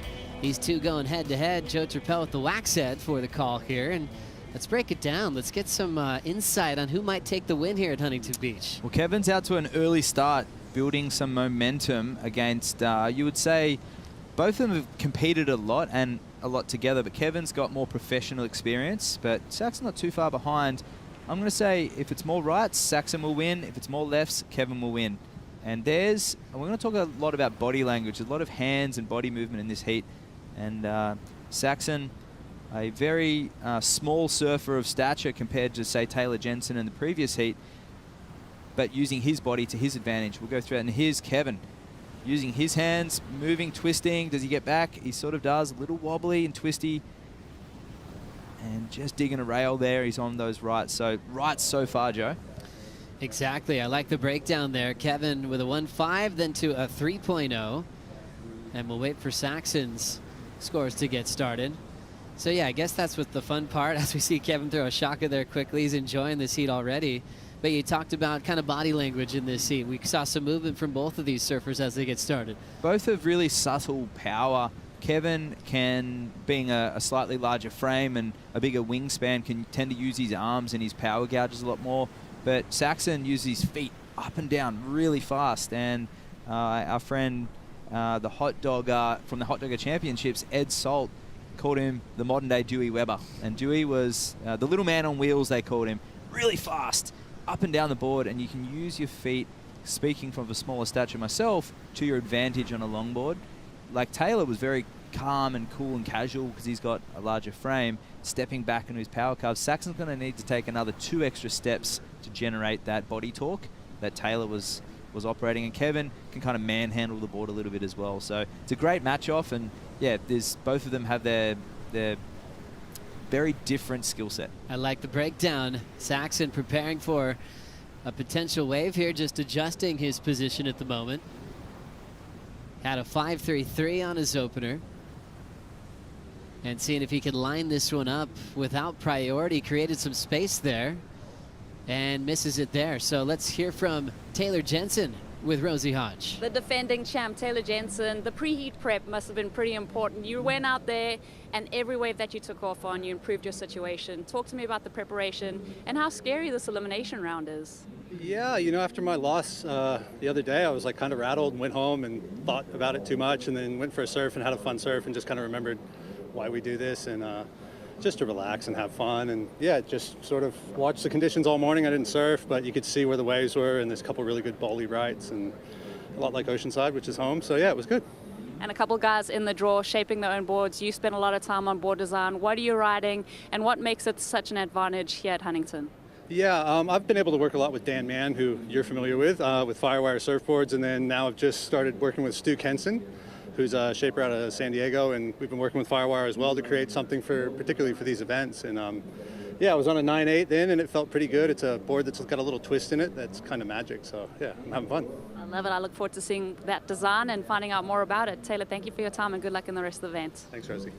A little bit of a twist. Thank you, Rosie.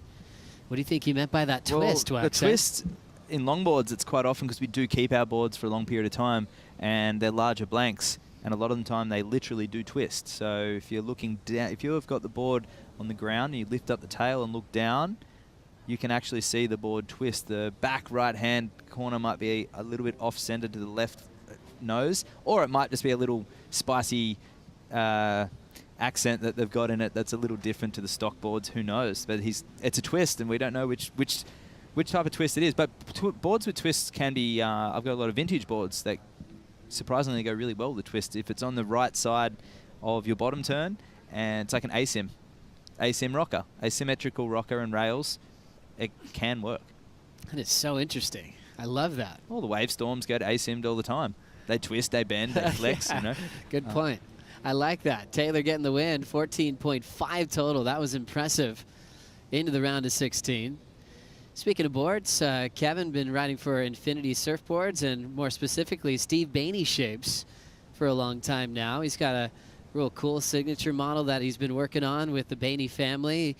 He's got he's got his diamond model with that diamond tail, wide point back, so it really carves and can fit into curvy sections really well. I talked to Dave Bainey, Steve's son, before this heat. He was expecting him to maybe go with the diamond. He wasn't quite sure because he also has a Capistrano board they call that square tail that you can check out at Infinity Surfboards. Infinity is in Dana Point, but it actually used to be across the street back in 1970. A great California surf shop, family owned and operated for over 50 years. Yeah, that's right. It's a name synonymous with professional surfing, especially the NSSAs and the California surf scene. And it's really cool. Kevin's flying that flag, and Saxon's on an Australian-built Thomas surfboard. Thomas surfboards may be a similar model to what Mason was riding as well. Yeah, loved hanging out with Mason. The Thomas surfboards out of Noosa. You see that in the athlete zone as well at this event. And another kind of cool point about the Bainey family, they're actually getting a statue of Steve and Barry in Dana Point. Wow. Steve and Barry, some of the most incredible tandem surf rides in history. Wow. They used to compete and win events from Makaha, and they actually passed that knowledge on to the next generation of tandem surfers, Steve being the master shaper. But I think he just always wanted to do things tandem. So with his wife, they won a bunch of events, but if they're riding dirt bikes, they're going tandem.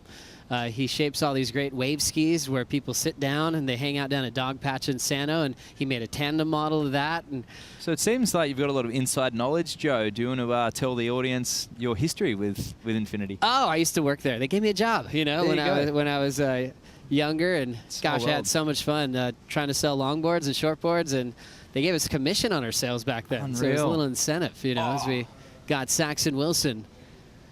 Oh, unreal. I'm smiling ear to ear right now just seeing his body posture, and that is exactly what a 5'6" traditional longboarder needs to be doing on these Huntington Pier Bowl rights. And we've seen a transition of the tide. The tide's back on its way back down. We've come up. And no, low tide, high tide. High was in the morning. It was. And it's low, and now it's going to be coming back in again. So the Pier Bowl right will make itself available. And Saxon just connecting on that. And you could see him paddling away from Kevin at times, who's looking at those lefts. Here he goes, fades. Doesn't go all the way to the bottom. Quick feet up. Love that elevation and steering on the nose. Loading up and then popping it through. And it's a different type of flow and body language that is synonymous with longboarding. It's not that Jerry Lopez or that Joel Tudor minimalist hand movement. It's a hot dogging, and it's a fun, and it's a different style, and it's everyone. That's what Saxon brings. And it's an Alex Nost incorporation too. Alex really had that hot dog style from just Newport Beach, just down the, and he surfed Huntington many times in the US Open with the duct tape as well. And he brings that fast footwork and slicing pocket surfing, and it's exciting to watch. He had a different haircut in Step Into Liquid a long time ago. Absolutely.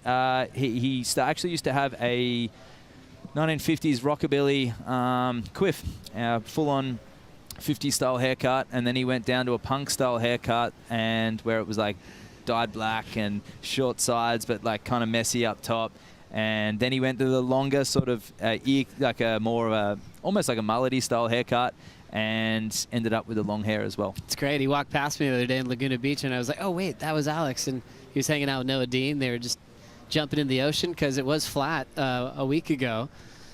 And Noah hadn't even surfed the whole time he was here in California, but we're scoring during this week of competition as we have Kevin checking out a right. Yeah, beautiful right there for Kevin. Nice, clean.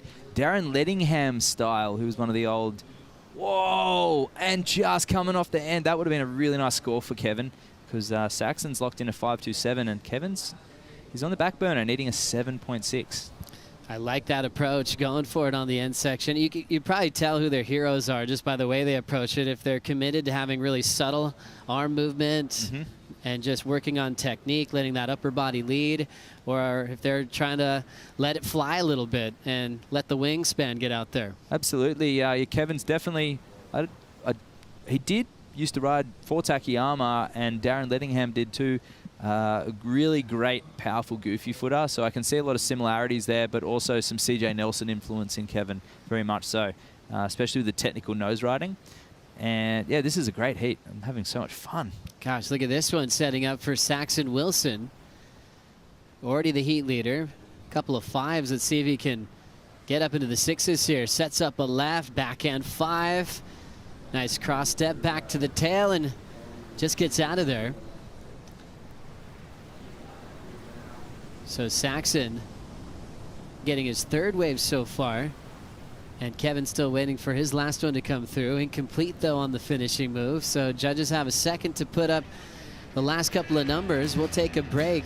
Elimination round heat number 2 continues right after this.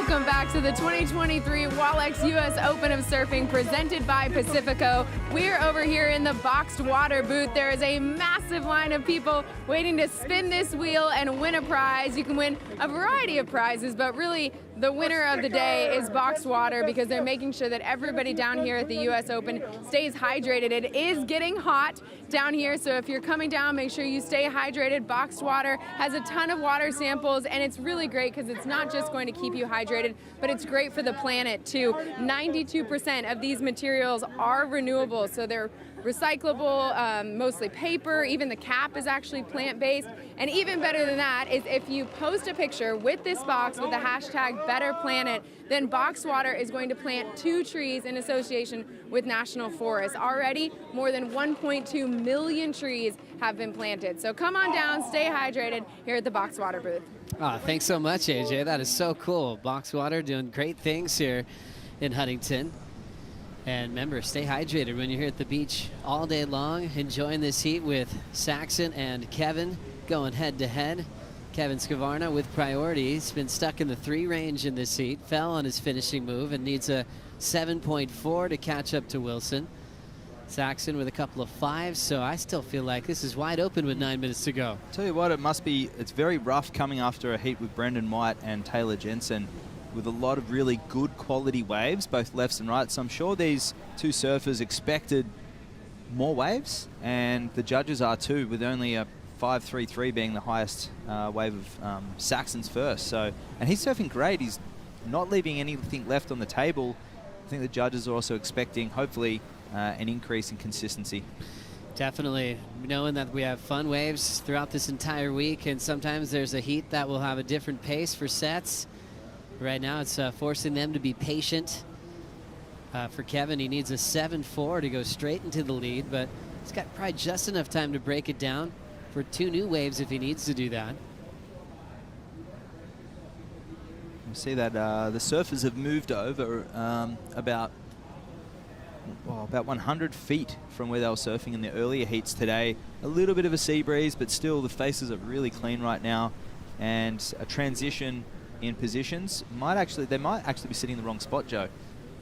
Yeah, it's interesting when you break down where to sit here at Huntington Beach, especially when you're watching the heat before. You saw what was working, and you can't really rely on it in the heat that follows. It can change gears on you in a moment's notice, definitely with this crossed up swell. Right now, Kevin chasing a 7.4, so he's probably thinking he needs a set at this point. Both surfers with wild cards coming into this event. Kevin was a staple on the World Tour since 2017, and Saxon never qualified through the regional events, but still surfing phenomenally throughout. He deserves this wild card very much so, and here he goes up the tip. Nice close 5, not quite a 10.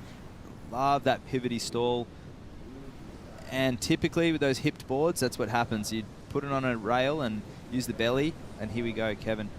Oh, just digging the nose, which also happens when you have a bigger, wider nose too. So the boards also have advantages, but there's defects there as well, and unfortunately both surfers finding out the negatives on that equipment. And I think just something to note too for Kevin, the way he approached that peak, he knew he had to take advantage of the critical part of the wave. He easily could have survived it by riding away, but he knew the scoring potential was getting to the nose in the critical section, and it was shut down pretty quickly.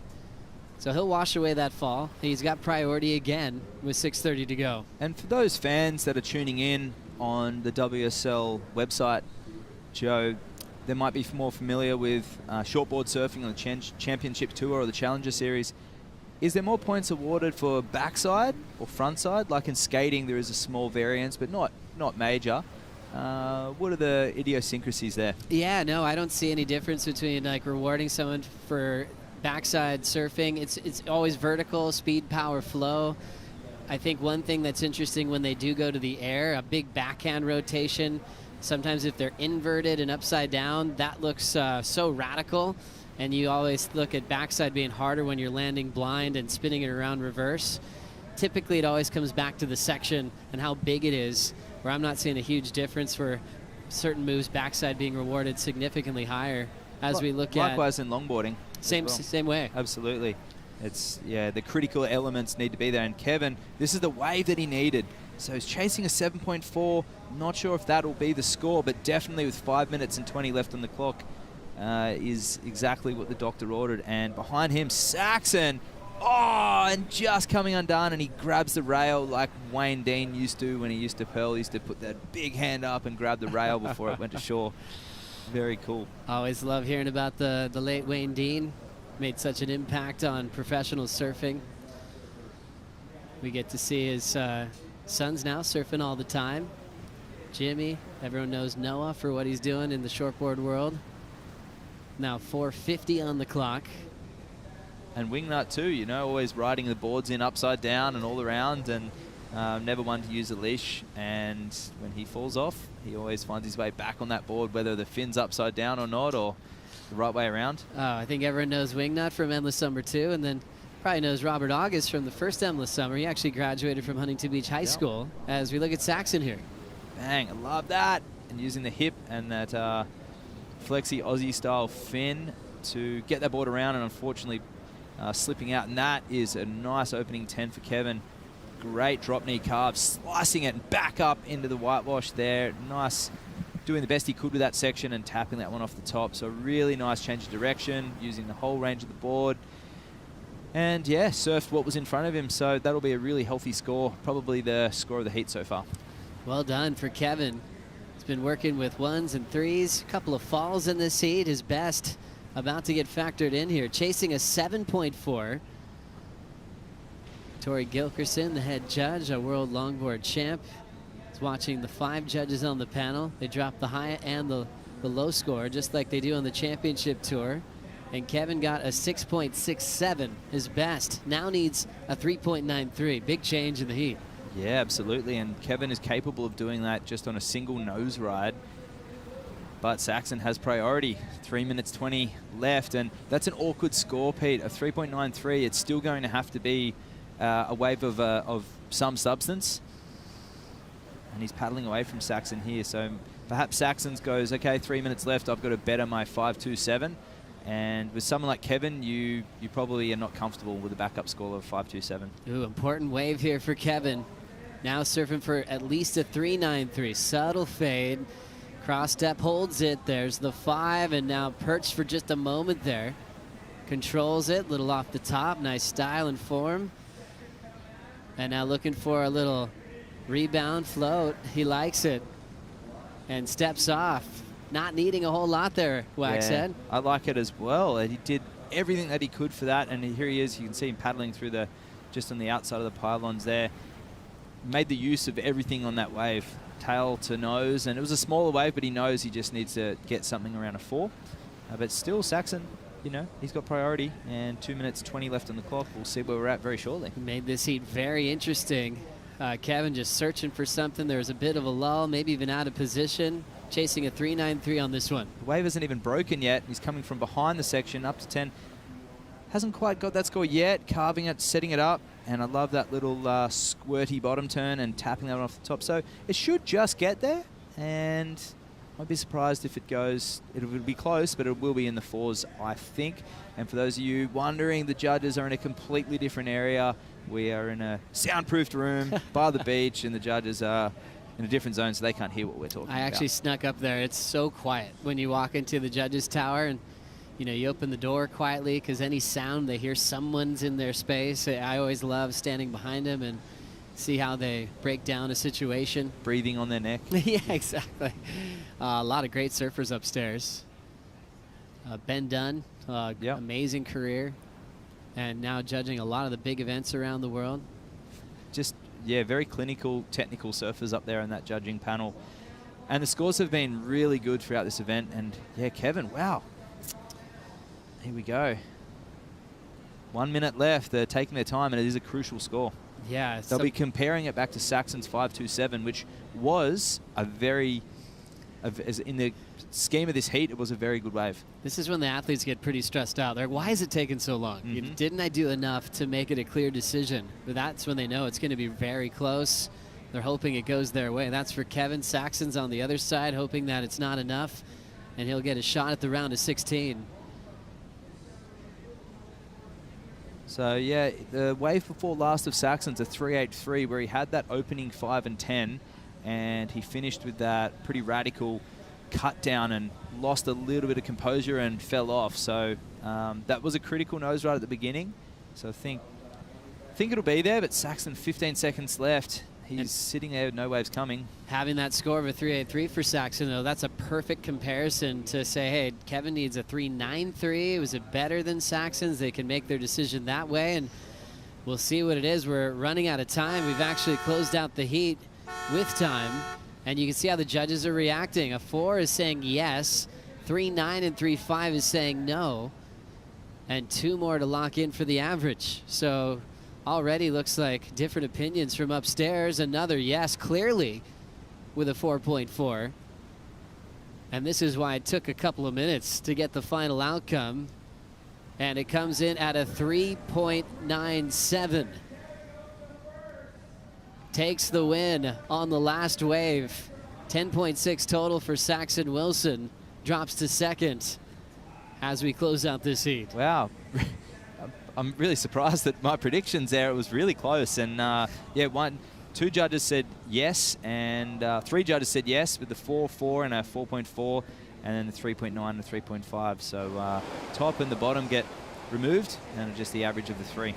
What a battle there from these two. They shake hands, and Kevin will move on to surf in the next round of competition. Coming up next, Cole Robbins takes on Troy Mothershead right after this.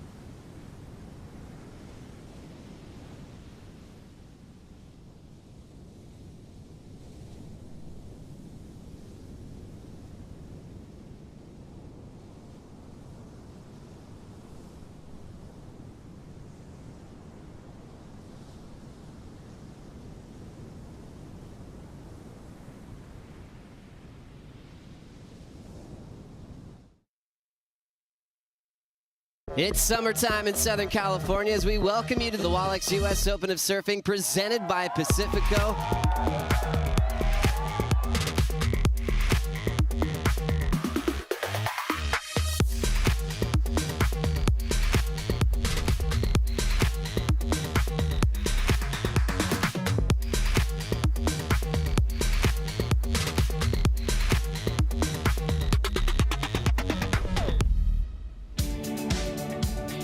Good times to be had here at the Huntington Beach Longboard Classic, a global favorite part of the Wallex US Open of Surfing presented by Pacifico. We've got elimination round heat 3 in the lineup. Cole Robbins versus Troy Mothershead. Both these surfers ripping for Team USA. Chris Cote here with Mitchell Salazar, and we're very excited to be joined by Soleil Erico. Thank you so much for coming on in. Of course. Thanks for having me. I know it's a big day of competition for everyone involved, regardless if they advance through those early round heats. This has been a spectacular showing of longboard surfing. We're loving every minute of it. Yes, I agree. I wish I was surfing today. It looks very fun, but I'm excited to surf tomorrow. So you won your first heat, you skipped this round, and you're kind of like, huh, I wonder if second place would have been a little bit, I mean, of course. I think you did it the right way. Well, thank you so much again for joining us. Of course. Mitch, I see you have sandy feet. That tells me you surfed on your break. Give us a little breakdown of what the actual water feel is like at the moment. It's quite warm, I would have to say. At least high 60s, but probably low 70s today, especially with the sun out there. But it's beautiful. You look at both surfers out there, they're wearing trunks right now, so you get a feel that it's quite warm, and a couple of guys that know each other very well out there in the water right now, Chris. Yeah, this is going to be a fun one to watch. We're going to start with Cole Robbins, surfer in the red, flying up to the nose. At least 5 or 6 toes over the tip of that board as he's driving to the inside. A nice carve there. And Soleil, I know you know a lot about both of these surfers in the water. You've been competing alongside of them for quite some time now as we see Troy Mothershead heading towards the pier.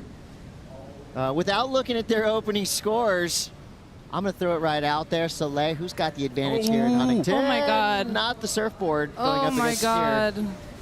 I hate that. That's intense.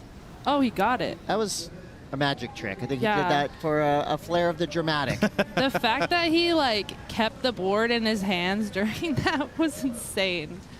I would give him extra points for that if I was a judge, but luckily for everyone involved, I'm not. Jeez. All right, Wow. back to the big question. You almost got out of it right there with that dramatic near pier disaster. Troy Mothershead versus Cole Robbins. Who's got the edge? Don't worry, they can't hear us. Oh, I mean, I think Cole did, just because he got like that little end hit, and that wave going right kind of opened up a little bit more for him. But, you know, 20 minutes on the clock still. They have a lot of time. There's a lot of waves. So we'll see what happens. Well, we've saw a wonderful showing of the women in the elimination round earlier this morning. Now we've flipped it over to the men. Santa Barbara represented well by Cole Robbins here. Regular footer. He's got some 5th places, some 9th places throughout the year. And in looking back at his competitive history, I keep seeing Harrison Roach as his nemesis. It seems like all the competitors have 1 or 2 surfers that they're always going up against, and you can't hide these stats. They're out there. But for Cole Robbins, you know, this guy's been doing it for a minute, and he looks like he's in peak form at the moment. Yeah, Cole's actually one of my dearest friends on the tour. He's hilarious. He's great. Yeah, I'm stoked that he got that right, and I hope he can get another one. Yeah. Troy Mothershead, quick look there, a.k.a. T. Mother's Dome. Yeah. Kids at home, Rue and Poppy. And Ventura Surfers' main statement is surfing is fun. And he's making it look fun and dangerous all on one wave. Well, on a 5.33 right there for a beautiful nose right at the beginning, too. Ooh. Was able to get the slash down as well to finish. And originally from San Clemente is Troy, lives in Ventura now. But looking at Cole's last ride, that's some beautiful stuff. Just some fancy footwork to be able to get to the nose right there and gets a 4.33. This is actually his 2nd ride, so some good stuff right here, Soleil. You were looking at the fade right there from Cole as well. Yes. It's tricky. This wave is really tricky because when you're paddling in, you need to like make sure you fade, but not too much to where you're behind the wave. The takeoff on this wave is tough for a longboard. You also don't want to be too far inside, because if you're late, you will have a harder time getting to the nose. And that's where, like, you know, the shortboarders, like, you can go, oh my God. Wait, was that that was a replay. Oh, replay. I was like, did he do that again? We'll see. I mean, jeez. I don't, you know, I was going to say, did he learn from that? But knowing Troy, he's going to get right back involved with the pier. And he's a great shortboarder, too, for people that don't follow him. Works for True Ames, one of the better fin companies in the area as well, and very adaptable to different kinds of conditions, Chris. Yeah, 17:30 on the clock. Scores so far, 5.33 and a 3 for Troy. Cole's sitting on 4.33, so a nice start to this heat. In that last heat, it's about as close as it gets. Kevin Skavarna bests Saxon Wilson by 0.04. So a tight matchup, but the win goes to Kevin in red. He's standing by now with Rosie. Clutch performance for yourself, Kevin, going back-to-back waves to switch that situation. Talk to me about waiting for that score to drop in. What was going through your head? I was scared, you know, like I wasn't sure which way it could have gone. I felt like I had it and like sold it, you know, and I was like, all right, like I didn't get the opening wave that I wanted. Like I got a 3 on the opening wave and I thought it was pretty good. So I was like, okay, it could go either way. But yeah, it was just down to the wire and just tried to give it what I had and not give up. You know, you got 2 minutes left and you can switch a heat in 10 seconds. So just giving it a go and not giving up in the end there was important. And then also we're chatting off camera just about the conditions and how good it's been all morning, but then maybe changing slightly with the tide as your heat approached. Yeah, I felt like the rights were much better early on, and there was like a real consistent pace to the sets, and I was kind of timing it and seeing, you know, I wanted to be on those bigger waves, get like an early start on maybe a smaller one, and then just build up and get 2 big waves and just have that be my scores, and they just never came. So we were kind of on like waist high waves the whole time, and that was pretty tough to do, just watching it all morning. And what are you looking forward to this season? You know, we have a lot of different stops this year compared to what I've been used to. I started in 2016 and we had one stop tours for 5 years. So being able to show yourself like different surfing on different waves, from here on out, it's probably going to be my backhand, and that's going to be fun because we've been on lefts a majority of the time, and we're going to be on some rights later in the year, so that's going to be super fun. Kevin, thanks for your insights. Yeah, thank you. Yeah, and Kevin, thanks for your mustache. That is one of the more solid-looking stashes we've seen in this entire draw. We did lose a hard-charging ripper, Saxon Wilson, but if you want more Saxon Wilson, tune in to Log Rap. He's been hanging with the Log Rap crew for the last few days, putting together some great edits. A real deep dive into the world of longboarding. Always can be found on Log Rap, and of course they pick amazing music that, Mitch, I know you love. I love Soleil. it. You a Log Rap fan? Yeah. Gotta be. I love rap and logging. Like whenever I post a reel, I include rap music. It's like my favorite type of music. Isn't it interesting that they go together so well? They do. Yeah. 14:30 on the clock for now. Some big numbers coming through. Troy Mothers had a 6.17 right here. I love that casual takeoff. Straight to business. Yeah, I know, and you look at the nose ride right there, too, fully arched. But that carve, Chris, I think was really the majority of the points right there. Real committed to those rails, and, you know, I was mentioning how good of a shortboarder he is, too. You can definitely see it influencing his style and the logging aspect of it as well. This came in as a 4.07, so doesn't improve. Had the long 5 right there, but just a smaller wave. Still 14 minutes to go. He takes the lead off of Cole Robbins right now. And I appreciate that Soleil is being fair to both competitors, although you did mention that you're good friends with Cole. What makes his riding special? What makes him stand out amongst a crowd? Well, I think Cole has great style, first of all, and he surfs in the pocket. Like, one of the main things you want to do as a longboarder is surf in the pocket. Oh, here he goes. Nice. Wow. 10. See, in the pocket. Hit it. It's so tough to get that end section. Your timing on this wave has to be on point if you want to get a good score. At least he listened to you, though. It's not like you want to be able to fade the whole time, because that wave was running from him. He actually backdoored the section, which I think is actually way smarter if you're on a longboard like this. But that was good execution. Needs something that is very similar to his second ride, and might be getting the score right here, Chris. Yeah, this one's starting to fire up a little bit here. Cole Robbins with a 4.33 and a 5.73. Just needs a 5.78. So this is the 5th wave ridden from Troy Mothershead. Definitely taking Cole seriously. Straight on the nose. All 10 toes over. Another beautiful carve. Well, he's found a recipe for success as well. He's done that on his last 3 waves and obviously getting a good score. The 6.17. As you see the jump off right there. This was beautiful stuff, though, Soleil, from Cole. Yeah.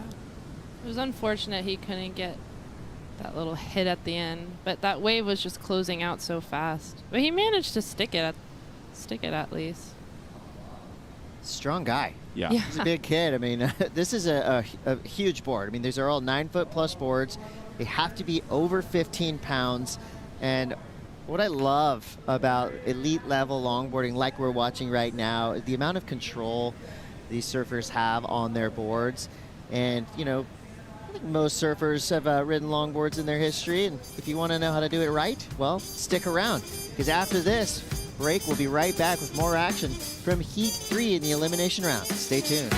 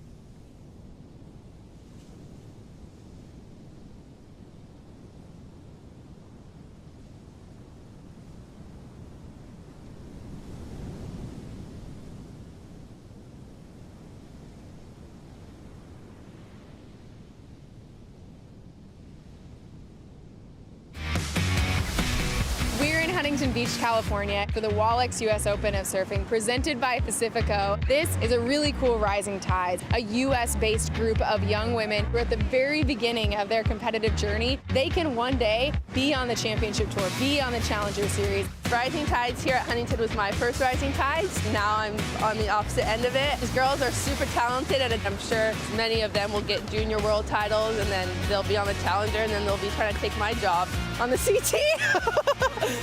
Competing for the USA team, I started at NSSA's and then I moved up to Primes, and now I'm here at the Challenger Series. My ultimate goal is to be on the tour.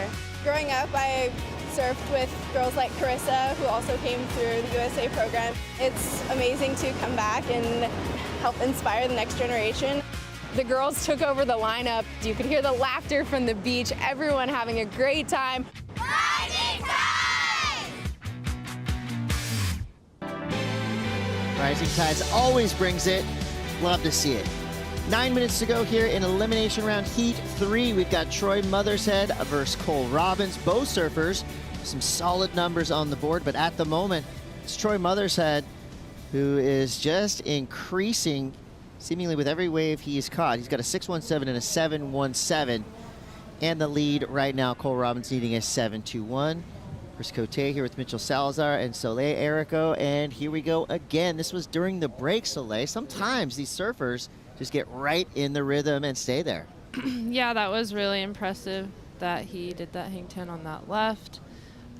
Was this the 7 or I don't know. Nice. Yeah, Troy's ripping. It's honestly anyone's game out here. Everyone rips. Yeah. Yeah, I think just earning your spot on the WSL Longboard Championship Tour is a huge accomplishment on its own.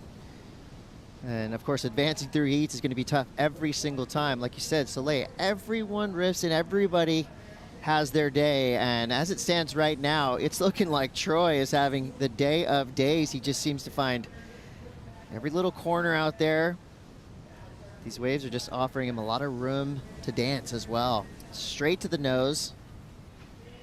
At least 9 toes over. Oh, I couldn't count. It was quite lengthy nose ride, but right there with the exciting pull out.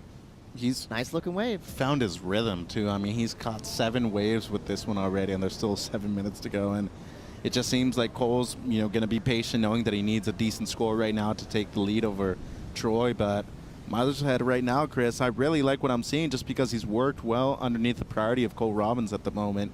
And he's bettered his low score every single time as well, looking to better 6.17 right now. And I think it comes down to him being a competitive surfer on the shortboard aspect of it when he was younger. It's translated very well to the longboarding. As you see right there, quick 5, fades it back, and reading the left super well. They're a lot slopier, and Soleil, I know yourself, you try to stick to the rights, but the lefts can offer up some scoring opportunity every now and then. Totally, yeah. That's why it's important that you have to be strong on both sides. When I've been practicing out here, I've been prioritizing the lefts, if anything, because I know, like, I surf right just so much more. So where I can improve more so is on my left. So, yeah. You paddled out yesterday afternoon, didn't you, when it was a little bit windy and stuff? Yeah, I did. I've been just trying to surf after the comp, just because, like, you know, you want to be in that zone. I was thinking about going down the beach, but, I mean, for me, like, when I'm practicing, I want to be, like, in the spot that I'm competing in. Right. So, yeah, it's been kind of windy, but hopefully today, I'm planning on going later. Hopefully the wind stays down. Well, if you see me out there, you know, we could kind of work together. We'll Maybe split the peak. yeah, we'll get our waves. Yeah. Well, we're getting to that 5-minute mark for now. Surfers with some nice separation, so no paddle battles needed. These guys are going to let the waves make the decisions for them. As you see Troy Mothershead in the blue jersey going way towards the pier. And he is right under that tee. Ooh, and I hope right he's going right, because if he goes left, he's straight back into the pilings. He does fade right. Those pier bowl rights. Coming around with ease. Oh. Good finish there. His last wave, a 7.67, no chill with Troy Mothershead right now, as he is just having the time of his life. He's killing it. He was throwing shakas to the pier. He's surfing with a lot of joy, and it just seems like the waves keep coming right to him. But do not discount what Cole Robbins is capable of. He does have a 6.13 in his scoreline. He does need an 8.71. It's a big score, but Cole is a big talent. Yep. Never discount your competitor at this level of competition. I wonder if Troy is, like, going to go sit on him. Or, like, put the pressure on. Would be the smart thing to do. Yeah. Cole definitely needing the biggest score of the heat, obviously, but also needing the highest quality wave of the heat that has not really been there in the first 20 minutes of this one, Chris. And you know, I was actually chatting with Cole before he paddled out, and he had a real bad groin injury when he was younger. So his stretch routine or warm-up routine before his heats, it's pretty long. And he was telling me, hey, like, you know, if you can request that they play Hips Don't Lie by Shakira when I paddle out, I'd have really appreciated. Oh, and my God. It seems like it might have worked on this last wave. Still needing something close to a 9, though, Chris. Brings it all the way through. You know, 4 minutes to go. We'll see what the judges throw out there for Cole Robbins. Get back out there. So, Leia, since we have you, our 2-time women's world longboard champion, Surf Relic world champion, in watching what we're seeing right now. Oh. To me, that was right on the line, right? You know, you don't want to see 80s, 90s style shredding on a longboard. You want to see that. A perfect, calculated, relaxed, yet radical turn. That was a solid finish. And I think he's going to definitely help his cause with that last wave. Yeah, for sure. I'm not sure if it was an 8.7, but it'll definitely help him.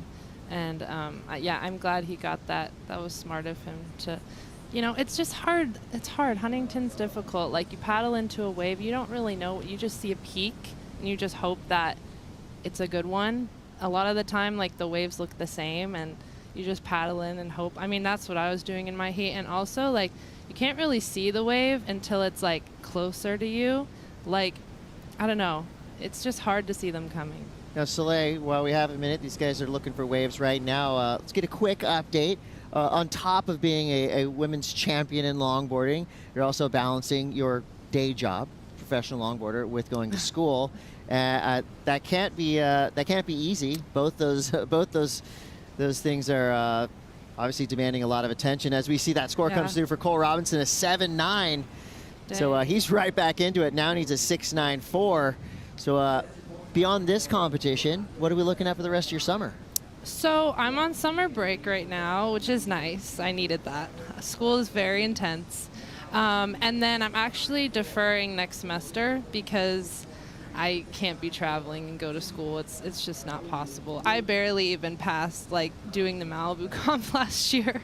So yeah, but I'm excited to just like get a little break from it and now focus on my surfing, and then I'll return back at the end of January. And how excited are you that the finals are going to be at Malibu?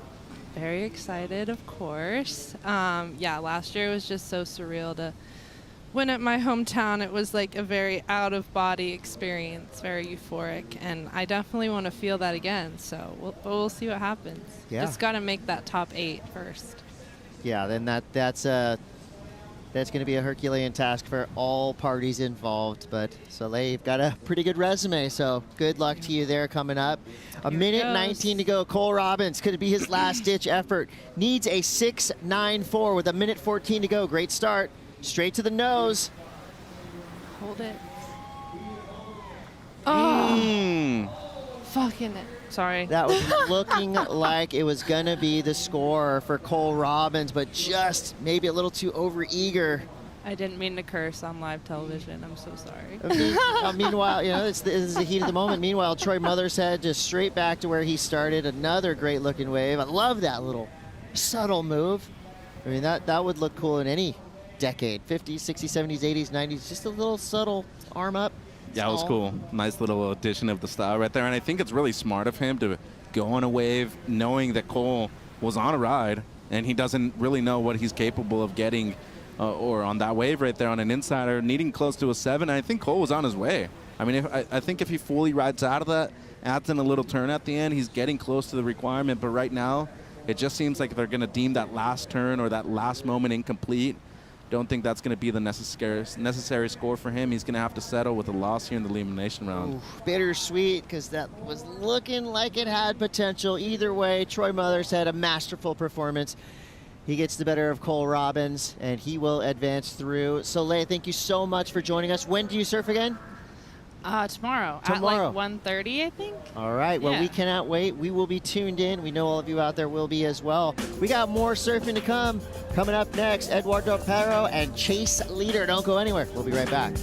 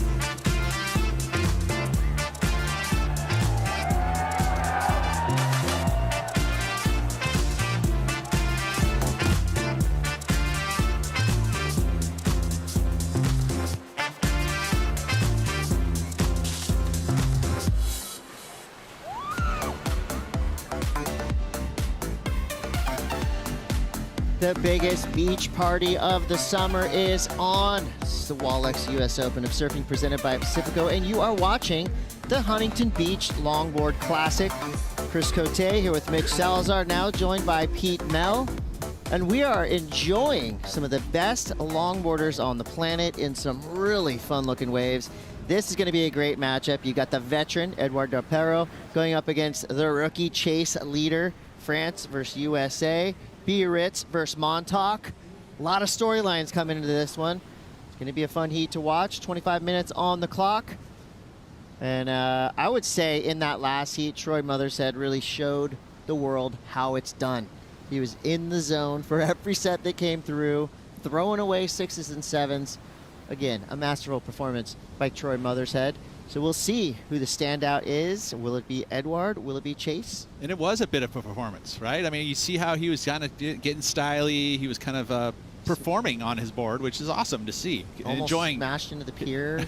he did everything we wanted. We're going to start off with Edouard Del Perro, 2019 Surf Relic champ, 2017 WSL runner-up, 4-time European champion, an amazing tube rider.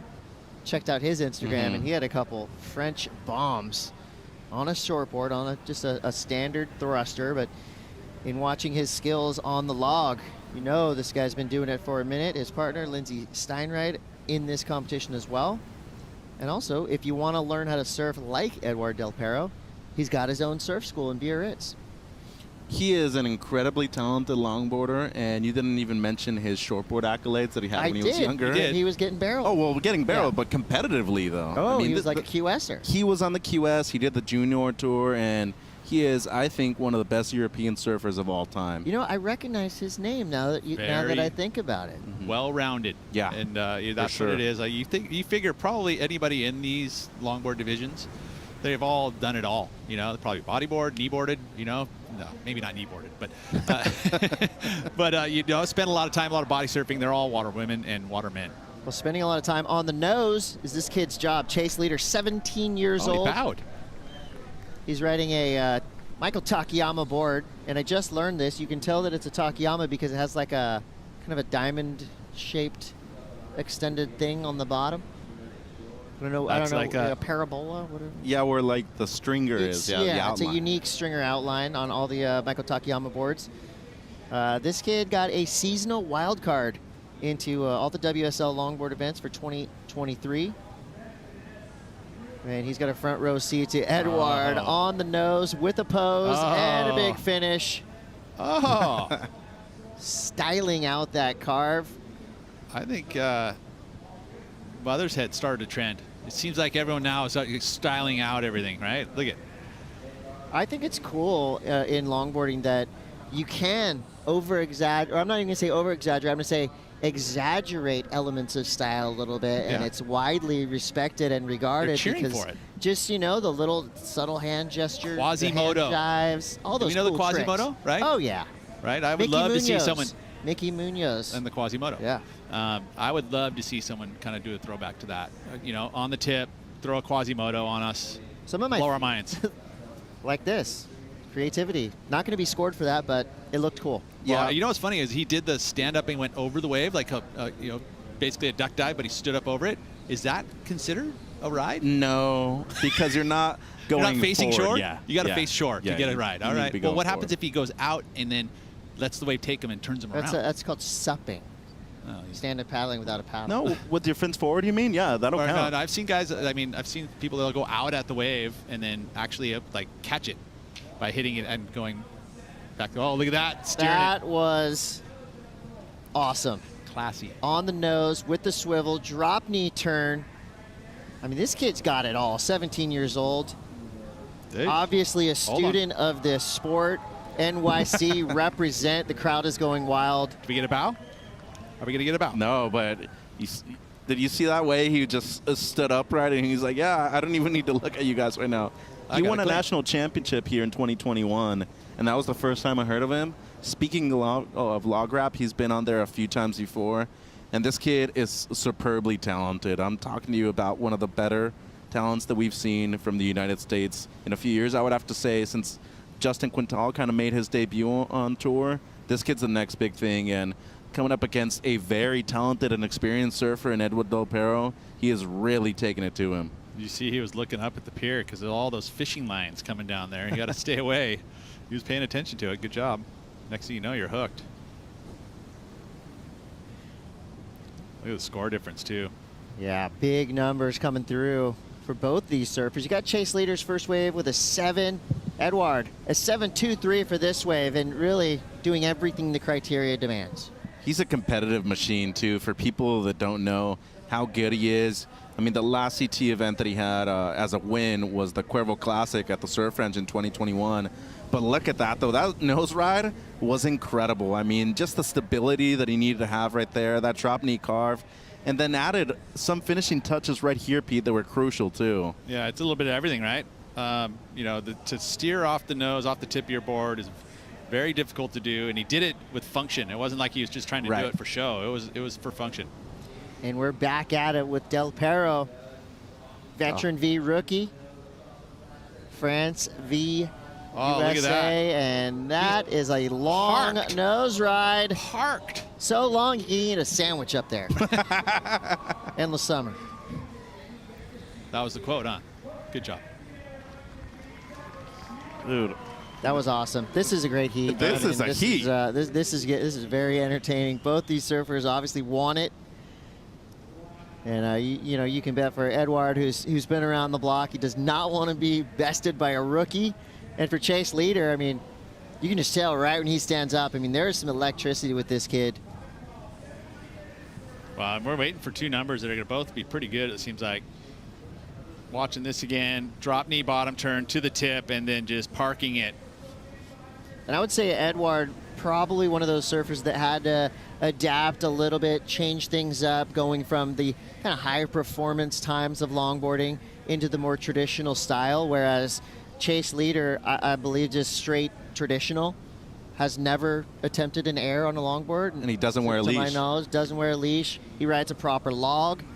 So again, differences between these two surfers, but one thing they both have in common is they both are incredible on the nose. Look, that was a 10-second nose ride. I will say one thing, that section there, if you really wanted to solidify the score, I know that the pier comes up awfully quick. That board looks brand new. Yeah. Right? It was like a little float right there would have definitely put a big stamp on that one. But hey, you know, 10-second nose ride all the way to the pier, pretty darn good.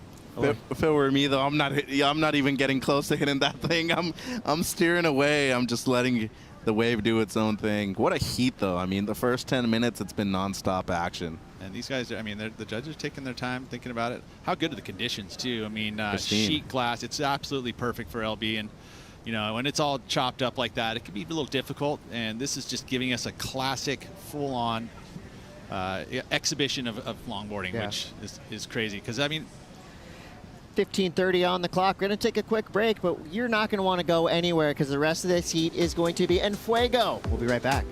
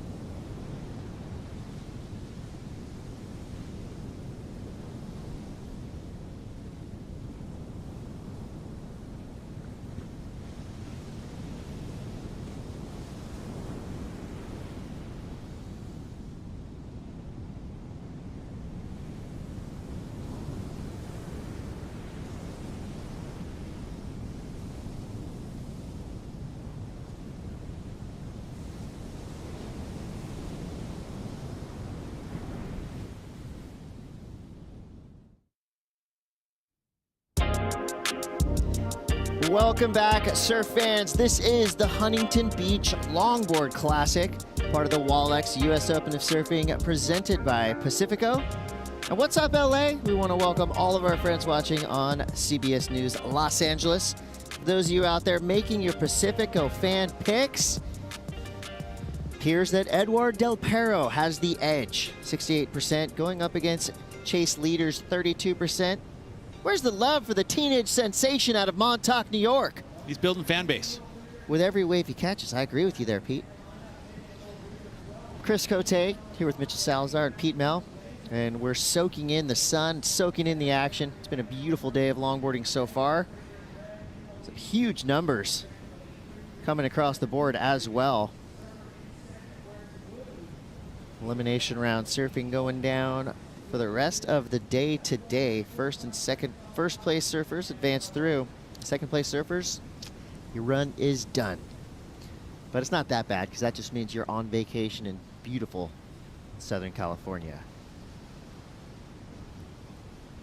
Swell's been holding up too, which is good. Keep things nice and competitive. Love to see it.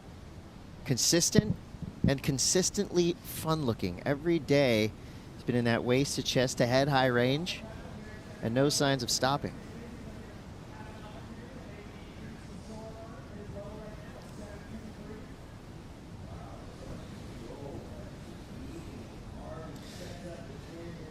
We've got Edward Del Perro up and down. A quick look there. We want to welcome all of our friends and fans from Los Angeles. CBS News is in the house. So thank you all for joining us. You are watching the Huntington Beach Longboard Classic. Chris Cote, Mitchell Salazar, Pete Mel talking you through the action. In the lineup right now, we've got a great matchup. Veteran versus rookie. France versus USA. Biarritz versus Montauk, two longboard hubs. So the scores have been through the roof already. Both surfers into the teens. Edward Del Perro, during the break, dropped an 8.33, going up against Chase Leader's 7 and a 6.6. Chase now needs an 8.56 to get back into it. It seemed like the 17-year-old Chase Leader had everything going his way, but the veteran stepped up and told him, all right, kid, let me show you how the pros do it. Yeah, and you can fully see that it was really wave selection, too. I mean, that 8.33 came off of a gem, and he picked this wave up really deep, too. But look at that fade to the footwork. And this was a 9-second nose ride here, Chris. We're talking about one of the premier surfers from France, and I would have to say one of the best surfers that we've seen on the longboard tour for years. Watch out for that pier. And he saw it coming, gets through it. That is legendary. Not many surfing events where you're going through the pier and surfing to the other side. I mean, that's legendary stuff that we've seen for 3-4 decades.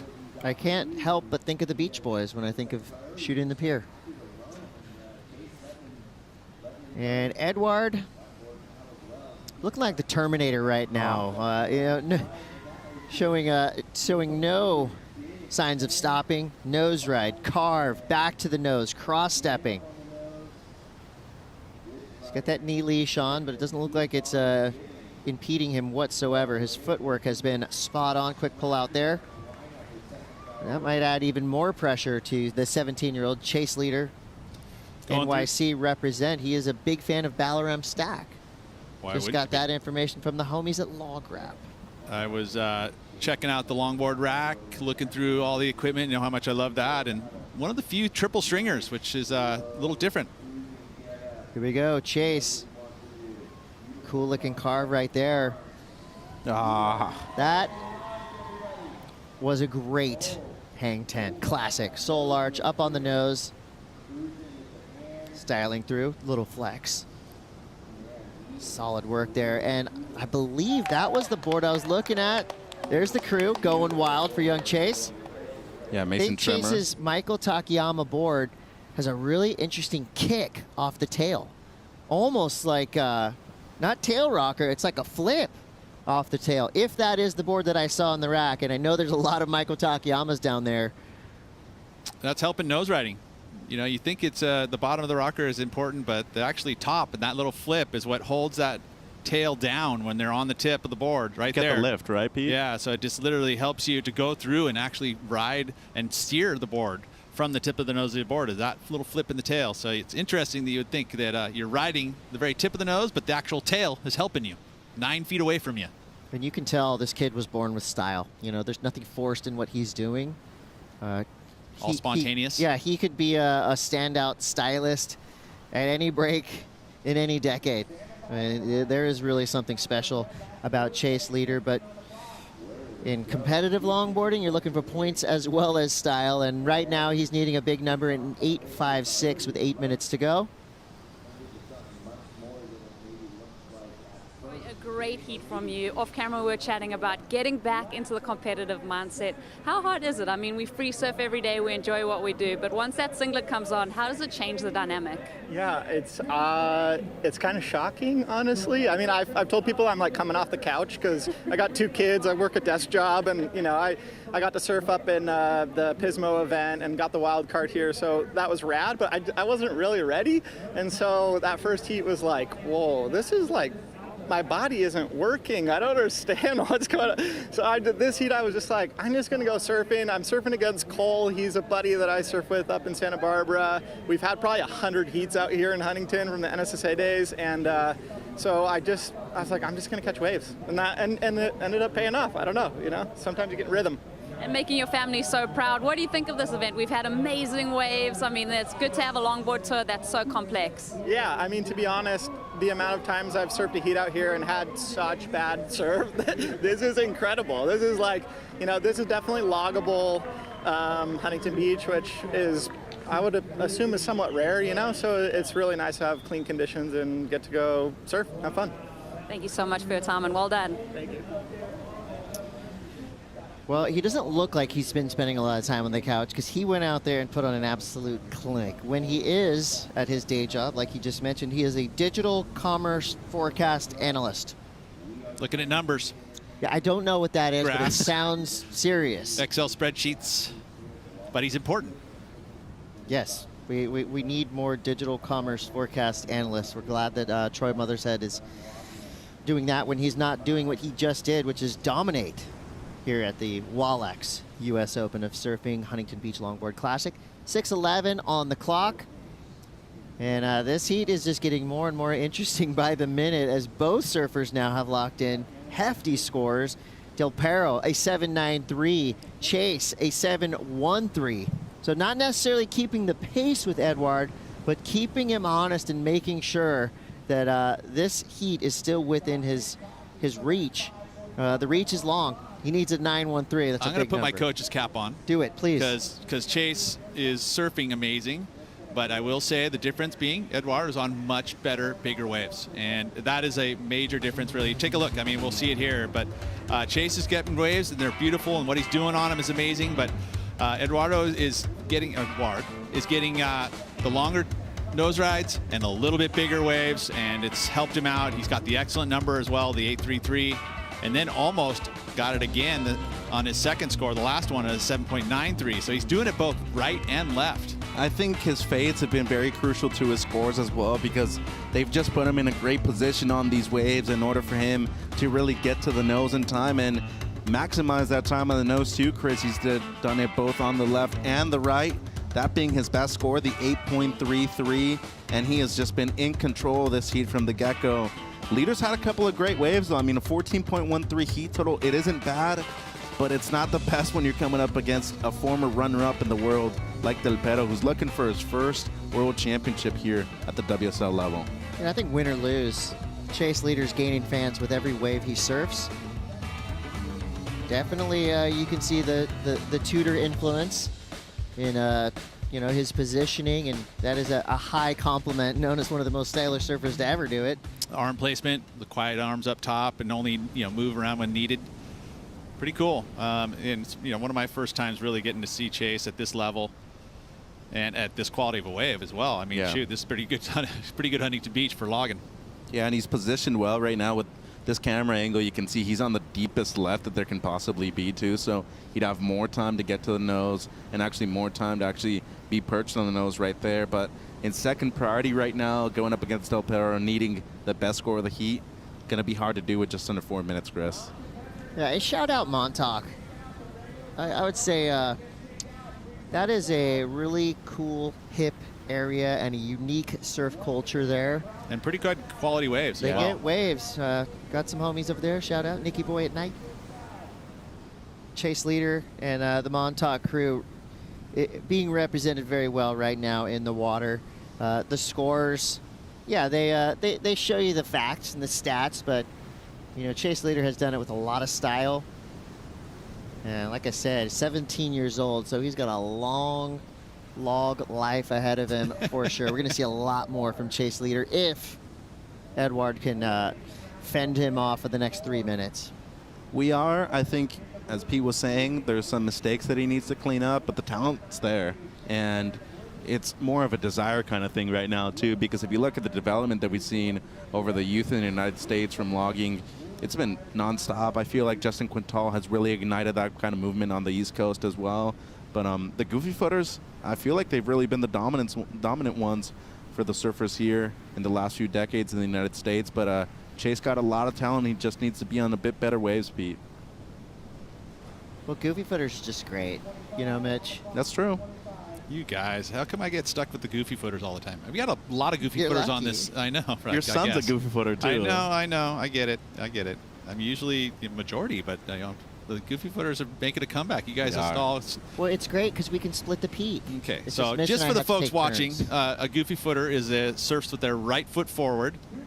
Funny story where that came from. Do we know? The cartoon? Yeah, Goofy? Disney.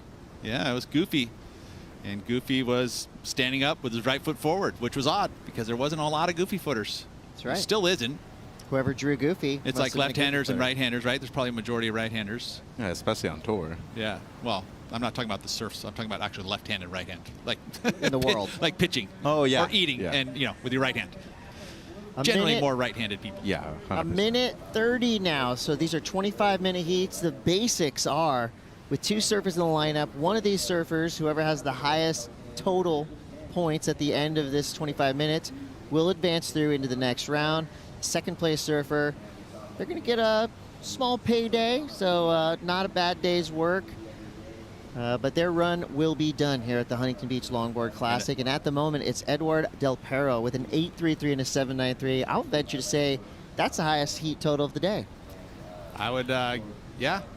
Women, It's not a fact, but I think Mason Schremer had a pretty high one, too. Mason Schremer had a high one as well. And we Pretty also close. saw a high one on the women's side, too. Yeah, Elise 16, Lemoyne. yeah. Yep.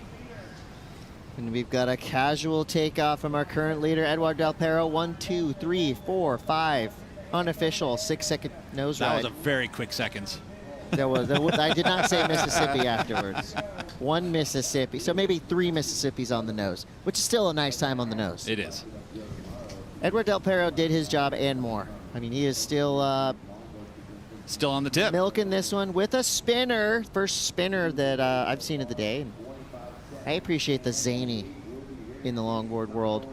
For Edward, it's all business from beginning to end. He's got Here we go. See what hold he his can do. breath here, looking for a 9.13. Time on the nose would have helped, but a backflip off the nose is not going to help. Chase Leader, but big ups to this young surfer Yeah. out of Montauk, New York. NYC represented well. The future of longboarding looking bright with guys like And a Chase coffin. Leader. Thank you. And a cockroach. A 2-for-1. Coffin to cockroach. To barrel roll. That was cool. That was awesome. fun heat to call, guys. Thanks for having me here. Good times aplenty and more to come here from the Huntington Beach Longboard Classic, part of the Wallex US Open of Surfing. We'll be right back.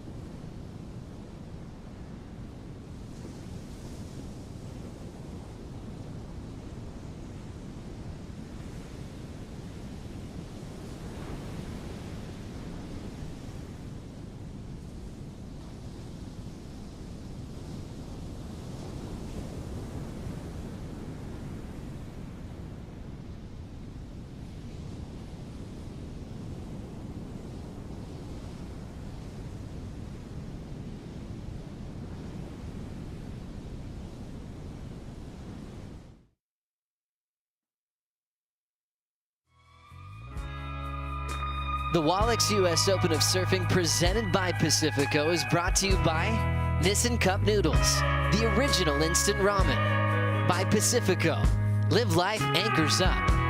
By Hurley, born from water. And by Wallex, official digital wallet of the US Open.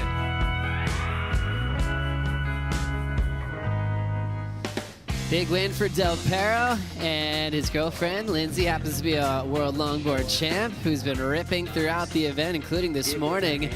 So they're moving on together into the next round. Really cool performances from both of them. Thanks for being with us, Joe Turpel, Waxhead, Rosie Hodge, as we start off a brand new heat. Jack taking on Kaimana. Really fun conditions. Break this one down for us. Who do you think's going to have the edge out there? Well, so far, Jack's got out to an early start. I would say Kai with that professional experience, but I can tell you one fact. They're both on very similar boards made by Kai's dad, Michael Takayama, and both from a very similar area, Carlsbad and Oceanside. So Kai up and riding now in red, slicing that one back. Kai does have a lot of experience at Huntington as well, but so does Jack, having being a bit of a shortboarder in his days as well. So this is a big clash. Really excited to see that. It's really cool when you have really rad longboard zones that you kind of maybe might be more obvious to people when you think of Sano, you think of Cardiff, but Oceanside's got a great one. You know, you look at the harbor there, they've got a really cool longboard community that surfs together quite a bit. And it's that coastal, that coastal vibe. You're cruising down PCH with the longboard on the roof. You pretty much know every car or every single board on the roof, and at some stage you're going to meet and hang out with them. And here's Jack's opening wave. Love that swooping bottom turn, sets it up for that stretched out 5. Little bit of levitation there, stepping a nice set up turn for this next nose ride. And that's a great opener. The judges really liking the length on the nose ride there. So a 7, which is a great way to start your heat. Another wave here setting up for Jack. Nice control there, just back to the tail quickly for a cool cutback. And cutting that one short. So already has the 7, already providing a backup. So a nice start for Jack. Rosie just capitalizing on these conditions today. Is there a clear spot of where you'd sit right now, or can you get lucky all over this lineup? Yeah, there's still defined peaks up and down, but definitely in the zones that we've been seeing the last few days. I know that Jack did go for a little free surf before his heat. Obviously, you can't surf in the competitors area, but just to feel the water temperature, to get a little bit of rhythm going and feel yourself get into that competitive mindset, I think it's important. Yeah, it's interesting. Certain surfers really love that warm-up session. You know, there's some, like world champs like Taylor Jensen, who can kind of mind surf and know that he'll be ready to go. Let's catch up with Del Perro hanging out with AJ. Everyone's so excited to watch that nose riding that you were doing. You felt like you could camp out, have a cup of coffee. What does it feel like for you? I feel so good, man. I think the second thing, best thing in surfing after getting barreled, it's definitely getting nose ride. So yeah, you feel like you fly on the water. It's pretty amazing. It's pretty amazing to watch too, but you did it in an elimination round with the pressure on. How did you get your mind right for this heat? Yeah, definitely I had to restart after the second place in the first round, and glad we had a couple days to just take time off and take your mind off. And yeah, getting ready for that round. I'm super stoked to get through that one, and now getting my feelings back into my surfing. Perfect. Well, it's good to see you find your rhythm again. Do you want to say anything to friends and family back home? Allez, merci à ceux qui regardent. À la choune, les gars. Yo! Back to you guys. Thanks so much, AJ. Well done, Eduard Del Perro. 16.26 combined total, including this moment where that got me on his feet. It was in an awkward situation to save the ride. I thought that board might poke. He kept it above water and then still was able to find some room to shoot the pier as he moves on into the next round. 19:15 on the clock. We've got Jack with a 7 and a 2.93 and a ton of opportunity on the way, Rosie. Yeah, a couple waves over our shoulder that we can see glistening, and we got Jack's on his knees, just sussing out the peaks. Once again, very typical of the traditional longboarder is knee paddling, and that's something that hasn't changed for 50 years. And here we have Jack on his backside, 2 steps up, quite a big frame for Jack. You can see he's really making quick use of his feet, but bigger steps, banking that one off the top, keeping the nose up, so it'll be a great backup, and this one will likely exceed his 2.93 of his previous wave. But noticing on Kai in his previous 3.10, which we didn't catch, he went left, and over my shoulder it was actually a little right that opened up all the way to shore, and he was a long way over. So he was probably, as far as the judging tent's concerned, he was another 50 feet over to the south. And unusually, there's not usually a right there, and he went left on it. So maybe a little missed opportunity there for Kai. So Kai now paddling back out, chasing down a 5.94. Jack opened up with a 7, which has been a keeper throughout the day today. Coming off a huge total in the previous heat where second place had 14 plus points. So we're in a great place condition-wise as we check out the replay for Kaimana Takayama here. Waxhead, what'd you see? Yeah, this is another left that he's caught. So he's making his way back over to the pier. A little heel click and straightening out towards the pier.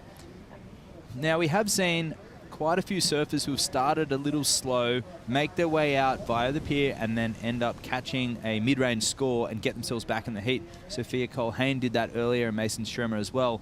And it's just something about that current and rejigging your position in the lineup and just start surfing waves, not being too fussy and just rolling the dice, so to speak. And you've surfed here many times as well, Rosie. You kind of can't really pick what's going to come. You just have to surf what's in front of you, right? I do feel like Huntington does give you an opportunity to reset your rhythm by paddling through that kind of travelator underneath the pier and having a look at the defined peaks up and down the beach. You can kind of surf this wave inside out by going to surfing, starting off on the south and surfing the different peaks and linking them together. And I bet on longboard too, it's hard to really be selective with wave selection when you can work it inside out and catch up to a lot of different waves. This was Jack. Yeah, 2 steps up to the tip, so quite a tall surfer and really using his body to his advantage, stepping back into this carve, keeping the nose from nose diving, and not a lot of rocker in that board as well. You can sort of see him getting on that tail to try and alleviate the nose from nose diving. Do you think the judges will look at the shuffle that he had to do to get back to the tail? And yes, that partially, and that would be something to do with, I mean, it was a 5, 6, 7, so points for that critical nose ride and that change of direction and the variety from nose to tail, but rushing it a little bit. Just kind of like Edward on that really long 5, and he had to step back to keep the nose, but it was after all the damage had been done. And if you're doing that mid-wave, it's usually going to interrupt that flow that the judges are looking for. Kaimana Takayama has one of the most famous last names in surfing history. Uncle Donald, legendary shaper that made such a big impact on the world. Donald Takayama growing up in Honolulu, but moved to California so he could work under some of the biggest shapers in Southern California, like Velzy and Jacobs back in the day. Let's catch up with Pete Mel on the beach. Joe, I'm feeling a little out of place. It is beautiful down here, and look, colored shirt, pants, shoes. You should be all in bathing suits like all these folks, but I just wanted to bring you the vibe of the beach. Awesome. You tell you what, waves still really good, light winds. As we talk about the tide going out till 3 o'clock this afternoon, 3:20 to be exact, which that means is you're going to have clean conditions, nice tapered walls out there for the surfers until we finish out the day. But I'll say I should actually go grab a pair of board shorts and join the crowd. I agree, Pete. I mean, you'll never find Pete with shoes and pants on the beach, but we're working. We're actually not allowed to be barefoot when we're doing the job, so it's important to have covered shoes, you know, just in case something falls on your toe. Yeah, OH&S we call it in Australia, occupational health and safety. Yeah, exactly. Having a bottom turn to a backhand 5 Takayama. How about that? That was as cool as it gets for style. Loved how effortless he made that look. Got to really enjoy that nose ride with Kaimana. Chasing a 7.5 as he's still just playing with that inside. Rosie, how cool was that? That natural style, he really got to show that off there. He was chilling. I love his upright style too. Like the body composure to me is so pleasing, and I know that it's so hard to kind of keep that composure as the water's undulating underneath you. So, you know, he's like in the eye of the storm there and holding it all together. It's almost something where maybe longboarders can relate more to skaters, you know, and snowboarders where they want real limited arm motions, at least some of them who like that kind of approach. Absolutely, and you can see the back foot was over the nose. Being a relatively wider nose, there's a lot of area for Kai to stand, but that was a hang 10, and it was relatively critically placed considering the surf that we have today, so he'll be happy with that, and look forward to seeing what that one locks in at. The only downside of that is when he straightened out, there was a little lack of flow. So judging by what we've seen today, and I think back to Brendan White in previous heats against Taylor Jensen, he did a simple 5 and banked it off the top, and he sorted himself a mid-range score, and it was very simple surfing, as the judges explained to us in the morning. 13:15 on the clock. Jack with the lead with a 7 and a 5.67. Kai chasing a 6.75. Sue ends up taking the win right after this.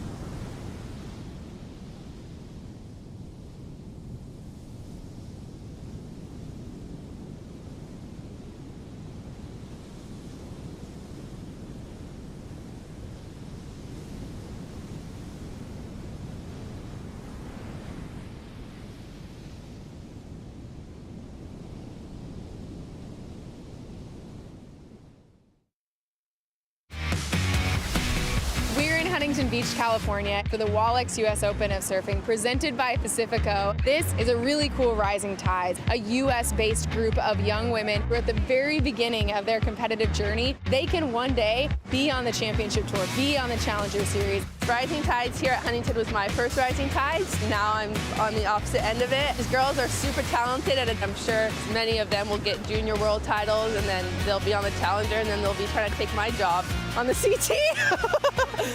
Competing for the USA team, I started at NSSA's and then I moved up to Primes, and now I'm here at the Challenger Series. My ultimate goal is to be on the tour.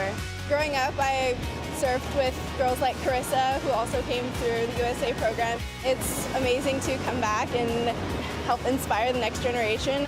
The girls took over the lineup. You could hear the laughter from the beach, everyone having a great time. Rising Tides!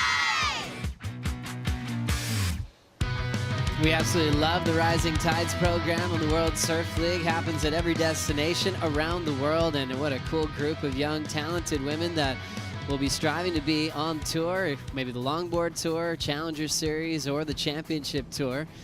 I saw Ezra McPhillips out there. She enjoyed the session. Her father, Colin McPhillips, has a lot of world title trophies at his house. As we look at a replay here, Jack got a fun wave, Rosie.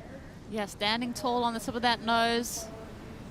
Doing a lot of footwork there. He leans on that rail. Ooh, just loses it on the cutback. I feel like he really built speed through the turn, but probably will be deemed incomplete not riding away in the whitewater. Just the feeling difference, Wax said, on a single fin compared to a 2+1. What's the feeling you get when you're doing a turn like that? Well, Colin McPhillips, if he's tuning in, he'll know exactly that, winning all of his world titles on a single fin, but more of a performance-based, well, a full performance-based outline. And Rocker, on a flatter single fin, that's what Jack was doing, is exactly what happens when you drive into the carve. And we saw Roisin Caroline do a carve like that, and Saxon Wilson in previous heats, stepping on that tail, and it can slingshot back into the whitewash, and without the curve in the rail and the rocker, it's really difficult to bring that back around. Usually with side fins and more rocker, it fits into the wave face, and it makes those power gouges a lot easier, safer, and you can generate speed through them. Soft rails, flat rocker, and a single fin, it is difficult, which is why it makes what Taylor Jensen was doing 2 heats prior even more impressive. So impressive. Yeah, Taylor had a huge heat win this morning. Got on such a roll. Just a few scores that just kept on building from 7s to 7.5s. Speaking of Colin and San Clemente and Sano, I'm sure, Rosie, you see him out there quite a bit. But do you ever run into Corey Colapinto surfing down there? Yeah. Griffin and Crosby's cousin? That's fun because I actually spend time at Sano and I basically just watch and try and absorb what I'm seeing. And he is so good, Joe, and he's just such a friendly kid. But yeah, he's really fun to watch down at Sano. He's one of those guys that I saw growing up competing on shortboards, and I'm just trying to get him involved in the longboard tour. I'd love to see how he would take it on. For you, Waxhead, do you have certain surfers that are really inspiring you these days on longboards that might not be in competition? That's a curveball. I mean, a lot of them are my contemporaries as well, but funnily enough, it's the generation or two above me that are still, you know, walking with the torch, and that's guys like Devin Howard and CJ Nelson who are reinventing themselves consistently, and they're doing it with their equipment, their bodies, and their mindset. So it's pretty cool watching them as they grow older, actually improving in their surfing as well. Aging gracefully. Yeah, absolutely. Love running into those guys and talking shop. And that just comes back to the conversation of Oceanside. I mean, Devin Howard, he grew up there, right? Mm-hmm. There's a big contingency of the longboarders that... Further south, I think, Devin, a little further south, but yeah, North San Diego. Yeah. Yeah, what a great surfer. Longboards, mid-lengths, just about everything. As we got 7 minutes to go in this one, Jack, ever since he opened up with a 7-point ride, has had his lead.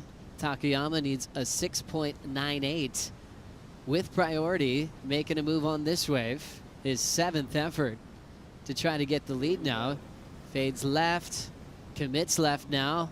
Beautiful footwork for the backhand 5.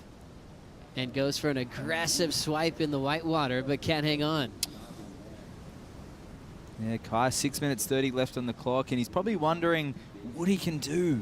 He's got a 5.93 and a 5.17 and needing a 6.98, so it's going to have to be something almost a full point more. And at this point in time, it's going to have to be a set wave and a critical section, but not a lot. It's only he can keep it quite simple. It's just got to show some commitment on a larger wave, perhaps with a clean finish.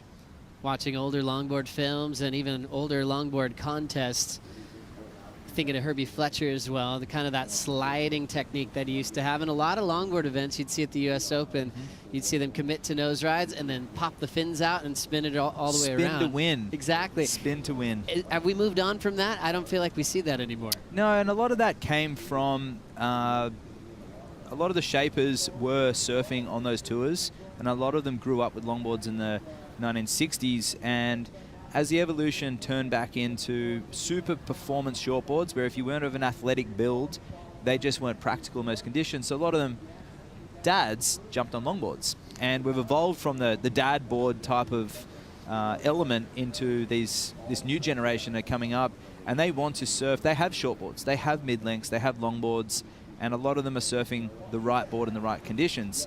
So therefore, a rocket out longboard where you tend to get the fins loose, it just doesn't fit their... They'll ride a shortboard at Trestles, most likely, and they'll surf the log at Sano. And that's just what the modern generation are doing. And to tell you the truth, a lot of them wouldn't even have seen much of what we call a helicopter or Herbie Fletcher sliding out. So, that's a nice opening 10 there for Kai. A little head dip there, and gets a hair out of the eyes. I don't know what that one feels like, Joe. Trimming through the middle, waiting for an inside, and he'll finish this one cleanly on the inside. Nice little redirect there, and he's out of there. But 6.98, what do you think, Rosie? Oof, kind of a... I mean, there was that nice time on the tip there that he had.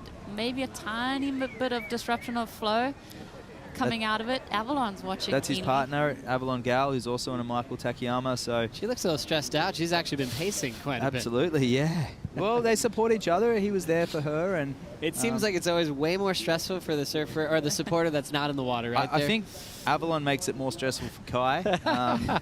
Always leaving things last minute and really pushing it. But 4 minutes left. We're on longboard, so you can catch 2 or 3 waves easily in that time. Certainly. So, yeah, Kaimana still with a chance here. Kai's one of the best nose riders in the world, and you can see on his nose there's actually a slip check. So in the front foot, you can see the wax stops. and it's just cleared. We'll just see now as he goes over this wave, try and get a shot. See that the wax stops is a gap, and what that is like a slip check. So when the board's getting hot coated, they'll leave it rough on the front. I don't think there's any sand or anything on the front. Some of them used to put some grip and glass in some texture. And what it is, so you don't have to put wax there. It's consistently grippy. How about that? So it's like a natural grip tape. Backhand 5 for Jack, leaving the outside position at his priority. Stretch 5, thought about the 10. Whoa. Backside float connection, laying low and grabbing the rail to ride away. So looking to better a 5-9 here to try to put the win out of reach for Kaimana. And he'll step off. Wow, and in the background you can hear his fan base going off. That'll be his sister Reed, who's sitting in there watching. There she is to the left of screen clapping, and his mum there, and that's Jeffrey there watching on in the grey shirt. And here's Kai, his answer back. 5 to 10 combo, he's going for another one, and his turn to smack it off the top, and he replicates what Jack did, but just on a slightly smaller wave. Nice kick out there. Yeah, 2:25 on the clock. Yeah, always great to see Jeff Belzer. Amazing surfer from that Ventura region. Loves driving up and down the coast, scoring waves. Woke up at 4 in the morning to come down here as a coach as we see the backhand 5 again, Rosie. Yeah, love this smaller wave, but I think for me it was all about this ending maneuver. And channeling that with a lot of speed. And then Kai on this one, Waxhead. Pretty much identical. Just a little smaller and a little less pace on the wave, so the judges will deem that less critical. Although it was still great surfing, and it's difficult to pull off a backside on a soft railed longboard. It's difficult to pull off those backside re-entries. It's just the board's fighting you, and you got to rely on these little subtleties of weight transitions to send it up into lip and then come down with it. It's not so much like a drive off the bottom and smack it off the lip like on shortboards. 90 seconds. 5 and holding it is Jack Van Wagener all the way back into the white water. Ends up rotating right off the front end of his board. His wave previous, though, the lefty had a lot of speed on. He did improve his lead by over a point, 6.97 on his improvement. So Kaimana needs an 8.04 with a minute to go. Yeah, rough time for Kai. It's not through any lack of trying. He's caught 9 waves in this heat so far, so he's been rolling the dice and not leaving it up to wave selection. And unfortunately, Jack's just capitalized on those set waves and he's managed to string together 2 standout waves. So Kaimana Takayama chasing an excellent score. Still looking out the back. He's a very dedicated longboarder at a young age. Wanted to travel internationally to compete, to really push himself as a young kid. Growing up in Southern California, 25 seconds. Committing to this one with priority. He's got to dig in, and that one won't let him in. Priority goes to Jack. But they're pretty far away from each other, positioning-wise. And now we see an effort here with 10 seconds. Finn for his takeoff, spins it around. The wave is already shutting down. And since he was chasing an 8.04, it'll be pretty tough for Kaimana to come back. He'll end up incomplete, so we'll be seeing Jack move on into the round of 16. Yeah, that was a very tough heat there for both these surfers. You could kind of feel the tension. Not sure about you, but I could definitely feel that there was not a lot of cheers next door because they wanted to be neutral. Yeah, it was intense. Jack moving on to the next one. Max taking on Kai Ellis Flint in the next matchup in the elimination round. Heat number 6 will bring in Troy Mothershead for the call right after this.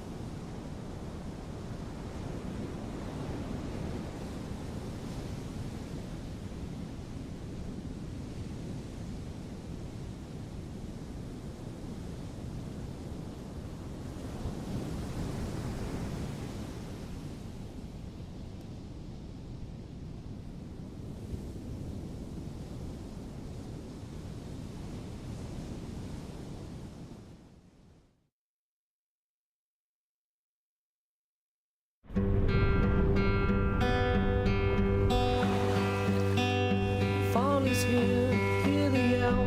Back to school, ring the bell. Brand new shoes, walking blues. Climb the fence, books and pens. I can tell that we are gonna be friends. I can tell that we are gonna be friends. Yes, I can tell that we are gonna be friends. Jack Van Wagoner taking the win. A solid victory, 13.97 total. Our started with a 7-point ride. And we saw Kaimana Takayama be eliminated in that round. We've got more action to come for Jack. He's on to the round of 16. How cool is this? We get to hang out with Troy Mothershead, fresh off a victory over a long-time rival but friend in Cole Robbins. Troy, thanks for joining us. Yeah, thank you. You still have sand on your feet. That's okay. You're allowed in here. Yeah, got Don't the worry about the Crocs carpet. with the charms, you know. That's what happens when you got two. I'm a girl dad. Got to rock charms on your Crocs. Gosh, dad life, how's that been? So good. The best. Yeah, it is the best. So good. How old is your daughter? I got an almost 3-year-old, actually on Saturday, and then we have an 8-month-old. She is the chunkiest. No joke. I was using her thighs as like a way to calm myself and laugh in the middle of that. Like Cole got that big wave, and I was like, oh, just think of Rue's thighs, because that's going to calm me down. They are the best things in the whole world. So I'd be playing this on her 21st for sure. Yeah. Sorry, Ruth. What a great dad. That's amazing. I'm happy for you. Congratulations. Thank That's you. a beautiful chapter in your life. And what about Cole? How long have you known Cole? Oh my gosh, before the heat I was like, Cole, I want to go back. Like, it would be so fun to know exactly how many heats we've surfed together out here, because it's a lot of heats. In Huntington, but all over the coast. All over the coast, Yeah. but even just specifically in Huntington, because there's so many NSSA events here, and then ASP or WSL or whatever, so yeah. I love it. Let's continue this conversation with Troy Mothershead as we see Kai Ellis-Flint on a fun-looking wave wax head. Wow, midboard pumping through this section, and talk about someone with, well, we've got Troy in here who's a really good ambassador for proper hand movement in longboarding, but Kai, also one of those. Look at that, just silky smooth style. The hand's just guiding and flowing smooth. The fingers are open, and you can tell when the fingers are open and loose, the surfer is completely in tune with their mind, their body, and their board. And that is Kai Ellis-Flint, the 6.17 on that opener. Smooth. What are the rules, Troy, and what you can do and what you shouldn't do, in your opinion, what you like to do in your style with your arms and your hands? Oh, I mean, I think there's a balance there of kind of like what feels comfortable, and then even trying to sort of settle down and not move as much. But yeah, Kai is unreal. Like, I really miss watching Kai surf. I think there was a little period where he wasn't really doing a lot of filming or anything, and then he kind of came back maybe a couple of years ago. I don't know. You would know better. Yeah, about a year. Yep.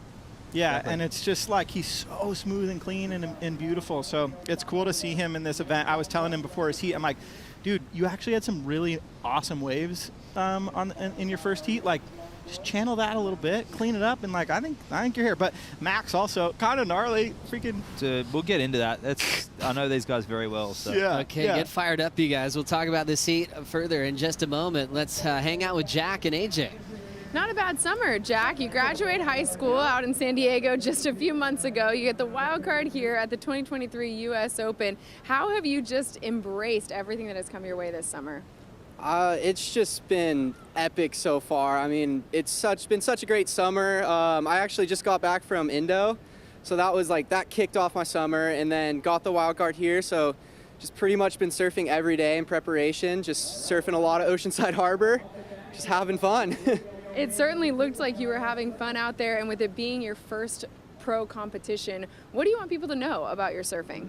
I mean, I hope to inspire like anybody else that is younger or want to become a pro surfer, just kind of let them know that they can do it. Like, when I was going into high school, I never thought I would be up here, but just hard work pays off.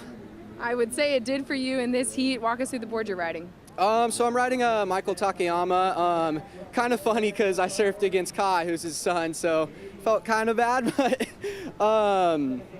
yeah, I mean, it's just, his boards have been working so great for me. He hand shapes them all, so like each one is just so special. and they're just built perfectly every time. So I just love them. Thank you, Michael.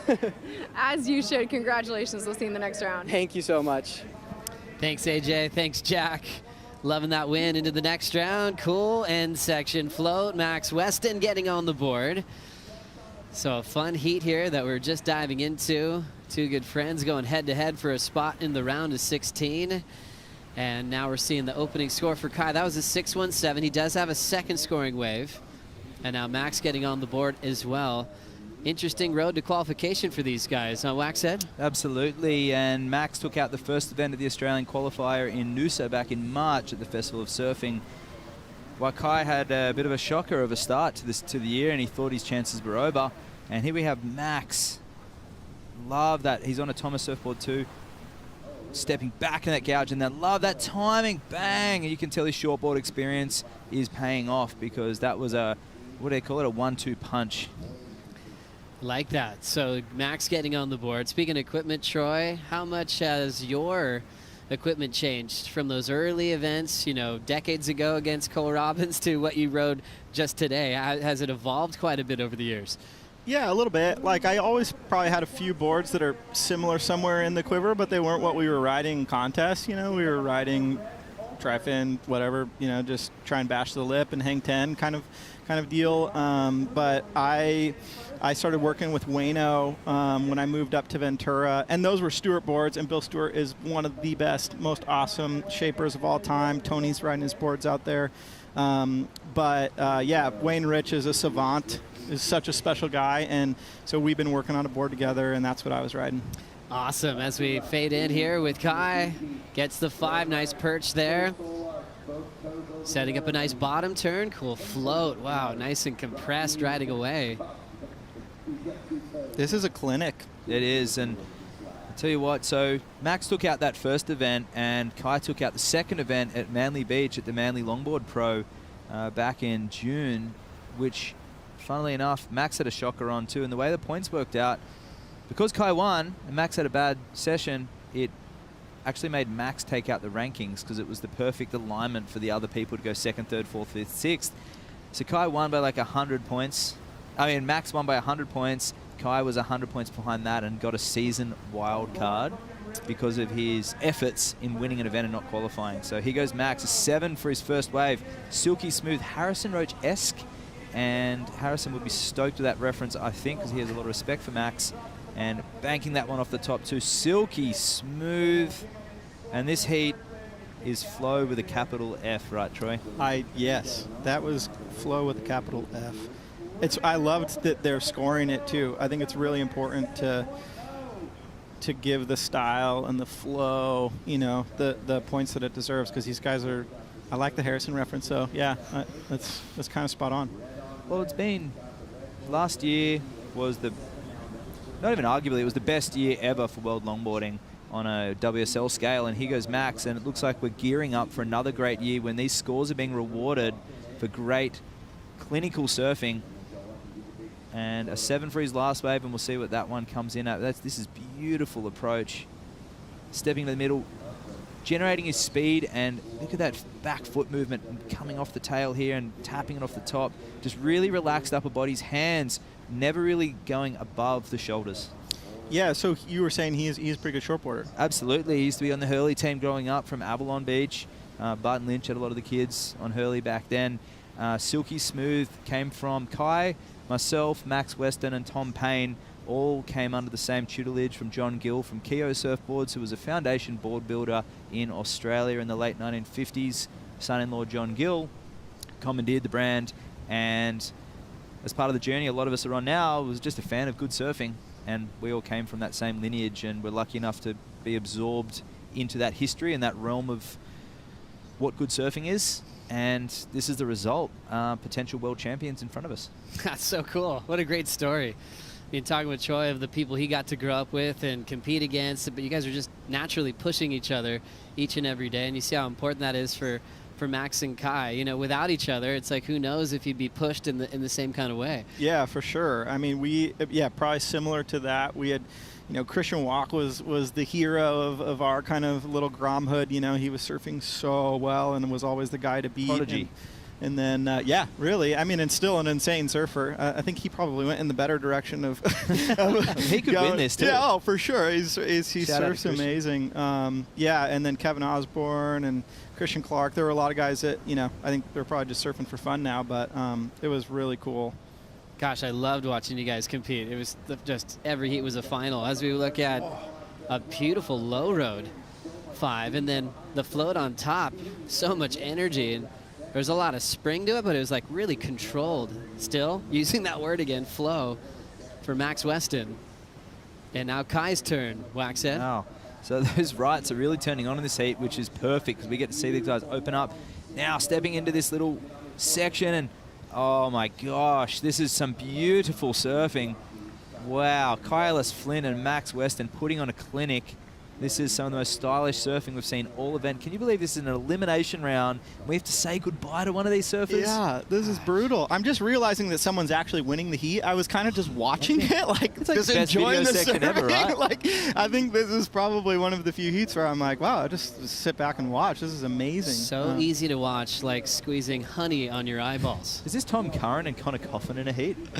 Very cool, very clean surfing. So what's Max, what model is he riding? Is he riding Harris? Yeah, it's the scoop tail. Oh, okay. It's a it looks scoop really tail. thin in the nose. Yeah, it does actually. It's really refined. It might even be a step deck too. He said it's a scoop tail, so yeah, super refined, and it's also wide in the nose, which is what happens when you ride a wide nose. Right.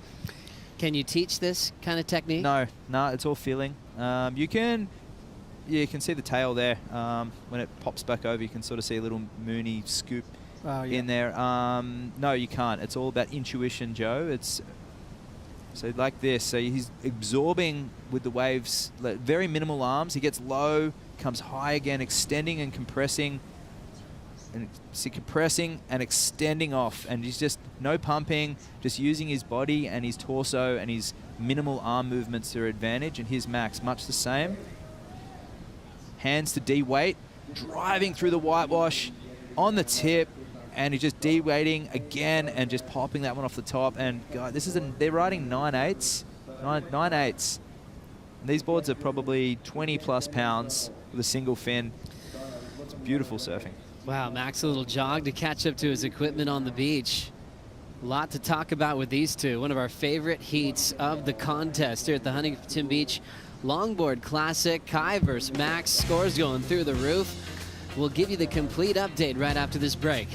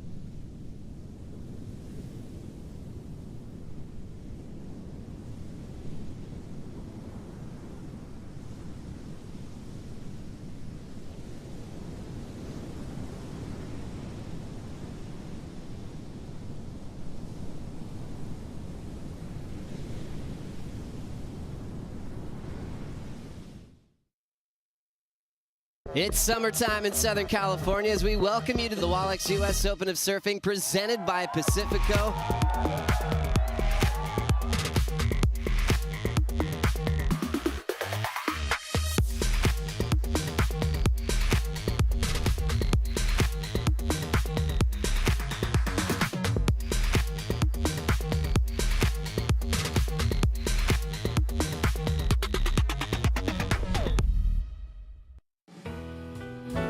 Tuesday. Sun's out, waves are super fun. Some of the funnest conditions we've had all summer in Southern California. Scoring at the right time for a great event. This is the Huntington Beach Longboard Classic, which is the first stop of the World Longboard Tour.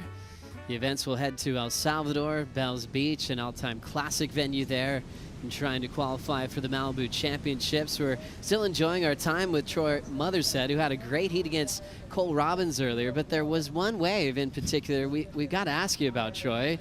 Got real close to the pier. I mean, did you hit it? What happened there? Well, I didn't hit it, but I definitely could have. I was like underwater thinking that I was going to smash into the piling for sure. I just I don't know, I saw the section, I was like, I'm going to hold this as long as I can, and then all of a sudden it started to close out. I was like, uh-oh, see you later. Oh. Boom. Yeah, and then you see the tail went up. So like nose dove, and I think that's what saved it, because it kind of just stopped it. And you stopped it? Oh, yes. They were shouting me up in the tower. They were like, go Troy, that was sick. Everybody, round of applause. So I had to give them something, you know? No, I mean, you survived that. Were people on the pier above you yelling and stuff? Yeah, the commentators on the beach were like, give him a big round of applause, and everyone's like, yeah. Oh, what a good feeling. Yeah, I was hyped up. Oh, solid tip time, though, backhand. That looked great. Yeah, I mean, if the pier wasn't there, it probably would have been all right. Gosh, you're used to dealing I got with a the pier. I got a 3. I thought, at first I was like, maybe they're going to give me that, but they decided I didn't. Well, I would say it was almost complete, but obviously not. Nah, yeah, it's fine. The pylons blocked it. The pylons did block it. Yeah. Love it. What an experience. Talk about a rush. Yeah, that was good. 6:15 on the clock. What a matchup. Kai Ellis Flint, 8-5, you guys, on that last wave. 6-5 before that. So Kai's got the lead. Max Weston, 7.0, and now needs an 8.01. A classic flow clinic going on right now in heat number 6 of the elimination round. Can't believe this is happening so early. I could enjoy this heat for a long time, Waxhead. Well, Max is in second spot at the moment, needing an 8.01. Given what he's put together so far, I think if he can get a big clean right, he will be able to achieve that score. And he's actually a very smart cookie, because he's been working away on developing a nanoparticle biosensors for food and health. He's been studying chemical and biomolecular engineering and doing his PhD. So wow, so his smart plans guy with that. Technical, and maybe we'll speak to him in his post-heat interview. Gosh, I'd love to hear about where he wants to go with that. Yeah, that I don't even know what you just said. Can you say that again? Biomolecular engineering, chemical and biomolecular engineering. Awesome. So he's doing his PhD on nanoparticle biosensors for food and health. But he may have finished that by now, so we'll have to catch up with him. And he's been spending a lot of time with his brother up, actually in your neck of the woods, up in the Ventura area. Ah, interesting. And cool. Surfing around that area in training, and he'll head straight back up there after this event as well. Oh, I'll have to link up with him. That sounds awesome. Max digging in and holding back. Has a little bit of freedom to paddle without priority. Priority still with Kai in the lead. 4:35 to go. Max needing an 8.01. We saw him do some amazing just connections off the tail with flow to balance speed and just absolute grace. We'll see what he's thinking about on a comeback wave, needing an 8.01. Under priority again, nice fade. Quickly to the tip, holding the 5 for a moment. A lot of white water's gonna try to slow him down, and he's got to get out of there. Tough wave to work with there, Troy, as it kind of shut down quickly on him. Yeah, the rights are tough because a lot of them do that. Like you take off and you think that it's going to hold off, and then you just get that little, 2-3 feet of crumble, and it's tough to. I think the judges kind of are going to ding you if you're going through the white water, unless you have something after that. But wow, Kai's footwork on this wave was unreal. So clean and smooth. Here's the recap from heat number 6. Kai starting off with so much grace, throwing away a 6.17. Just like watching a longboard film live. Man, the middle of the board surfing we haven't really seen, apart from maybe Taylor's 7. It's been largely just nose and tail, and I'm sure there's a lot of other competitors that are pretty stoked that one of these guys won't make it through, because this is beautiful surfing. and their technique is just flawless. See that loading up? That is so hard to do on a soft railed log with a belly in it. It's just, you're washing off speed and speeding up, and it's super tricky without those side fins. And they're stepping back into this little transition. That's such a tricky spot. You're just saying that foam that gets in front of you, Troy. Yeah, I mean, I like your reference to the middle of the board surfing too, because I think that's a really important piece of it. There's Kai, little floaty backside. He's cruising. Yep. What does Max need right now? He needs an 8 still, yeah. I mean, that's going to, as good as they've been surfing, that's still going to be a solid one. These guys are stoked. It's Nico coming up in the next heat, Declan Wyden and Tully White. They're all big fans of good style, and I'd be watching this heat if I was a competitor too, because this is some of the benchmark. Wow, what a cool start. We just saw the back end of this wave, Troy. Yeah, that was really rad. Oh man, actually this thing might go into a score line after looking at that. That's pretty beautiful. He's just so smooth. Like, I think we haven't seen like a lot of off the bottom kind of surfing in that way, you know, like even Max is on his front hand, he's in the middle of the board, and it has a little bit, although it's clean and pretty. Like, Kai is a very graceful longboarder, which I don't know that Kai has a shortboard background. I think you can kind of see that difference, like there's a little bit more like rail and drive, whereas Kai's doing it a little more stood up. You know, that drop knee bottom turn on his backside is pretty impressive. Well, Kai's shaping his own boards. That one is a Gato Heroi, I believe, but he is shaping his own boards under the higher state label. But tell you what, he grew up in Old Mal's riding vintage longboards as well, and that teaches you many lessons, and your technique has to be so perfect on those boards, and once you get it right, that momentum and the weight and using the belly, you end up surfing like Kai, and he's just been so good for so many years, and it's really nice to see him do this on the world stage. And yeah, like you thought, Troy, Kai did use that last wave, 7.6, so Max now needs a 9.10 with 50 seconds. I'm seeing a little Rasta in Max too, with how well he can compress and then also stand tall with some posture. Yeah. So it's a really cool balance of getting really low as we see a nice 5. Wow. Look at him go. He's just messing around. So didn't need that one. Doesn't need his board anymore. That was pretty tech. That was the heels, but like with the left. Yeah, and he was levitating. He was doing, well, I haven't seen him do trickery like that. Right. So is this the highest heat total so far, 16-1? Yeah. As we see this last wave, this is still scoring for Max Weston, laying low, stretch 5, and we'll ride into the beach. I think everyone should celebrate longboarding after this matchup comes to a close. Max versus Kai. I hope we get to see these two matched up all year long, from Bells to El Salvador and beyond. It was actually Edwell Del Perro with a 16.26 in the heat 2 before with that 8.33 and a 7.93. And Chase with a 14.13, so very close. And Edward and Kai, the standouts of the round so far. Unreal. That was special and really cool to hang out with you, Troy. Thanks for coming in. Thank you, guys. I'm stoked to be here. Hope you have a blast in the next round. We'll take a quick break. More to come here at the Huntington Beach Longboard Classic. We'll be right back.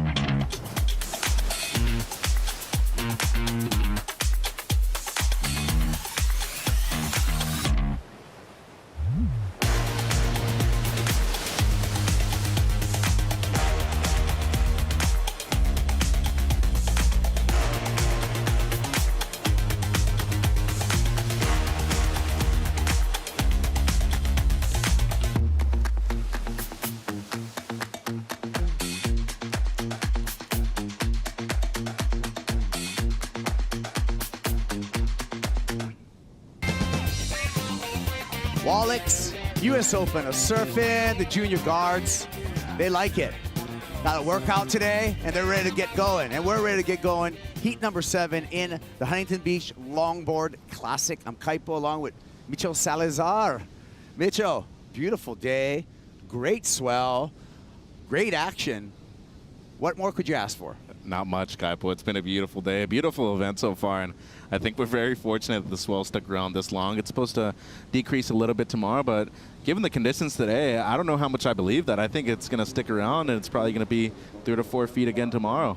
I feel like the swell is overperforming the forecast right now, and we're happy about that. Yep.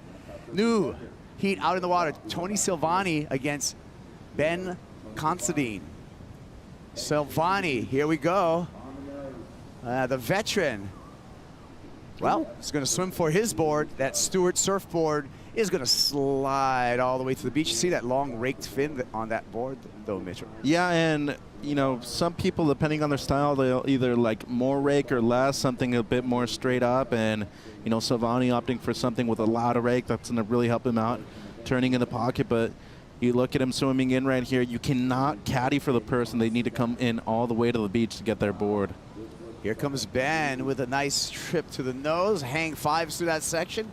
Gets into clear water again. A nice carve off the top. Showing some control. The surfer, the Australian from Barwon Heads, Victoria. Ben Considine. He's a physical therapist by trade. Yep, and a great surfer and qualified basically through the 2 events that they had in the area over there, but national champion last year in 2022, great goofy footer. Hard to be a goofy footer in that part of Australia, Kaipo, where it's mostly rights. We like going backside, though. We do, but being a goofy footer, both you and I, we can find a left every now and then, even at a right-hand point break, too. I know I can. Might look a little forced, but every now and then there could be the odd chip in. But he's a great surfer, young kid too. Yeah. Riding South Coast longboards. And so great to see both Ben and Tony out there, both leashless, and I like that style. This is a 6.33 for Tony Silvani. Yeah, the kid from the East Coast, been around for a long time. Couple long stretched out 5 right there for Tony Silvani. And the surfer from the Mid-Atlantic and the eastern part of the United States. Good nose ride again. Mix it to the nose. A lot flatter face right here, so that's why the score didn't go too high, and makes it all the way through the pier as well. That was a tricky section. Sketchy right there at the end, too. As Ben's wave, this comes in at a pretty decent score, too, Kaipo. Lovely nose right there to start things off. A little bit around the section right here, and was able to bring it down with some style, too, and grace at the end of this one. Really like the way he complements his style with that rail surfing, Kaipo. Let's hear AJ with our last heat winner. Go ahead, AJ. Thank you, Kaipo. Yeah, Kai, this was one that was a little hard to go against somebody that you've looked up to, admired, is a friend. How do you get into the mindset to go ahead and get competitive against somebody like that? Well, yeah, Max has been someone that has always surfed really beautifully, shreds on a shortboard, and I've always been super inspired by him. And he's a super smart bloke, so coming up against him, I knew he was going to be calculated, and he surfed well. I guess I just got a couple under him at the start and managed to secure a few bigger waves towards the end of the heat. But yeah, just going out there and enjoying surfing with your mate. It's epic. And you guys were going back and forth, great scores dropping, it seems like almost every wave. So when you see that happening, how do you dial in and adjust your surfing in the heat to make sure that you come out on top? Right, well, I guess we probably spent 10,000 hours doing that in the past, you know? It's like we've been surfing together for years and years and competing against each other, and, you know, it's just doing your thing out in the water. For you, you got the season wild card here for the Longboard Tour. How important is it for you to come out in this first event and establish that you might be the wild card, but you can go deep in these competitions? Yeah, well, I mean, that was a crazy story. I had a shocker in my first event in Noosa, and then the second one, I ended up coming out on top, and Maxie won the first one, and I knocked him out in the quarters of the second event, and I guess we just got put up against each other too early in the heat. It would have been cool to see each other in the final, but then I got lucky to kind of push him further forward and him getting the position on tour, and then I got the wild card, which I was super stoked with. Yeah, we're just out there having a good time. Makes sense. Well, congratulations. You're on to the next round. Thank you very much. Well, Kai, pretty modest, because he had an excellent two-wave heat total for a win there, 16.1. And we'll see him in the round of 16. Checking out Ben on the paddle back out. Some scores are in. A 4.33 start for the Australian. He's trailing in his matchup against Tony Silvani. He's a 4.01, Mitchell, to turn this heat, but plenty of time on the clock, 16 minutes, 40 seconds. Yeah, and big clash of styles out there in the water right now. Very competitive, and a great competitive pedigree from Tony Silvani. Been around a very long time, and you see the young Ben Considine, who doesn't normally use this just only as a profession. He just really likes to compete in longboarding. Yeah, there's our veteran, Tony Silvani from Virginia Beach. He's a surf instructor. I mentioned that he is riding Stewart surfboards. And I want to acknowledge Bill Stewart from San Clemente, a master shaper for decades and also a pioneer in beautiful surfboard airbrushes. Yeah, for sure. And I think besides Michael Takayama, I would have to say most people ride his boards in this area of the United States too. So cool to see a lot of those traditional shapers still around. And Kaipo, the boards are obviously working good. He has a couple of surfers in the event. I love the fade to take off. That was some steezy stuff for Silvani, but paid for the steez right there. Maybe a little too relaxed. Yeah, and I think he misread the wave right there too. It seemed like he was aiming left, wanted to fade right real quick to be able to get better positioning on the left, but it eventually worked against him. Is not going to improve on the 2-point ride, and now allows Considine to, you know, not only look for that 4.01, but maybe break away even more. Seems like the left have improved a lot, Kaipo, with the lower tide that we have out there right now. And with 15 minutes to go, wouldn't be surprised to see Ben look towards that way. But Tony Silvani, he's won events all over the globe. He's finaled around the globe, too. And the one thing that's eluded him is a world championship at this level. That's true. He's been at it for a long time and has yet to, you know, accomplish the ultimate goal. And that's the ultimate goal for every one of these surfers, both men and women. This is just the start of their road to a world title. Again, to explain how that works, we have 3 events working our way up to the World Championships for longboard. So we're going to do this one. We're going to go to Bells. Then we're going to go to El Salvador. Top 8 men, top 8 women. At the end of those 3 events, there's no throwaways. All your finishes count. Will qualify for the World Championships in Malibu. That's going to happen in October. Waiting period starts October 3rd. And it'll be match play in that World Championship. So it's going to be an exciting series that we're gearing up for here. Beautiful drop knee cut back by Ben. Gets up there to the 10, and a lot of control right there. He's going to get some credit for that nose ride. Head on swivel right now. A little bit of a redirect. Great footwork on the inside. Again, that's in the criteria. Cross-stepping his way to a finish. Doesn't really add that much to the total value of the score, though. Like, if it were me personally, I'd be kicking out after that one carve that he had once the wave started to die out. Doesn't really seem like those nose rides are too critical just because there's no real sections by then anymore. But still, nice little additional points afterwards. Seems like a set's incoming, and Silvani with priority. Probably going to need a score right now, as Considine only needs a 4.01, Kaipo. Yeah, he probably got his need right now, so we'll be waiting for the score for Ben Considine. Silvani identifies this right-hander here. Here he goes. Quick to the tip and gets a nice hang 10.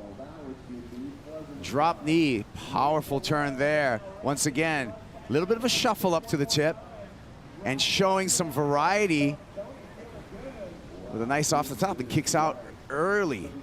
He's gonna have to wrestle his board and make his way back out. Yeah, and Tony's one of those people that has definitely had to adjust his style of surfing to a more traditional criteria. He was definitely one of the people that was more of a performance-based longboarder, and I think it's worked well for him. You look at the type of fins that he's riding, much more in the pocket style of surfing, and Silvani, a complete package with the nose ride that you saw at the beginning of that wave too. looking good. Kaipo doesn't need much more to retake the lead, and I feel like we're going to have another situation change right here with 12 minutes on the clock. That's right. It's going to go back and forth. Ben Considine, a 5.17. Ben has the lead right now. Tony Silvani just needs a 3.17. He gets a 6.67. Silvani, like you predicted, Mitchell, takes back that lead. Yeah, and his best wave so far, too. Really agree with that score right there. Just the degree of difficulty of the opening nose ride, how to cross-step to get to the nose real quick, and real good identification of a quality wave out there with that right-hander. They're kind of more towards the middle peak of the beach right now, which I think is a good spot for both the left and the right. The left doesn't go out to sea, and the right steep enough to the point where it gives you at least 2 sections on the outside.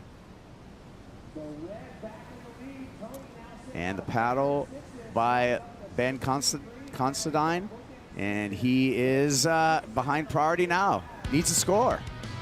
Taking a break. We'll be back with more. Stick around.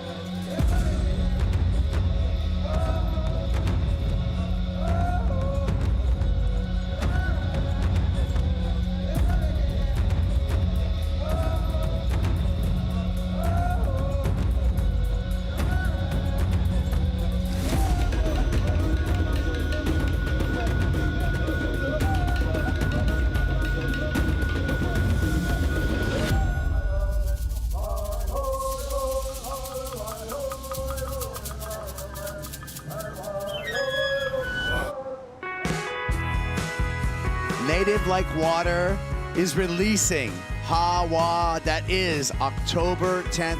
Looking forward to that film. Native Like Water, a WSL Pure grantee, and I can't wait to see what Mark and the crew over there put together, and really, you know, celebrating a vision through an indigenous lens.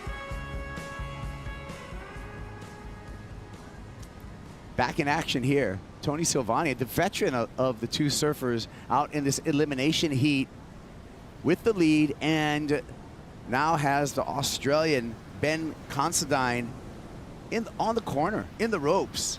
Ben needs a 7.83 at the moment. Yeah, and we were touching on, you know, how long Tony Silvani's been around and competing at such a high level too. Looking at another wave here from Tony, looking left, was with that fade, was able to position himself great. Just as I mentioned before, a lot of these lefts tend to be very flat. Goes for the rotation right there, Kaipo. That's not necessarily in the criteria. It's very cool looking, and there is a degree of difficulty to it, but doesn't seem like he's going to improve on his low score. I had the chance to see Tony compete at Anala's event, which is the Continental Tour within the Americas, at Las Flores last year in El Salvador, and he was just really stoked to be able to compete in some quality waves down there. Ended up losing the final to Julian Schweizer, but was really stoked to be able to compete in an event where he felt like his surfing was highlighted a lot more. He feels like he's always been kind of contained when it comes to surfing beach breaks, even though that's where he originated from. But now, with the tour that we have, going to Bells and to El Sunsal in El Salvador, I think this is going to facilitate his style of surfing.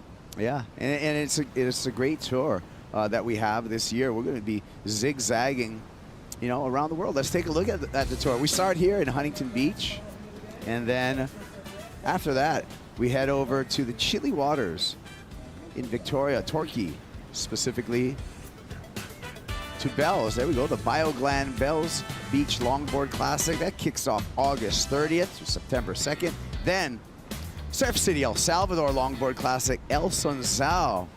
Well, we like that place, Mitchell. I definitely do. It's a quality wave, too. Really stoked to see that that's going to be the last stop before the championships at Malibu, Kibes. Then the classic spot for a world title match is going to be the Malibu Longboard Championships, a one-day event, waiting period October 3rd through the 13th.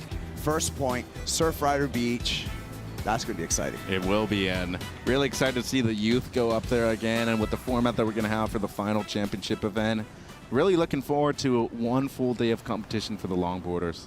Yeah, it's going to be, with that waiting period, that's really ensuring us, I think, some classic Malibu. We had classic Malibu in 2022. It was firing. It was firing. It was beautiful to see the walls there at Malibu just empty, and the world's best longboarders doing the world's best longboard surfing on those empty walls.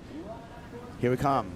Ben needs a pretty big number. Some great footwork, great style, lacking some nose ride time, and caught up there. That's going to cost them. Yeah, and I think right now with 6 minutes to go, don't know if that was the right wave that he would have been selecting right now, needing close to an 8, but still at least getting an opportunity right there. Look for Tony to be moving over towards Ben right now, and knowing that despite maybe Ben not having the same kind of competitive pedigree as Silvani does, I think right now in the elimination round, this is not a round where you want to be losing out on, especially when you have a format like the 3-event tour, knowing that the top 8 qualify for Malibu. Must-win scenario right now for Tony Silvani to keep his hopes alive. And one thing I know about Tony is that he is an ultra-competitive person. No doubt. He's not kind of the casual. We have some casual competitors. He's a machine. Yeah, he's going to go after you. Yeah. He's right now with the lead and priority. He's not going to give you an inch. And I think that's something that a lot of the young kids in the athletes area can really look up to and maybe encourage themselves to bring some of that to the table in future heats too, because we saw Chase Leader go up against Edward Del Perro earlier today, and I felt like his surfing was great. He dropped a couple of 7s, but there was opportunity right there to drop a couple of 8s and make it more competitive. I just don't see that dog in a few people yet. I think it's going to come out a little bit more in the next 2 events. I like it. I like to see that evolution. Well, it's still part of competition, right? I mean, we're talking about a you want a world title championship. Or what? I mean, that's the end goal, right? For every single surfer. If you're entering this and you don't have an eye on a world title, no need to be doing it. Yeah. No, I agree. There's a reason why it's called a competition. You should be able to win every single heat that you put a jersey on for. I feel like we've gotten to a point where certain people are obviously the big dogs, and then people are just fillers. You don't want to be a filler. You want to be people looking up to you and saying like, wow, I want to beat that person, because if I beat them, I can consider myself one of the best in the world. I like it, Mitch. Nice long 5. It gets up there for a 10, slight 10.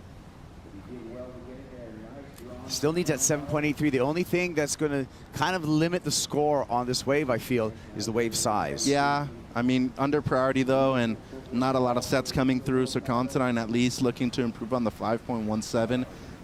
Some nice footwork right there. I mean, for how small the wave was able to get a nose ride, and obviously adding those carves help.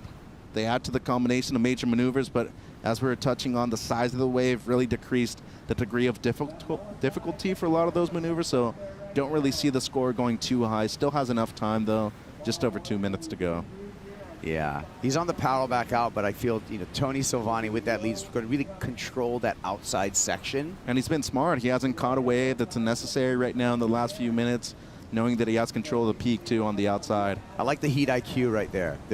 When you have the lead, like Tony does, there's no need to really go unless you're 90% sure that you're going to improve upon your score line. Yeah. So he's been doing textbook play at the end of this heat. Yeah, positioning is so key here on the south side, and especially on the lower tide where things tend to look a lot better than they usually are. A lot of these waves out there don't have the same kind of push that you would normally see with the higher tide of Kaipo, especially those small waves. They look very fun, but as soon as you stand up, it is very hard for you to generate speed. So Tony recognizing that, he's staying all the way on the outside.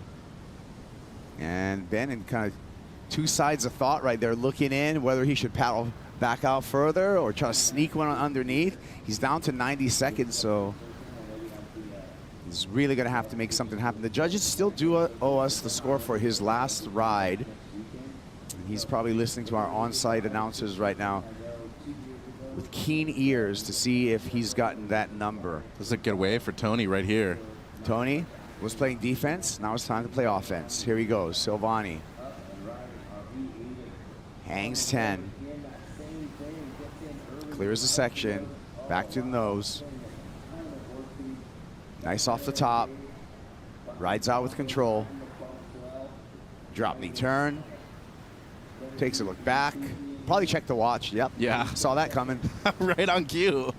And then touches the nose again. So you talked about the heat IQ. You talked about the recognition of him being in certain areas, as we see his support crew in the athletes area right now. He is so good at managing time out there in heats, and whether it's a 20, 25, or 30-minute heat, he's great at it. Yeah.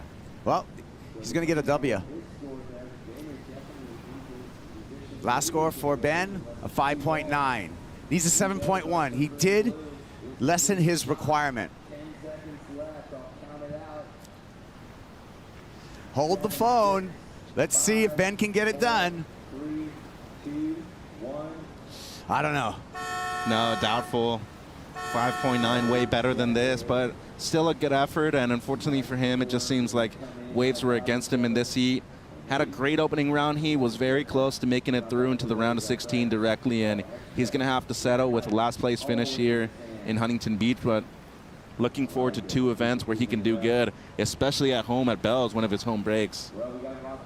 Yeah, he's going to reset for Bell's, stop number 2. Meanwhile, Tony Silvani, he's going to prepare for the round of 16 with that heat win. Some great sportsmanship in the shore break.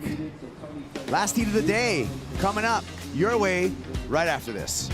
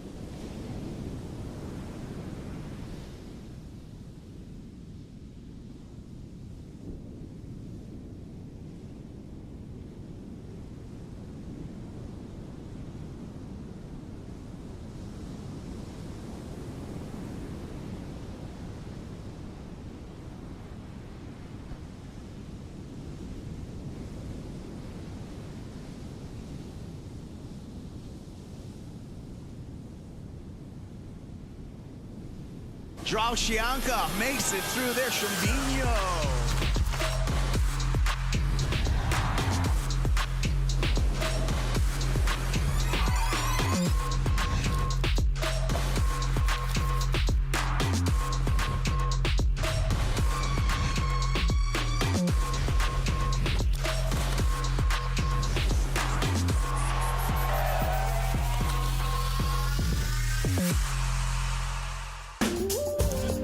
Championship Tour rolls on. Up next, Tahiti, August 11th.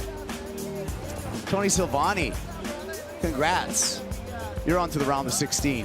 Why not a selfie? There you go. Good job. Score one for Virginia Beach, Mitchell. Yeah, East Coasters very proud, and you know, Tony Silvani doing great at beach breaks as he usually does, Kaipo. Moving through to the round of 16. Making fans, making friends. That's what it's about. Yeah, that's cool. I mean, he's definitely been around for a long time, so probably a few of those people have, you know, been on his journey through his competitive career. You got some fans too, Mitchell. Heat number 8 out in the water. John Michael Van Hohenstein. They just call him Johnny the Ripper. Up against Nico Andrade, the Spanish stylist. So one for Hawaii, one for Spain. Winner moves on to the round of 16. Yeah, and a good clash of styles right here too. Was looking at Johnny the Ripper out there in the athletes area, and he was very focused on the lineup. Was looking at his good friend Kaimana Takayama take to the water a few heats ago. Kai unfortunately went down, and Johnny trying to make, you know, the mistakes that Kaimana was able to have in the heat, not be very transparent into the scores that Johnny's looking for right now. So I feel that he's going to be very focused on the rights out there. It seems like he's focused towards the Pier Bowl, Kaipo. Johnny's one Ripper. Yes. From Queens Beach on the south shore of Oahu. A long legacy there at that break named Queens because Queen Liliuokalani had a beach house there and she loved to take to the surf, like a lot of Hawaiian royalty did for a long, long time. Isn't that where the statue of Duke is as well? That's Duke's statue there. We got Jonah Kalaniana Ole. He has his statue there. We got all kinds of Beach Boys who have you a good time. That's my hood right there. I love Waikiki. I just never make it back there very often. But shout out to all my Waikiki friends, family, and all the Beach Boys keeping the culture alive. Hey, I will say probably the most underrated area of the island of Oahu as well in terms of the quality and the consistency of the waves too. Oh, no, I'm kidding. Sorry. It's not a secret. Yeah. Got about 1,000 people out every day. Nico Andrade, he made his way here from Spain, the Spanish stylist, as I said, won the Boardmasters qualifying series event over there to get into this World Longboard Tour. Johnny the Ripper already has a 7.33. Wow. That was nice. Yeah, it was strong right there too, and very critical and steep section. Trying to straighten out right there and avoid the pier. Good stuff right there from Johnny.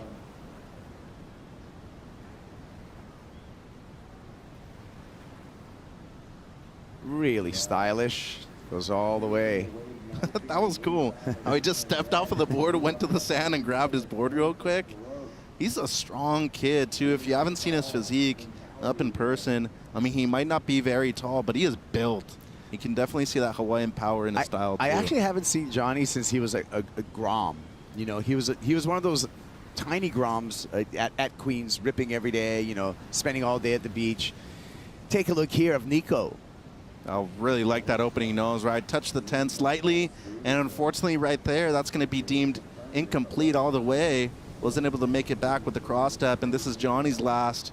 A great nose ride to the carve, brings it all the way around. Look at the way he touches the 10 real quick. That is so difficult to do, and especially with that northwest wind picking up right now into the lefts, real hard to keep his composure right there at the end. Here's a 7.33 that he opened up with, Mitchell. Yeah, and that's what I'm talking about. He was eyeing these rights the whole time. Amazing carve right there, brings it all the way around. See how strong he is, too, to be able to bring that board around as heavy as it is. Real tough stuff right there from Johnny. And he's on his way back out with a strong lead over Nico. 18:35 on the clock, so a lot of time for the situation to change. Was it pretty surprising when you saw him up person the other day and you hadn't seen him since he was a Grom, and you're like, man. Everyone grows up, I guess. Yeah, eventually. Just makes me feel old, Mitchell. I've seen generations of Grommets go from Menahunis, you know, to like full-on pros. I mean, I was talking to let's take a look at a replay last of Nico. Yeah, he's looking for a 7.56. It would have to be his best score. Gets the nose right there, perches the 10 real quick. Some amazing stuff right there from Nico, and gets a little hung up coming out of it, and was able to really make use of good priority and good positioning out there by himself in the lineup. Raise up, Virginia Beach. You got a winner in the way of Tony Silvani. Let's hear from Tony with AJ.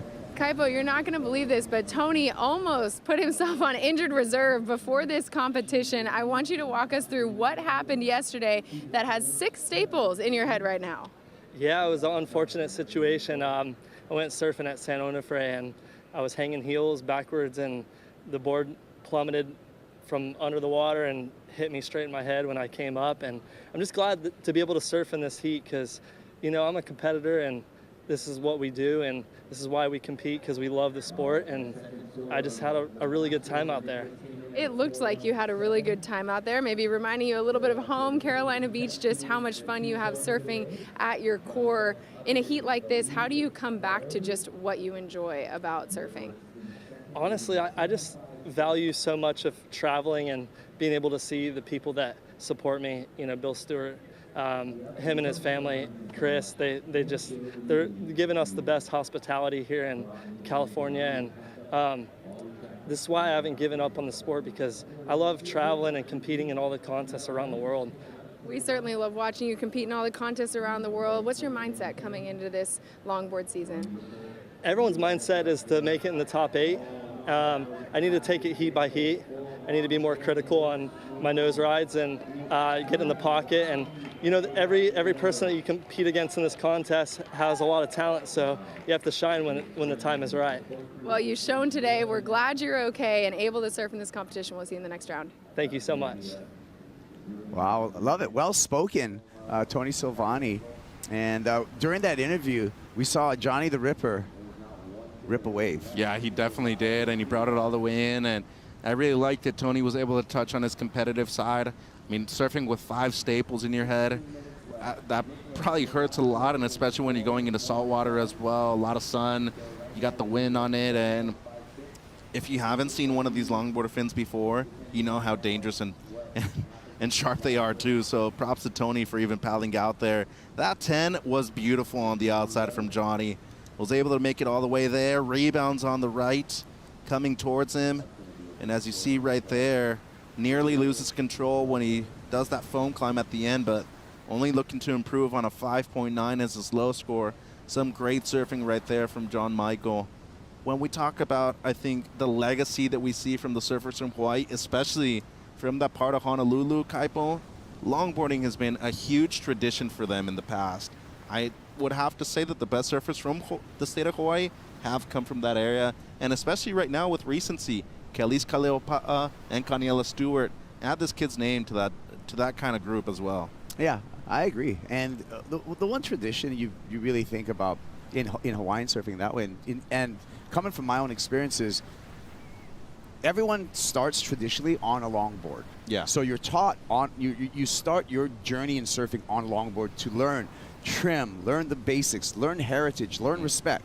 Some people move on to riding shortboards. Some people stay on that longboard and become world-class professional surfers like Johnny the Ripper. Yeah, and they're usually watermen or waterwomen too. They can surf any kind of board, any kind of craft, and I really like the inclusion of foiling right now too, and I think that having the Molokai to Oahu addition of the foil is really cool too, and obviously a very difficult thing to do that for that long, but I think it's really nice to see the diversity of skill sets that a lot of these longboarders bring. Yeah, congratulations to all of the participants this last Sunday from Molokai to Oahu, the prone paddleboarders, the stand-up paddleboarders, the foil division.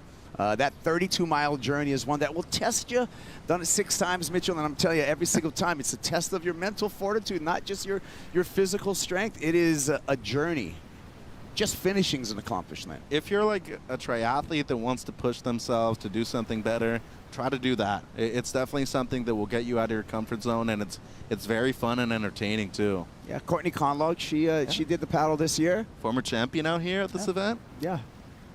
We've seen in the past, we've seen Joel Parkinson paddle across the channel. Brad Gerlach made the journey one year. It was pretty cool. Jamie Mitchell. Well, Jamie Mitchell's won it 10 times.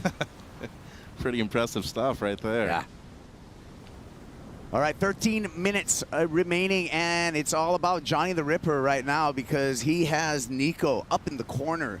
Nico needing a 9.59 to turn the heat. He's asking our beach announcers for the time. They're going to tell him, hey, Johnny, you got 12 minutes and 45 seconds and to hang on to that lead. As you mentioned right now, Nico in a corner needing something close to perfection right now, a 9.59. He's definitely still looking for the lefts, but I feel like the steep rights have been advantageous for the goofy footers in the past. But if you look at most goofy footers in the draw, I think Brendan White would be a perfect example of that.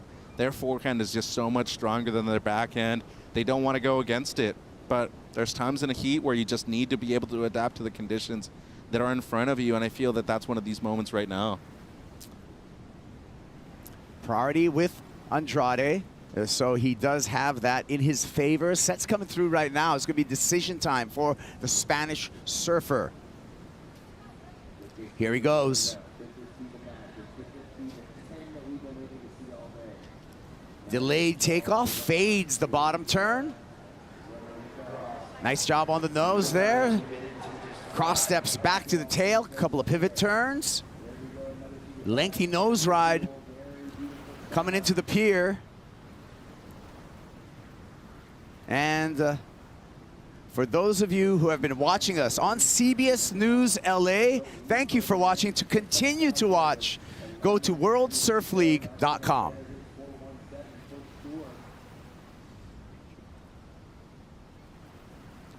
If you're already on World Surf League, you don't have to change channel at all. We got 11 minutes and 10 seconds on the countdown, and we're going to be waiting for a score for Nico. Needs a 9.59. That was a great ride, Mitchell, but was it in that high, excellent range? Well, and not only that, there was major loss of control at the end. Was the ride even complete, too? He kind of had to go prone and grab both of his rails. I don't fully think that he rode out of the last maneuver, so that's going to be very detrimental to his score. Normally, you do get based off of what you did and not what you can do as we look at the replay here. Great fade. The way he was able to hang on to both of his rails and not release them until this wave stood up more. Gets the 5, a tight 5 right there. And this nose ride right here, real technical stuff. Gets the tight 5 once again. But look at this. Cross steps back, makes it back all the way. And unfortunately for him, during that carve, he loses control entirely of his board, has to go prone, and I don't feel like that last maneuver is going to be complete, but had 2 excellent nose rides before that. Taking a break right now. We'll be back with the conclusion of heat number 8 of elimination round. We'll see if Johnny Ripper can stay in the lead.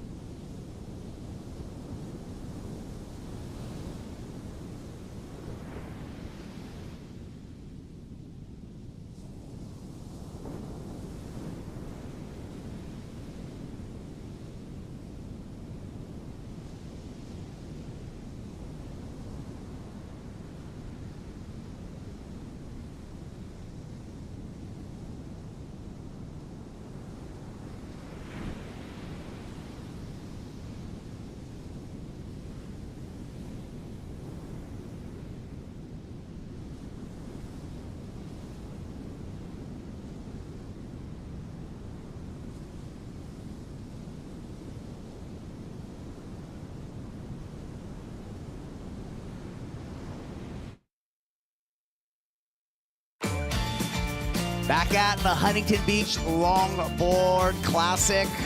Let's catch up with Matt Shanoski, the Waxhead. What do you got, Matt? Down here on the beach, we have Ryan from LogRap, the prolific videographer who's, I guess, responsible for a new resurgence of longboarders around the world. What's the deal with LogRap? How did it start, and where are you headed? Oh, thanks, Matt. Yeah, I started LogRap back in like 2017, mainly with the goal of, right around that time, I was moving out here from New York and starting to kind of get more into longboard surfing. Growing up over there, I was really just doing shortboarding.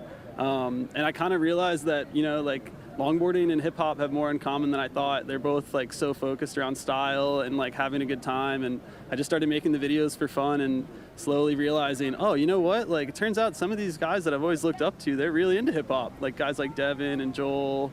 And a lot of them have crazy stories of their own from hip hop back in the 90s. So it was a lot more connected than I expected. And yeah, now I'm basically just turned it into a way to cover my friends and cover these stories in the longboard culture that we enjoy. You know, I'm just the biggest fan of longboarding, so I really just have fun like filming everything and sharing everything from my point of view, and other people seem to be interested too, so it's fun. And what's the future for LogRap? I think really we want to just keep focusing on covering different stories we find interesting in the longboarding world, and really just focus more on the like, not necessarily the competitive side of longboarding, but more so the just like the free flowing, like having fun, and mainly just, you know, like filming and surfing with your friends. Like there's nothing better than having one of those days where it's just perfect waves and you have the best crew and you get to put that into a movie for people to share. It just makes it all like even that much better.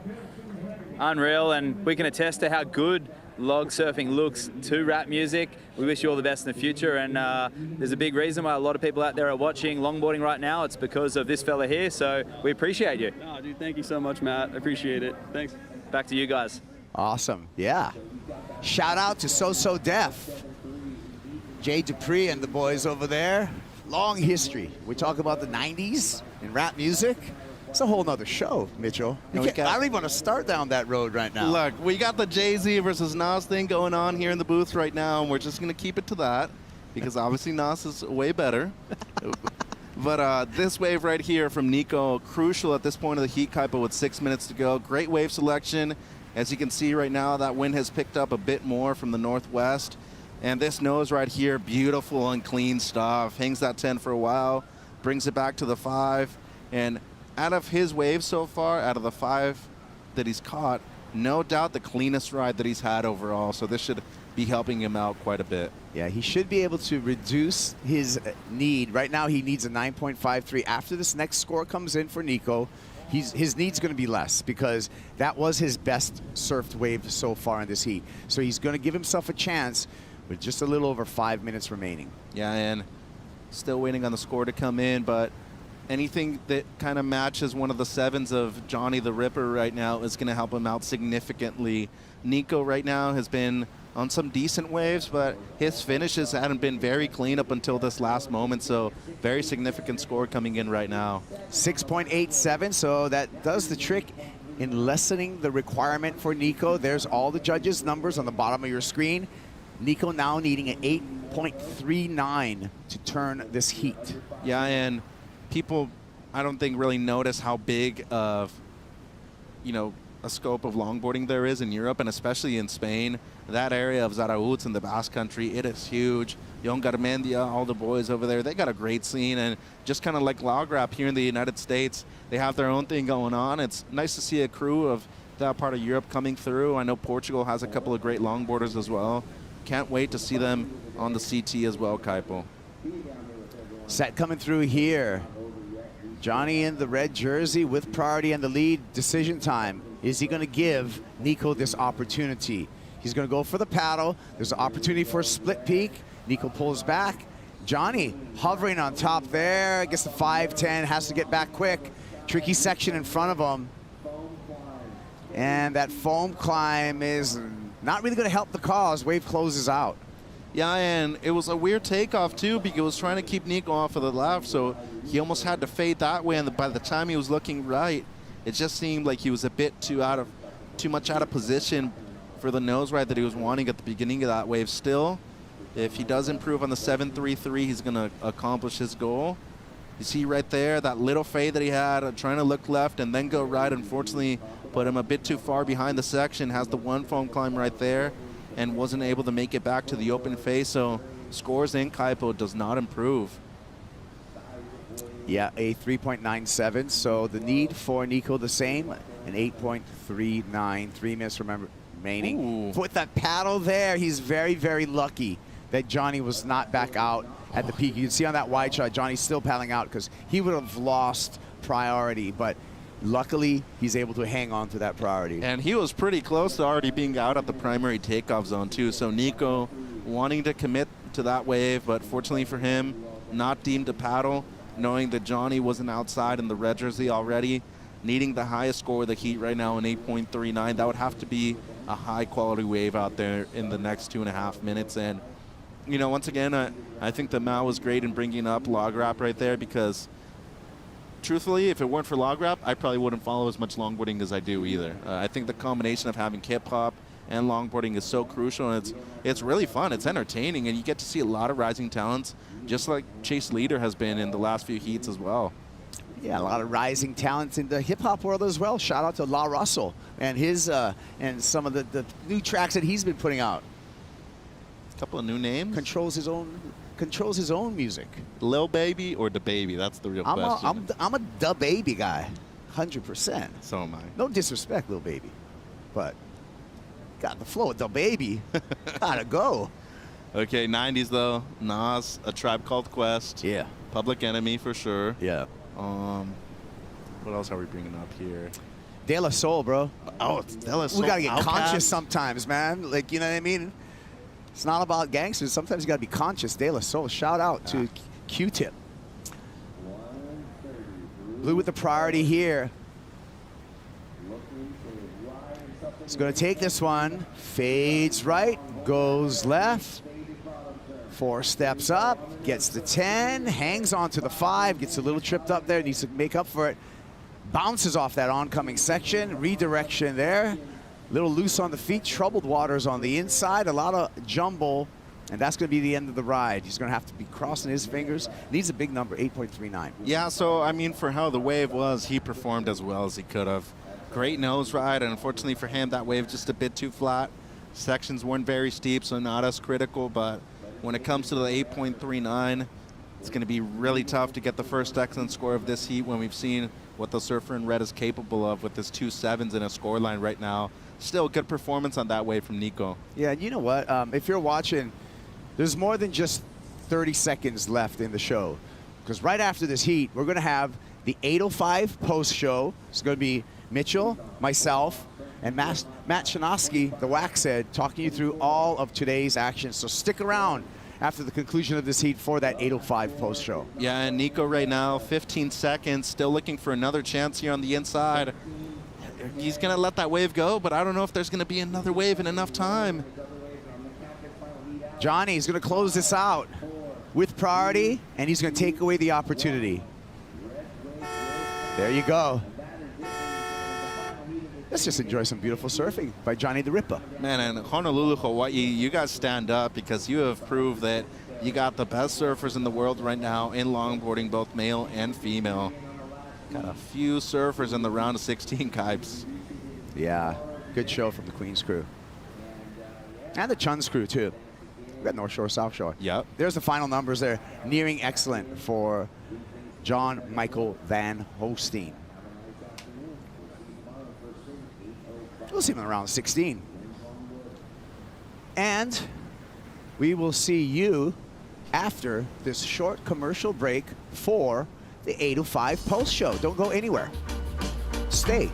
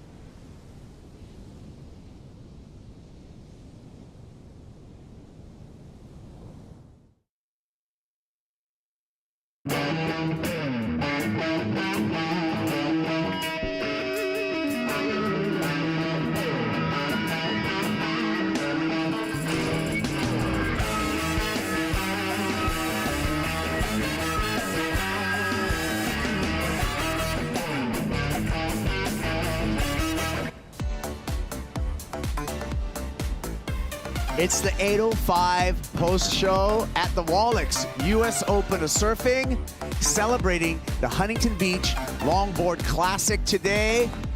What a beautiful day. What a beautiful afternoon. We had some beautiful waves and some great surfing. That's why you're tuning in to this 8:05 post-show. I'm Kaipo, along with Mitchell Salazar, Matt Shanoski, the Waxhead.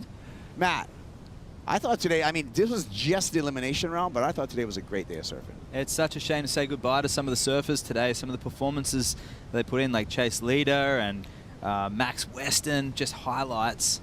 But someone has to go home. Yeah, that's a competition.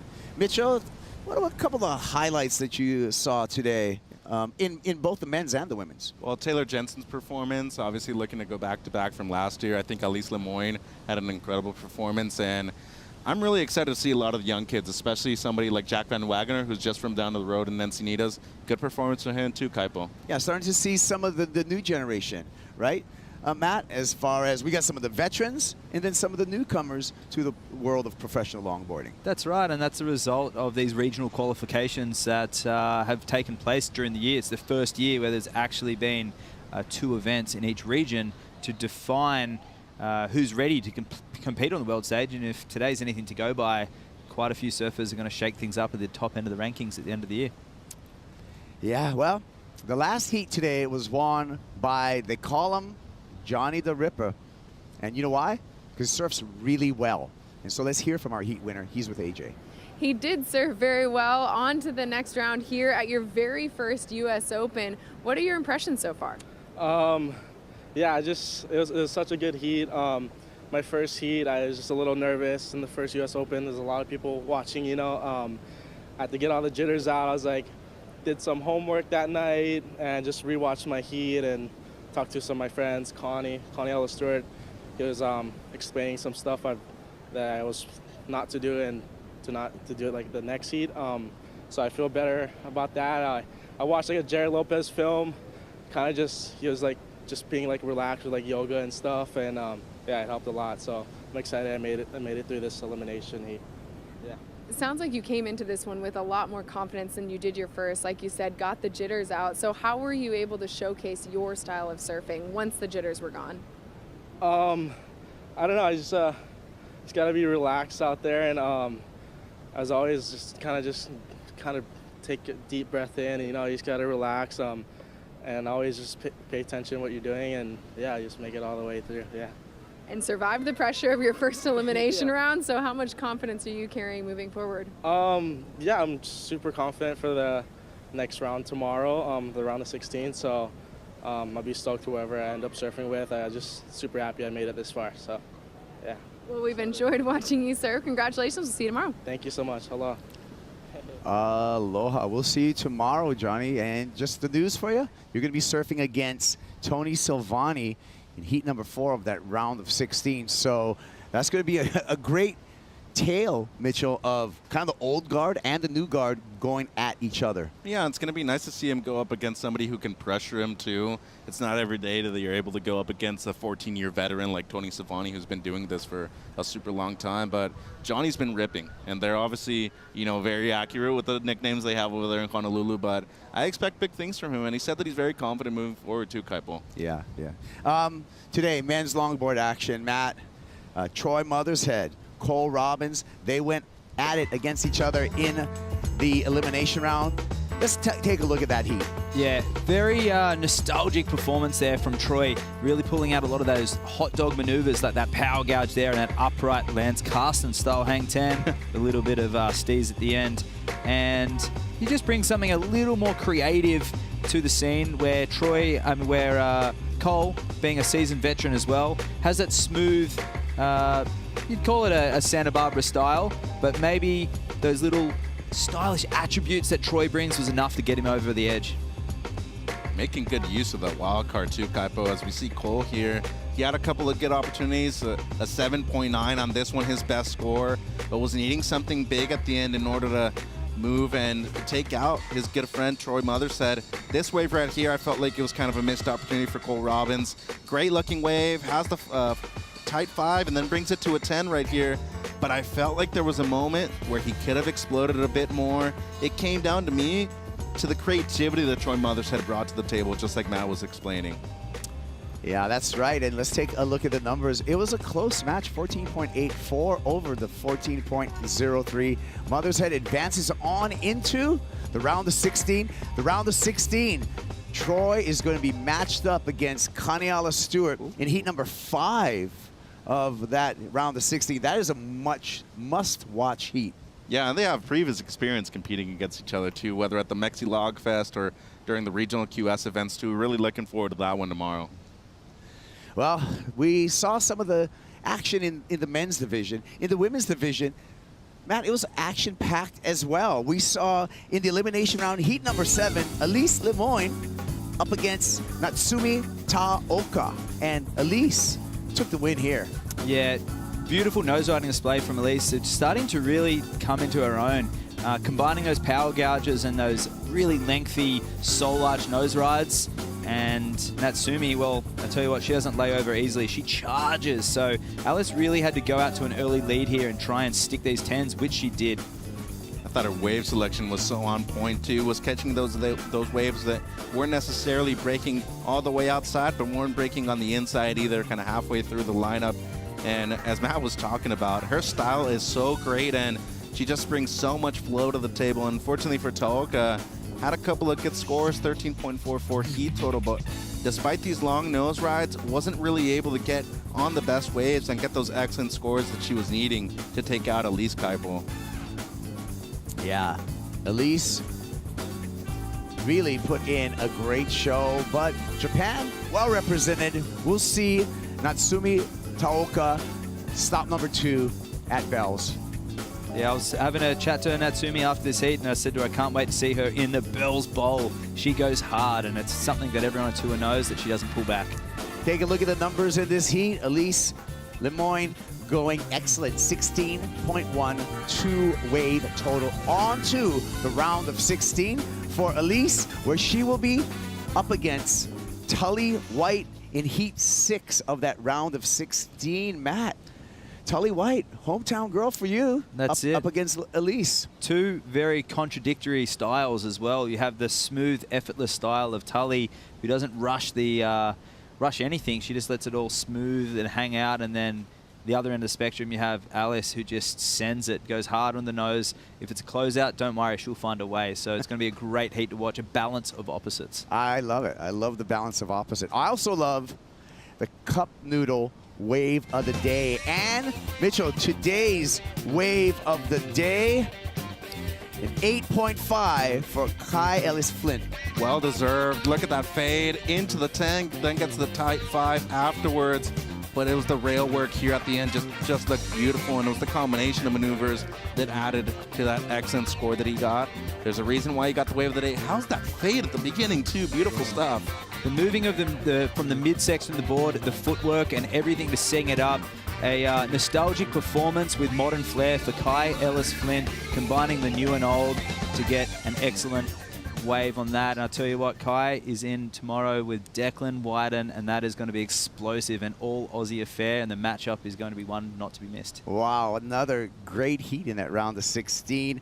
Well, what are we expecting tomorrow? We're going to be running that round of 16 tomorrow. What are we expecting surf-wise? Mitchell, let's take a look at the Surfline forecast for more information on what to expect in the morning. Yeah, it should be very fun. Playful run of swells throughout the entirety of this week, and having that little west in the swells is going to really peak things up, as we've seen in the last few days. But AM winds been very light, and as we can see in the afternoon, stronger, but not necessarily too strong. Things haven't gotten out of control. Things have been very fun throughout the entirety of these days, and when we talk about the consistency of these waves too, it's been there the entire time. Oh, looking forward to finals weekend. Matt, we got another playful swell on the charts. Look at those 2 to 3, 3 to 4, 3 to 4. It looks consistent. It's going to be a great run of waves. Yeah, I don't think the surfers will need to diversify their quiver or their equipment too much, which is great because these surfers are primed and ready to go. Yeah, I'd really like to see those 3 to 4 foot faces towards the finals day too. It's going to be crucial when we get to those big matchups on finals day, Kaipo. Yeah, it's great and something to look forward to. You know what I look forward to? Top 5. It's time for the top 5. Let's get going with today's top 5 moments. At number 5, who let the logs out? Logs unleashed. Well, fortunately for a lot of these surfers, these logs didn't get severely injured, even though we did see some close encounters of the third kind right there at the pier. They call it the pylon boogie, and that thing's just, wow, floating by itself. Those aliens are finding their way underneath that thing. Don't need a leash. You don't need a leash until this happens. Oh no. He got lucky right there that neither him nor the board clashed with the pier. You gotta laugh it off sometimes. Okay, what's gonna happen here? I bet you're gonna, oh no, there he goes, the Stewart, ghost riding, all the way to the beach. Yep, sometimes these boards can be a little self-possessed, Kaipo. Number 4, defending champ, Taylor Jensen. He won his elimination round heat, Matt. Super technical surfer from Taylor, and love this stepping back into that power gouge, using his body to his advantage, and I was very surprised that, you know, I know that he's got a lot left in the tank, and he is primed. He did this last year, just sneaking his way in, and I think he's going to be one to watch. Have a look at this beautiful 5 and 10 combo, using the hips, boogieing through the midsection, and just cutting that one down for a really convincing heat win. Great surfing by our defending champ. Number 3, Mitchell, Elise Lemoyne.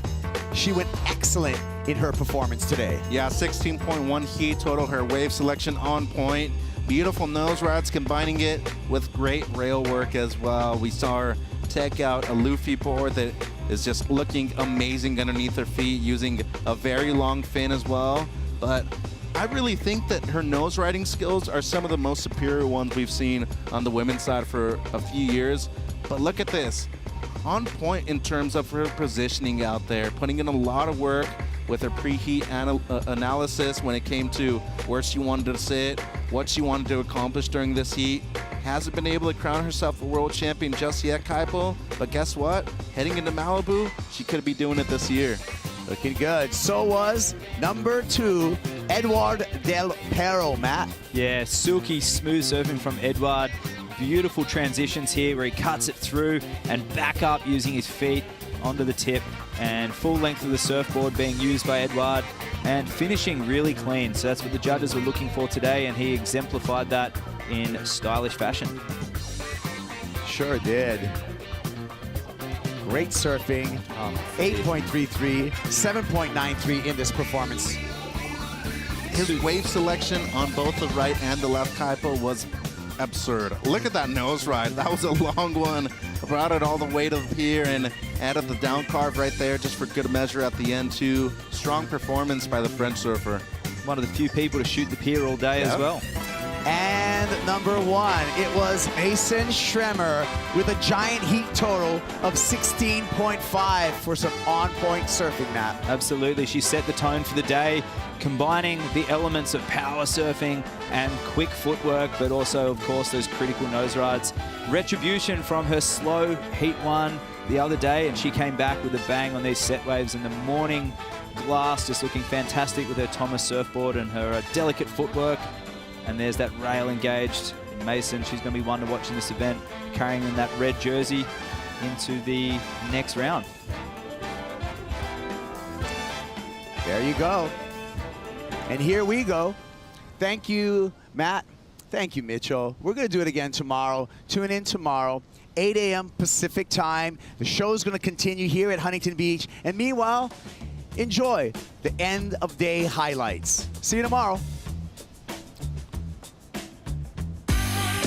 Good morning, surf fans. Welcome to the Huntington Beach Longboard Classic, part of the Wallex US Open of Surfing, presented by Pacifico. We're going to start off with women's longboarding, championship tour longboarding. Flirting with the nose there. Do we still say cheater 5? clean footwork, toes over the nose and stepping back. So this is going to be a good scoring wave. And there we go. Oh, beautiful perch for the 10 there. Here we go. Pier ball right. Look at that. Nice deep takeoff. A lot of speed and some control. Hanging that 5. Levitating there through that section. That was difficult to do. Here's our heat leader with some style. Camped out on the nose.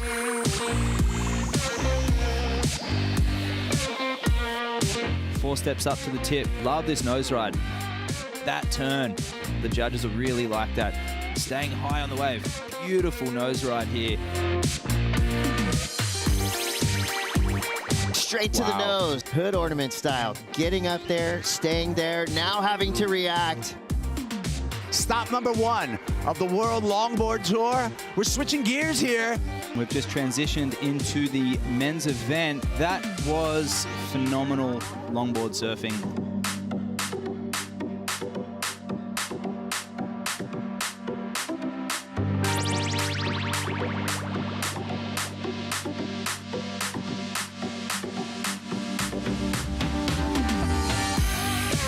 Quickly to the 5, then 10, and perching. Wow, talk about extending that nose ride in the critical part of the wave. Not the surfboard. Oh my God. Oh, look at that. And that is a long nose ride. Parked. So long you can eat a sandwich up there. Endless summer.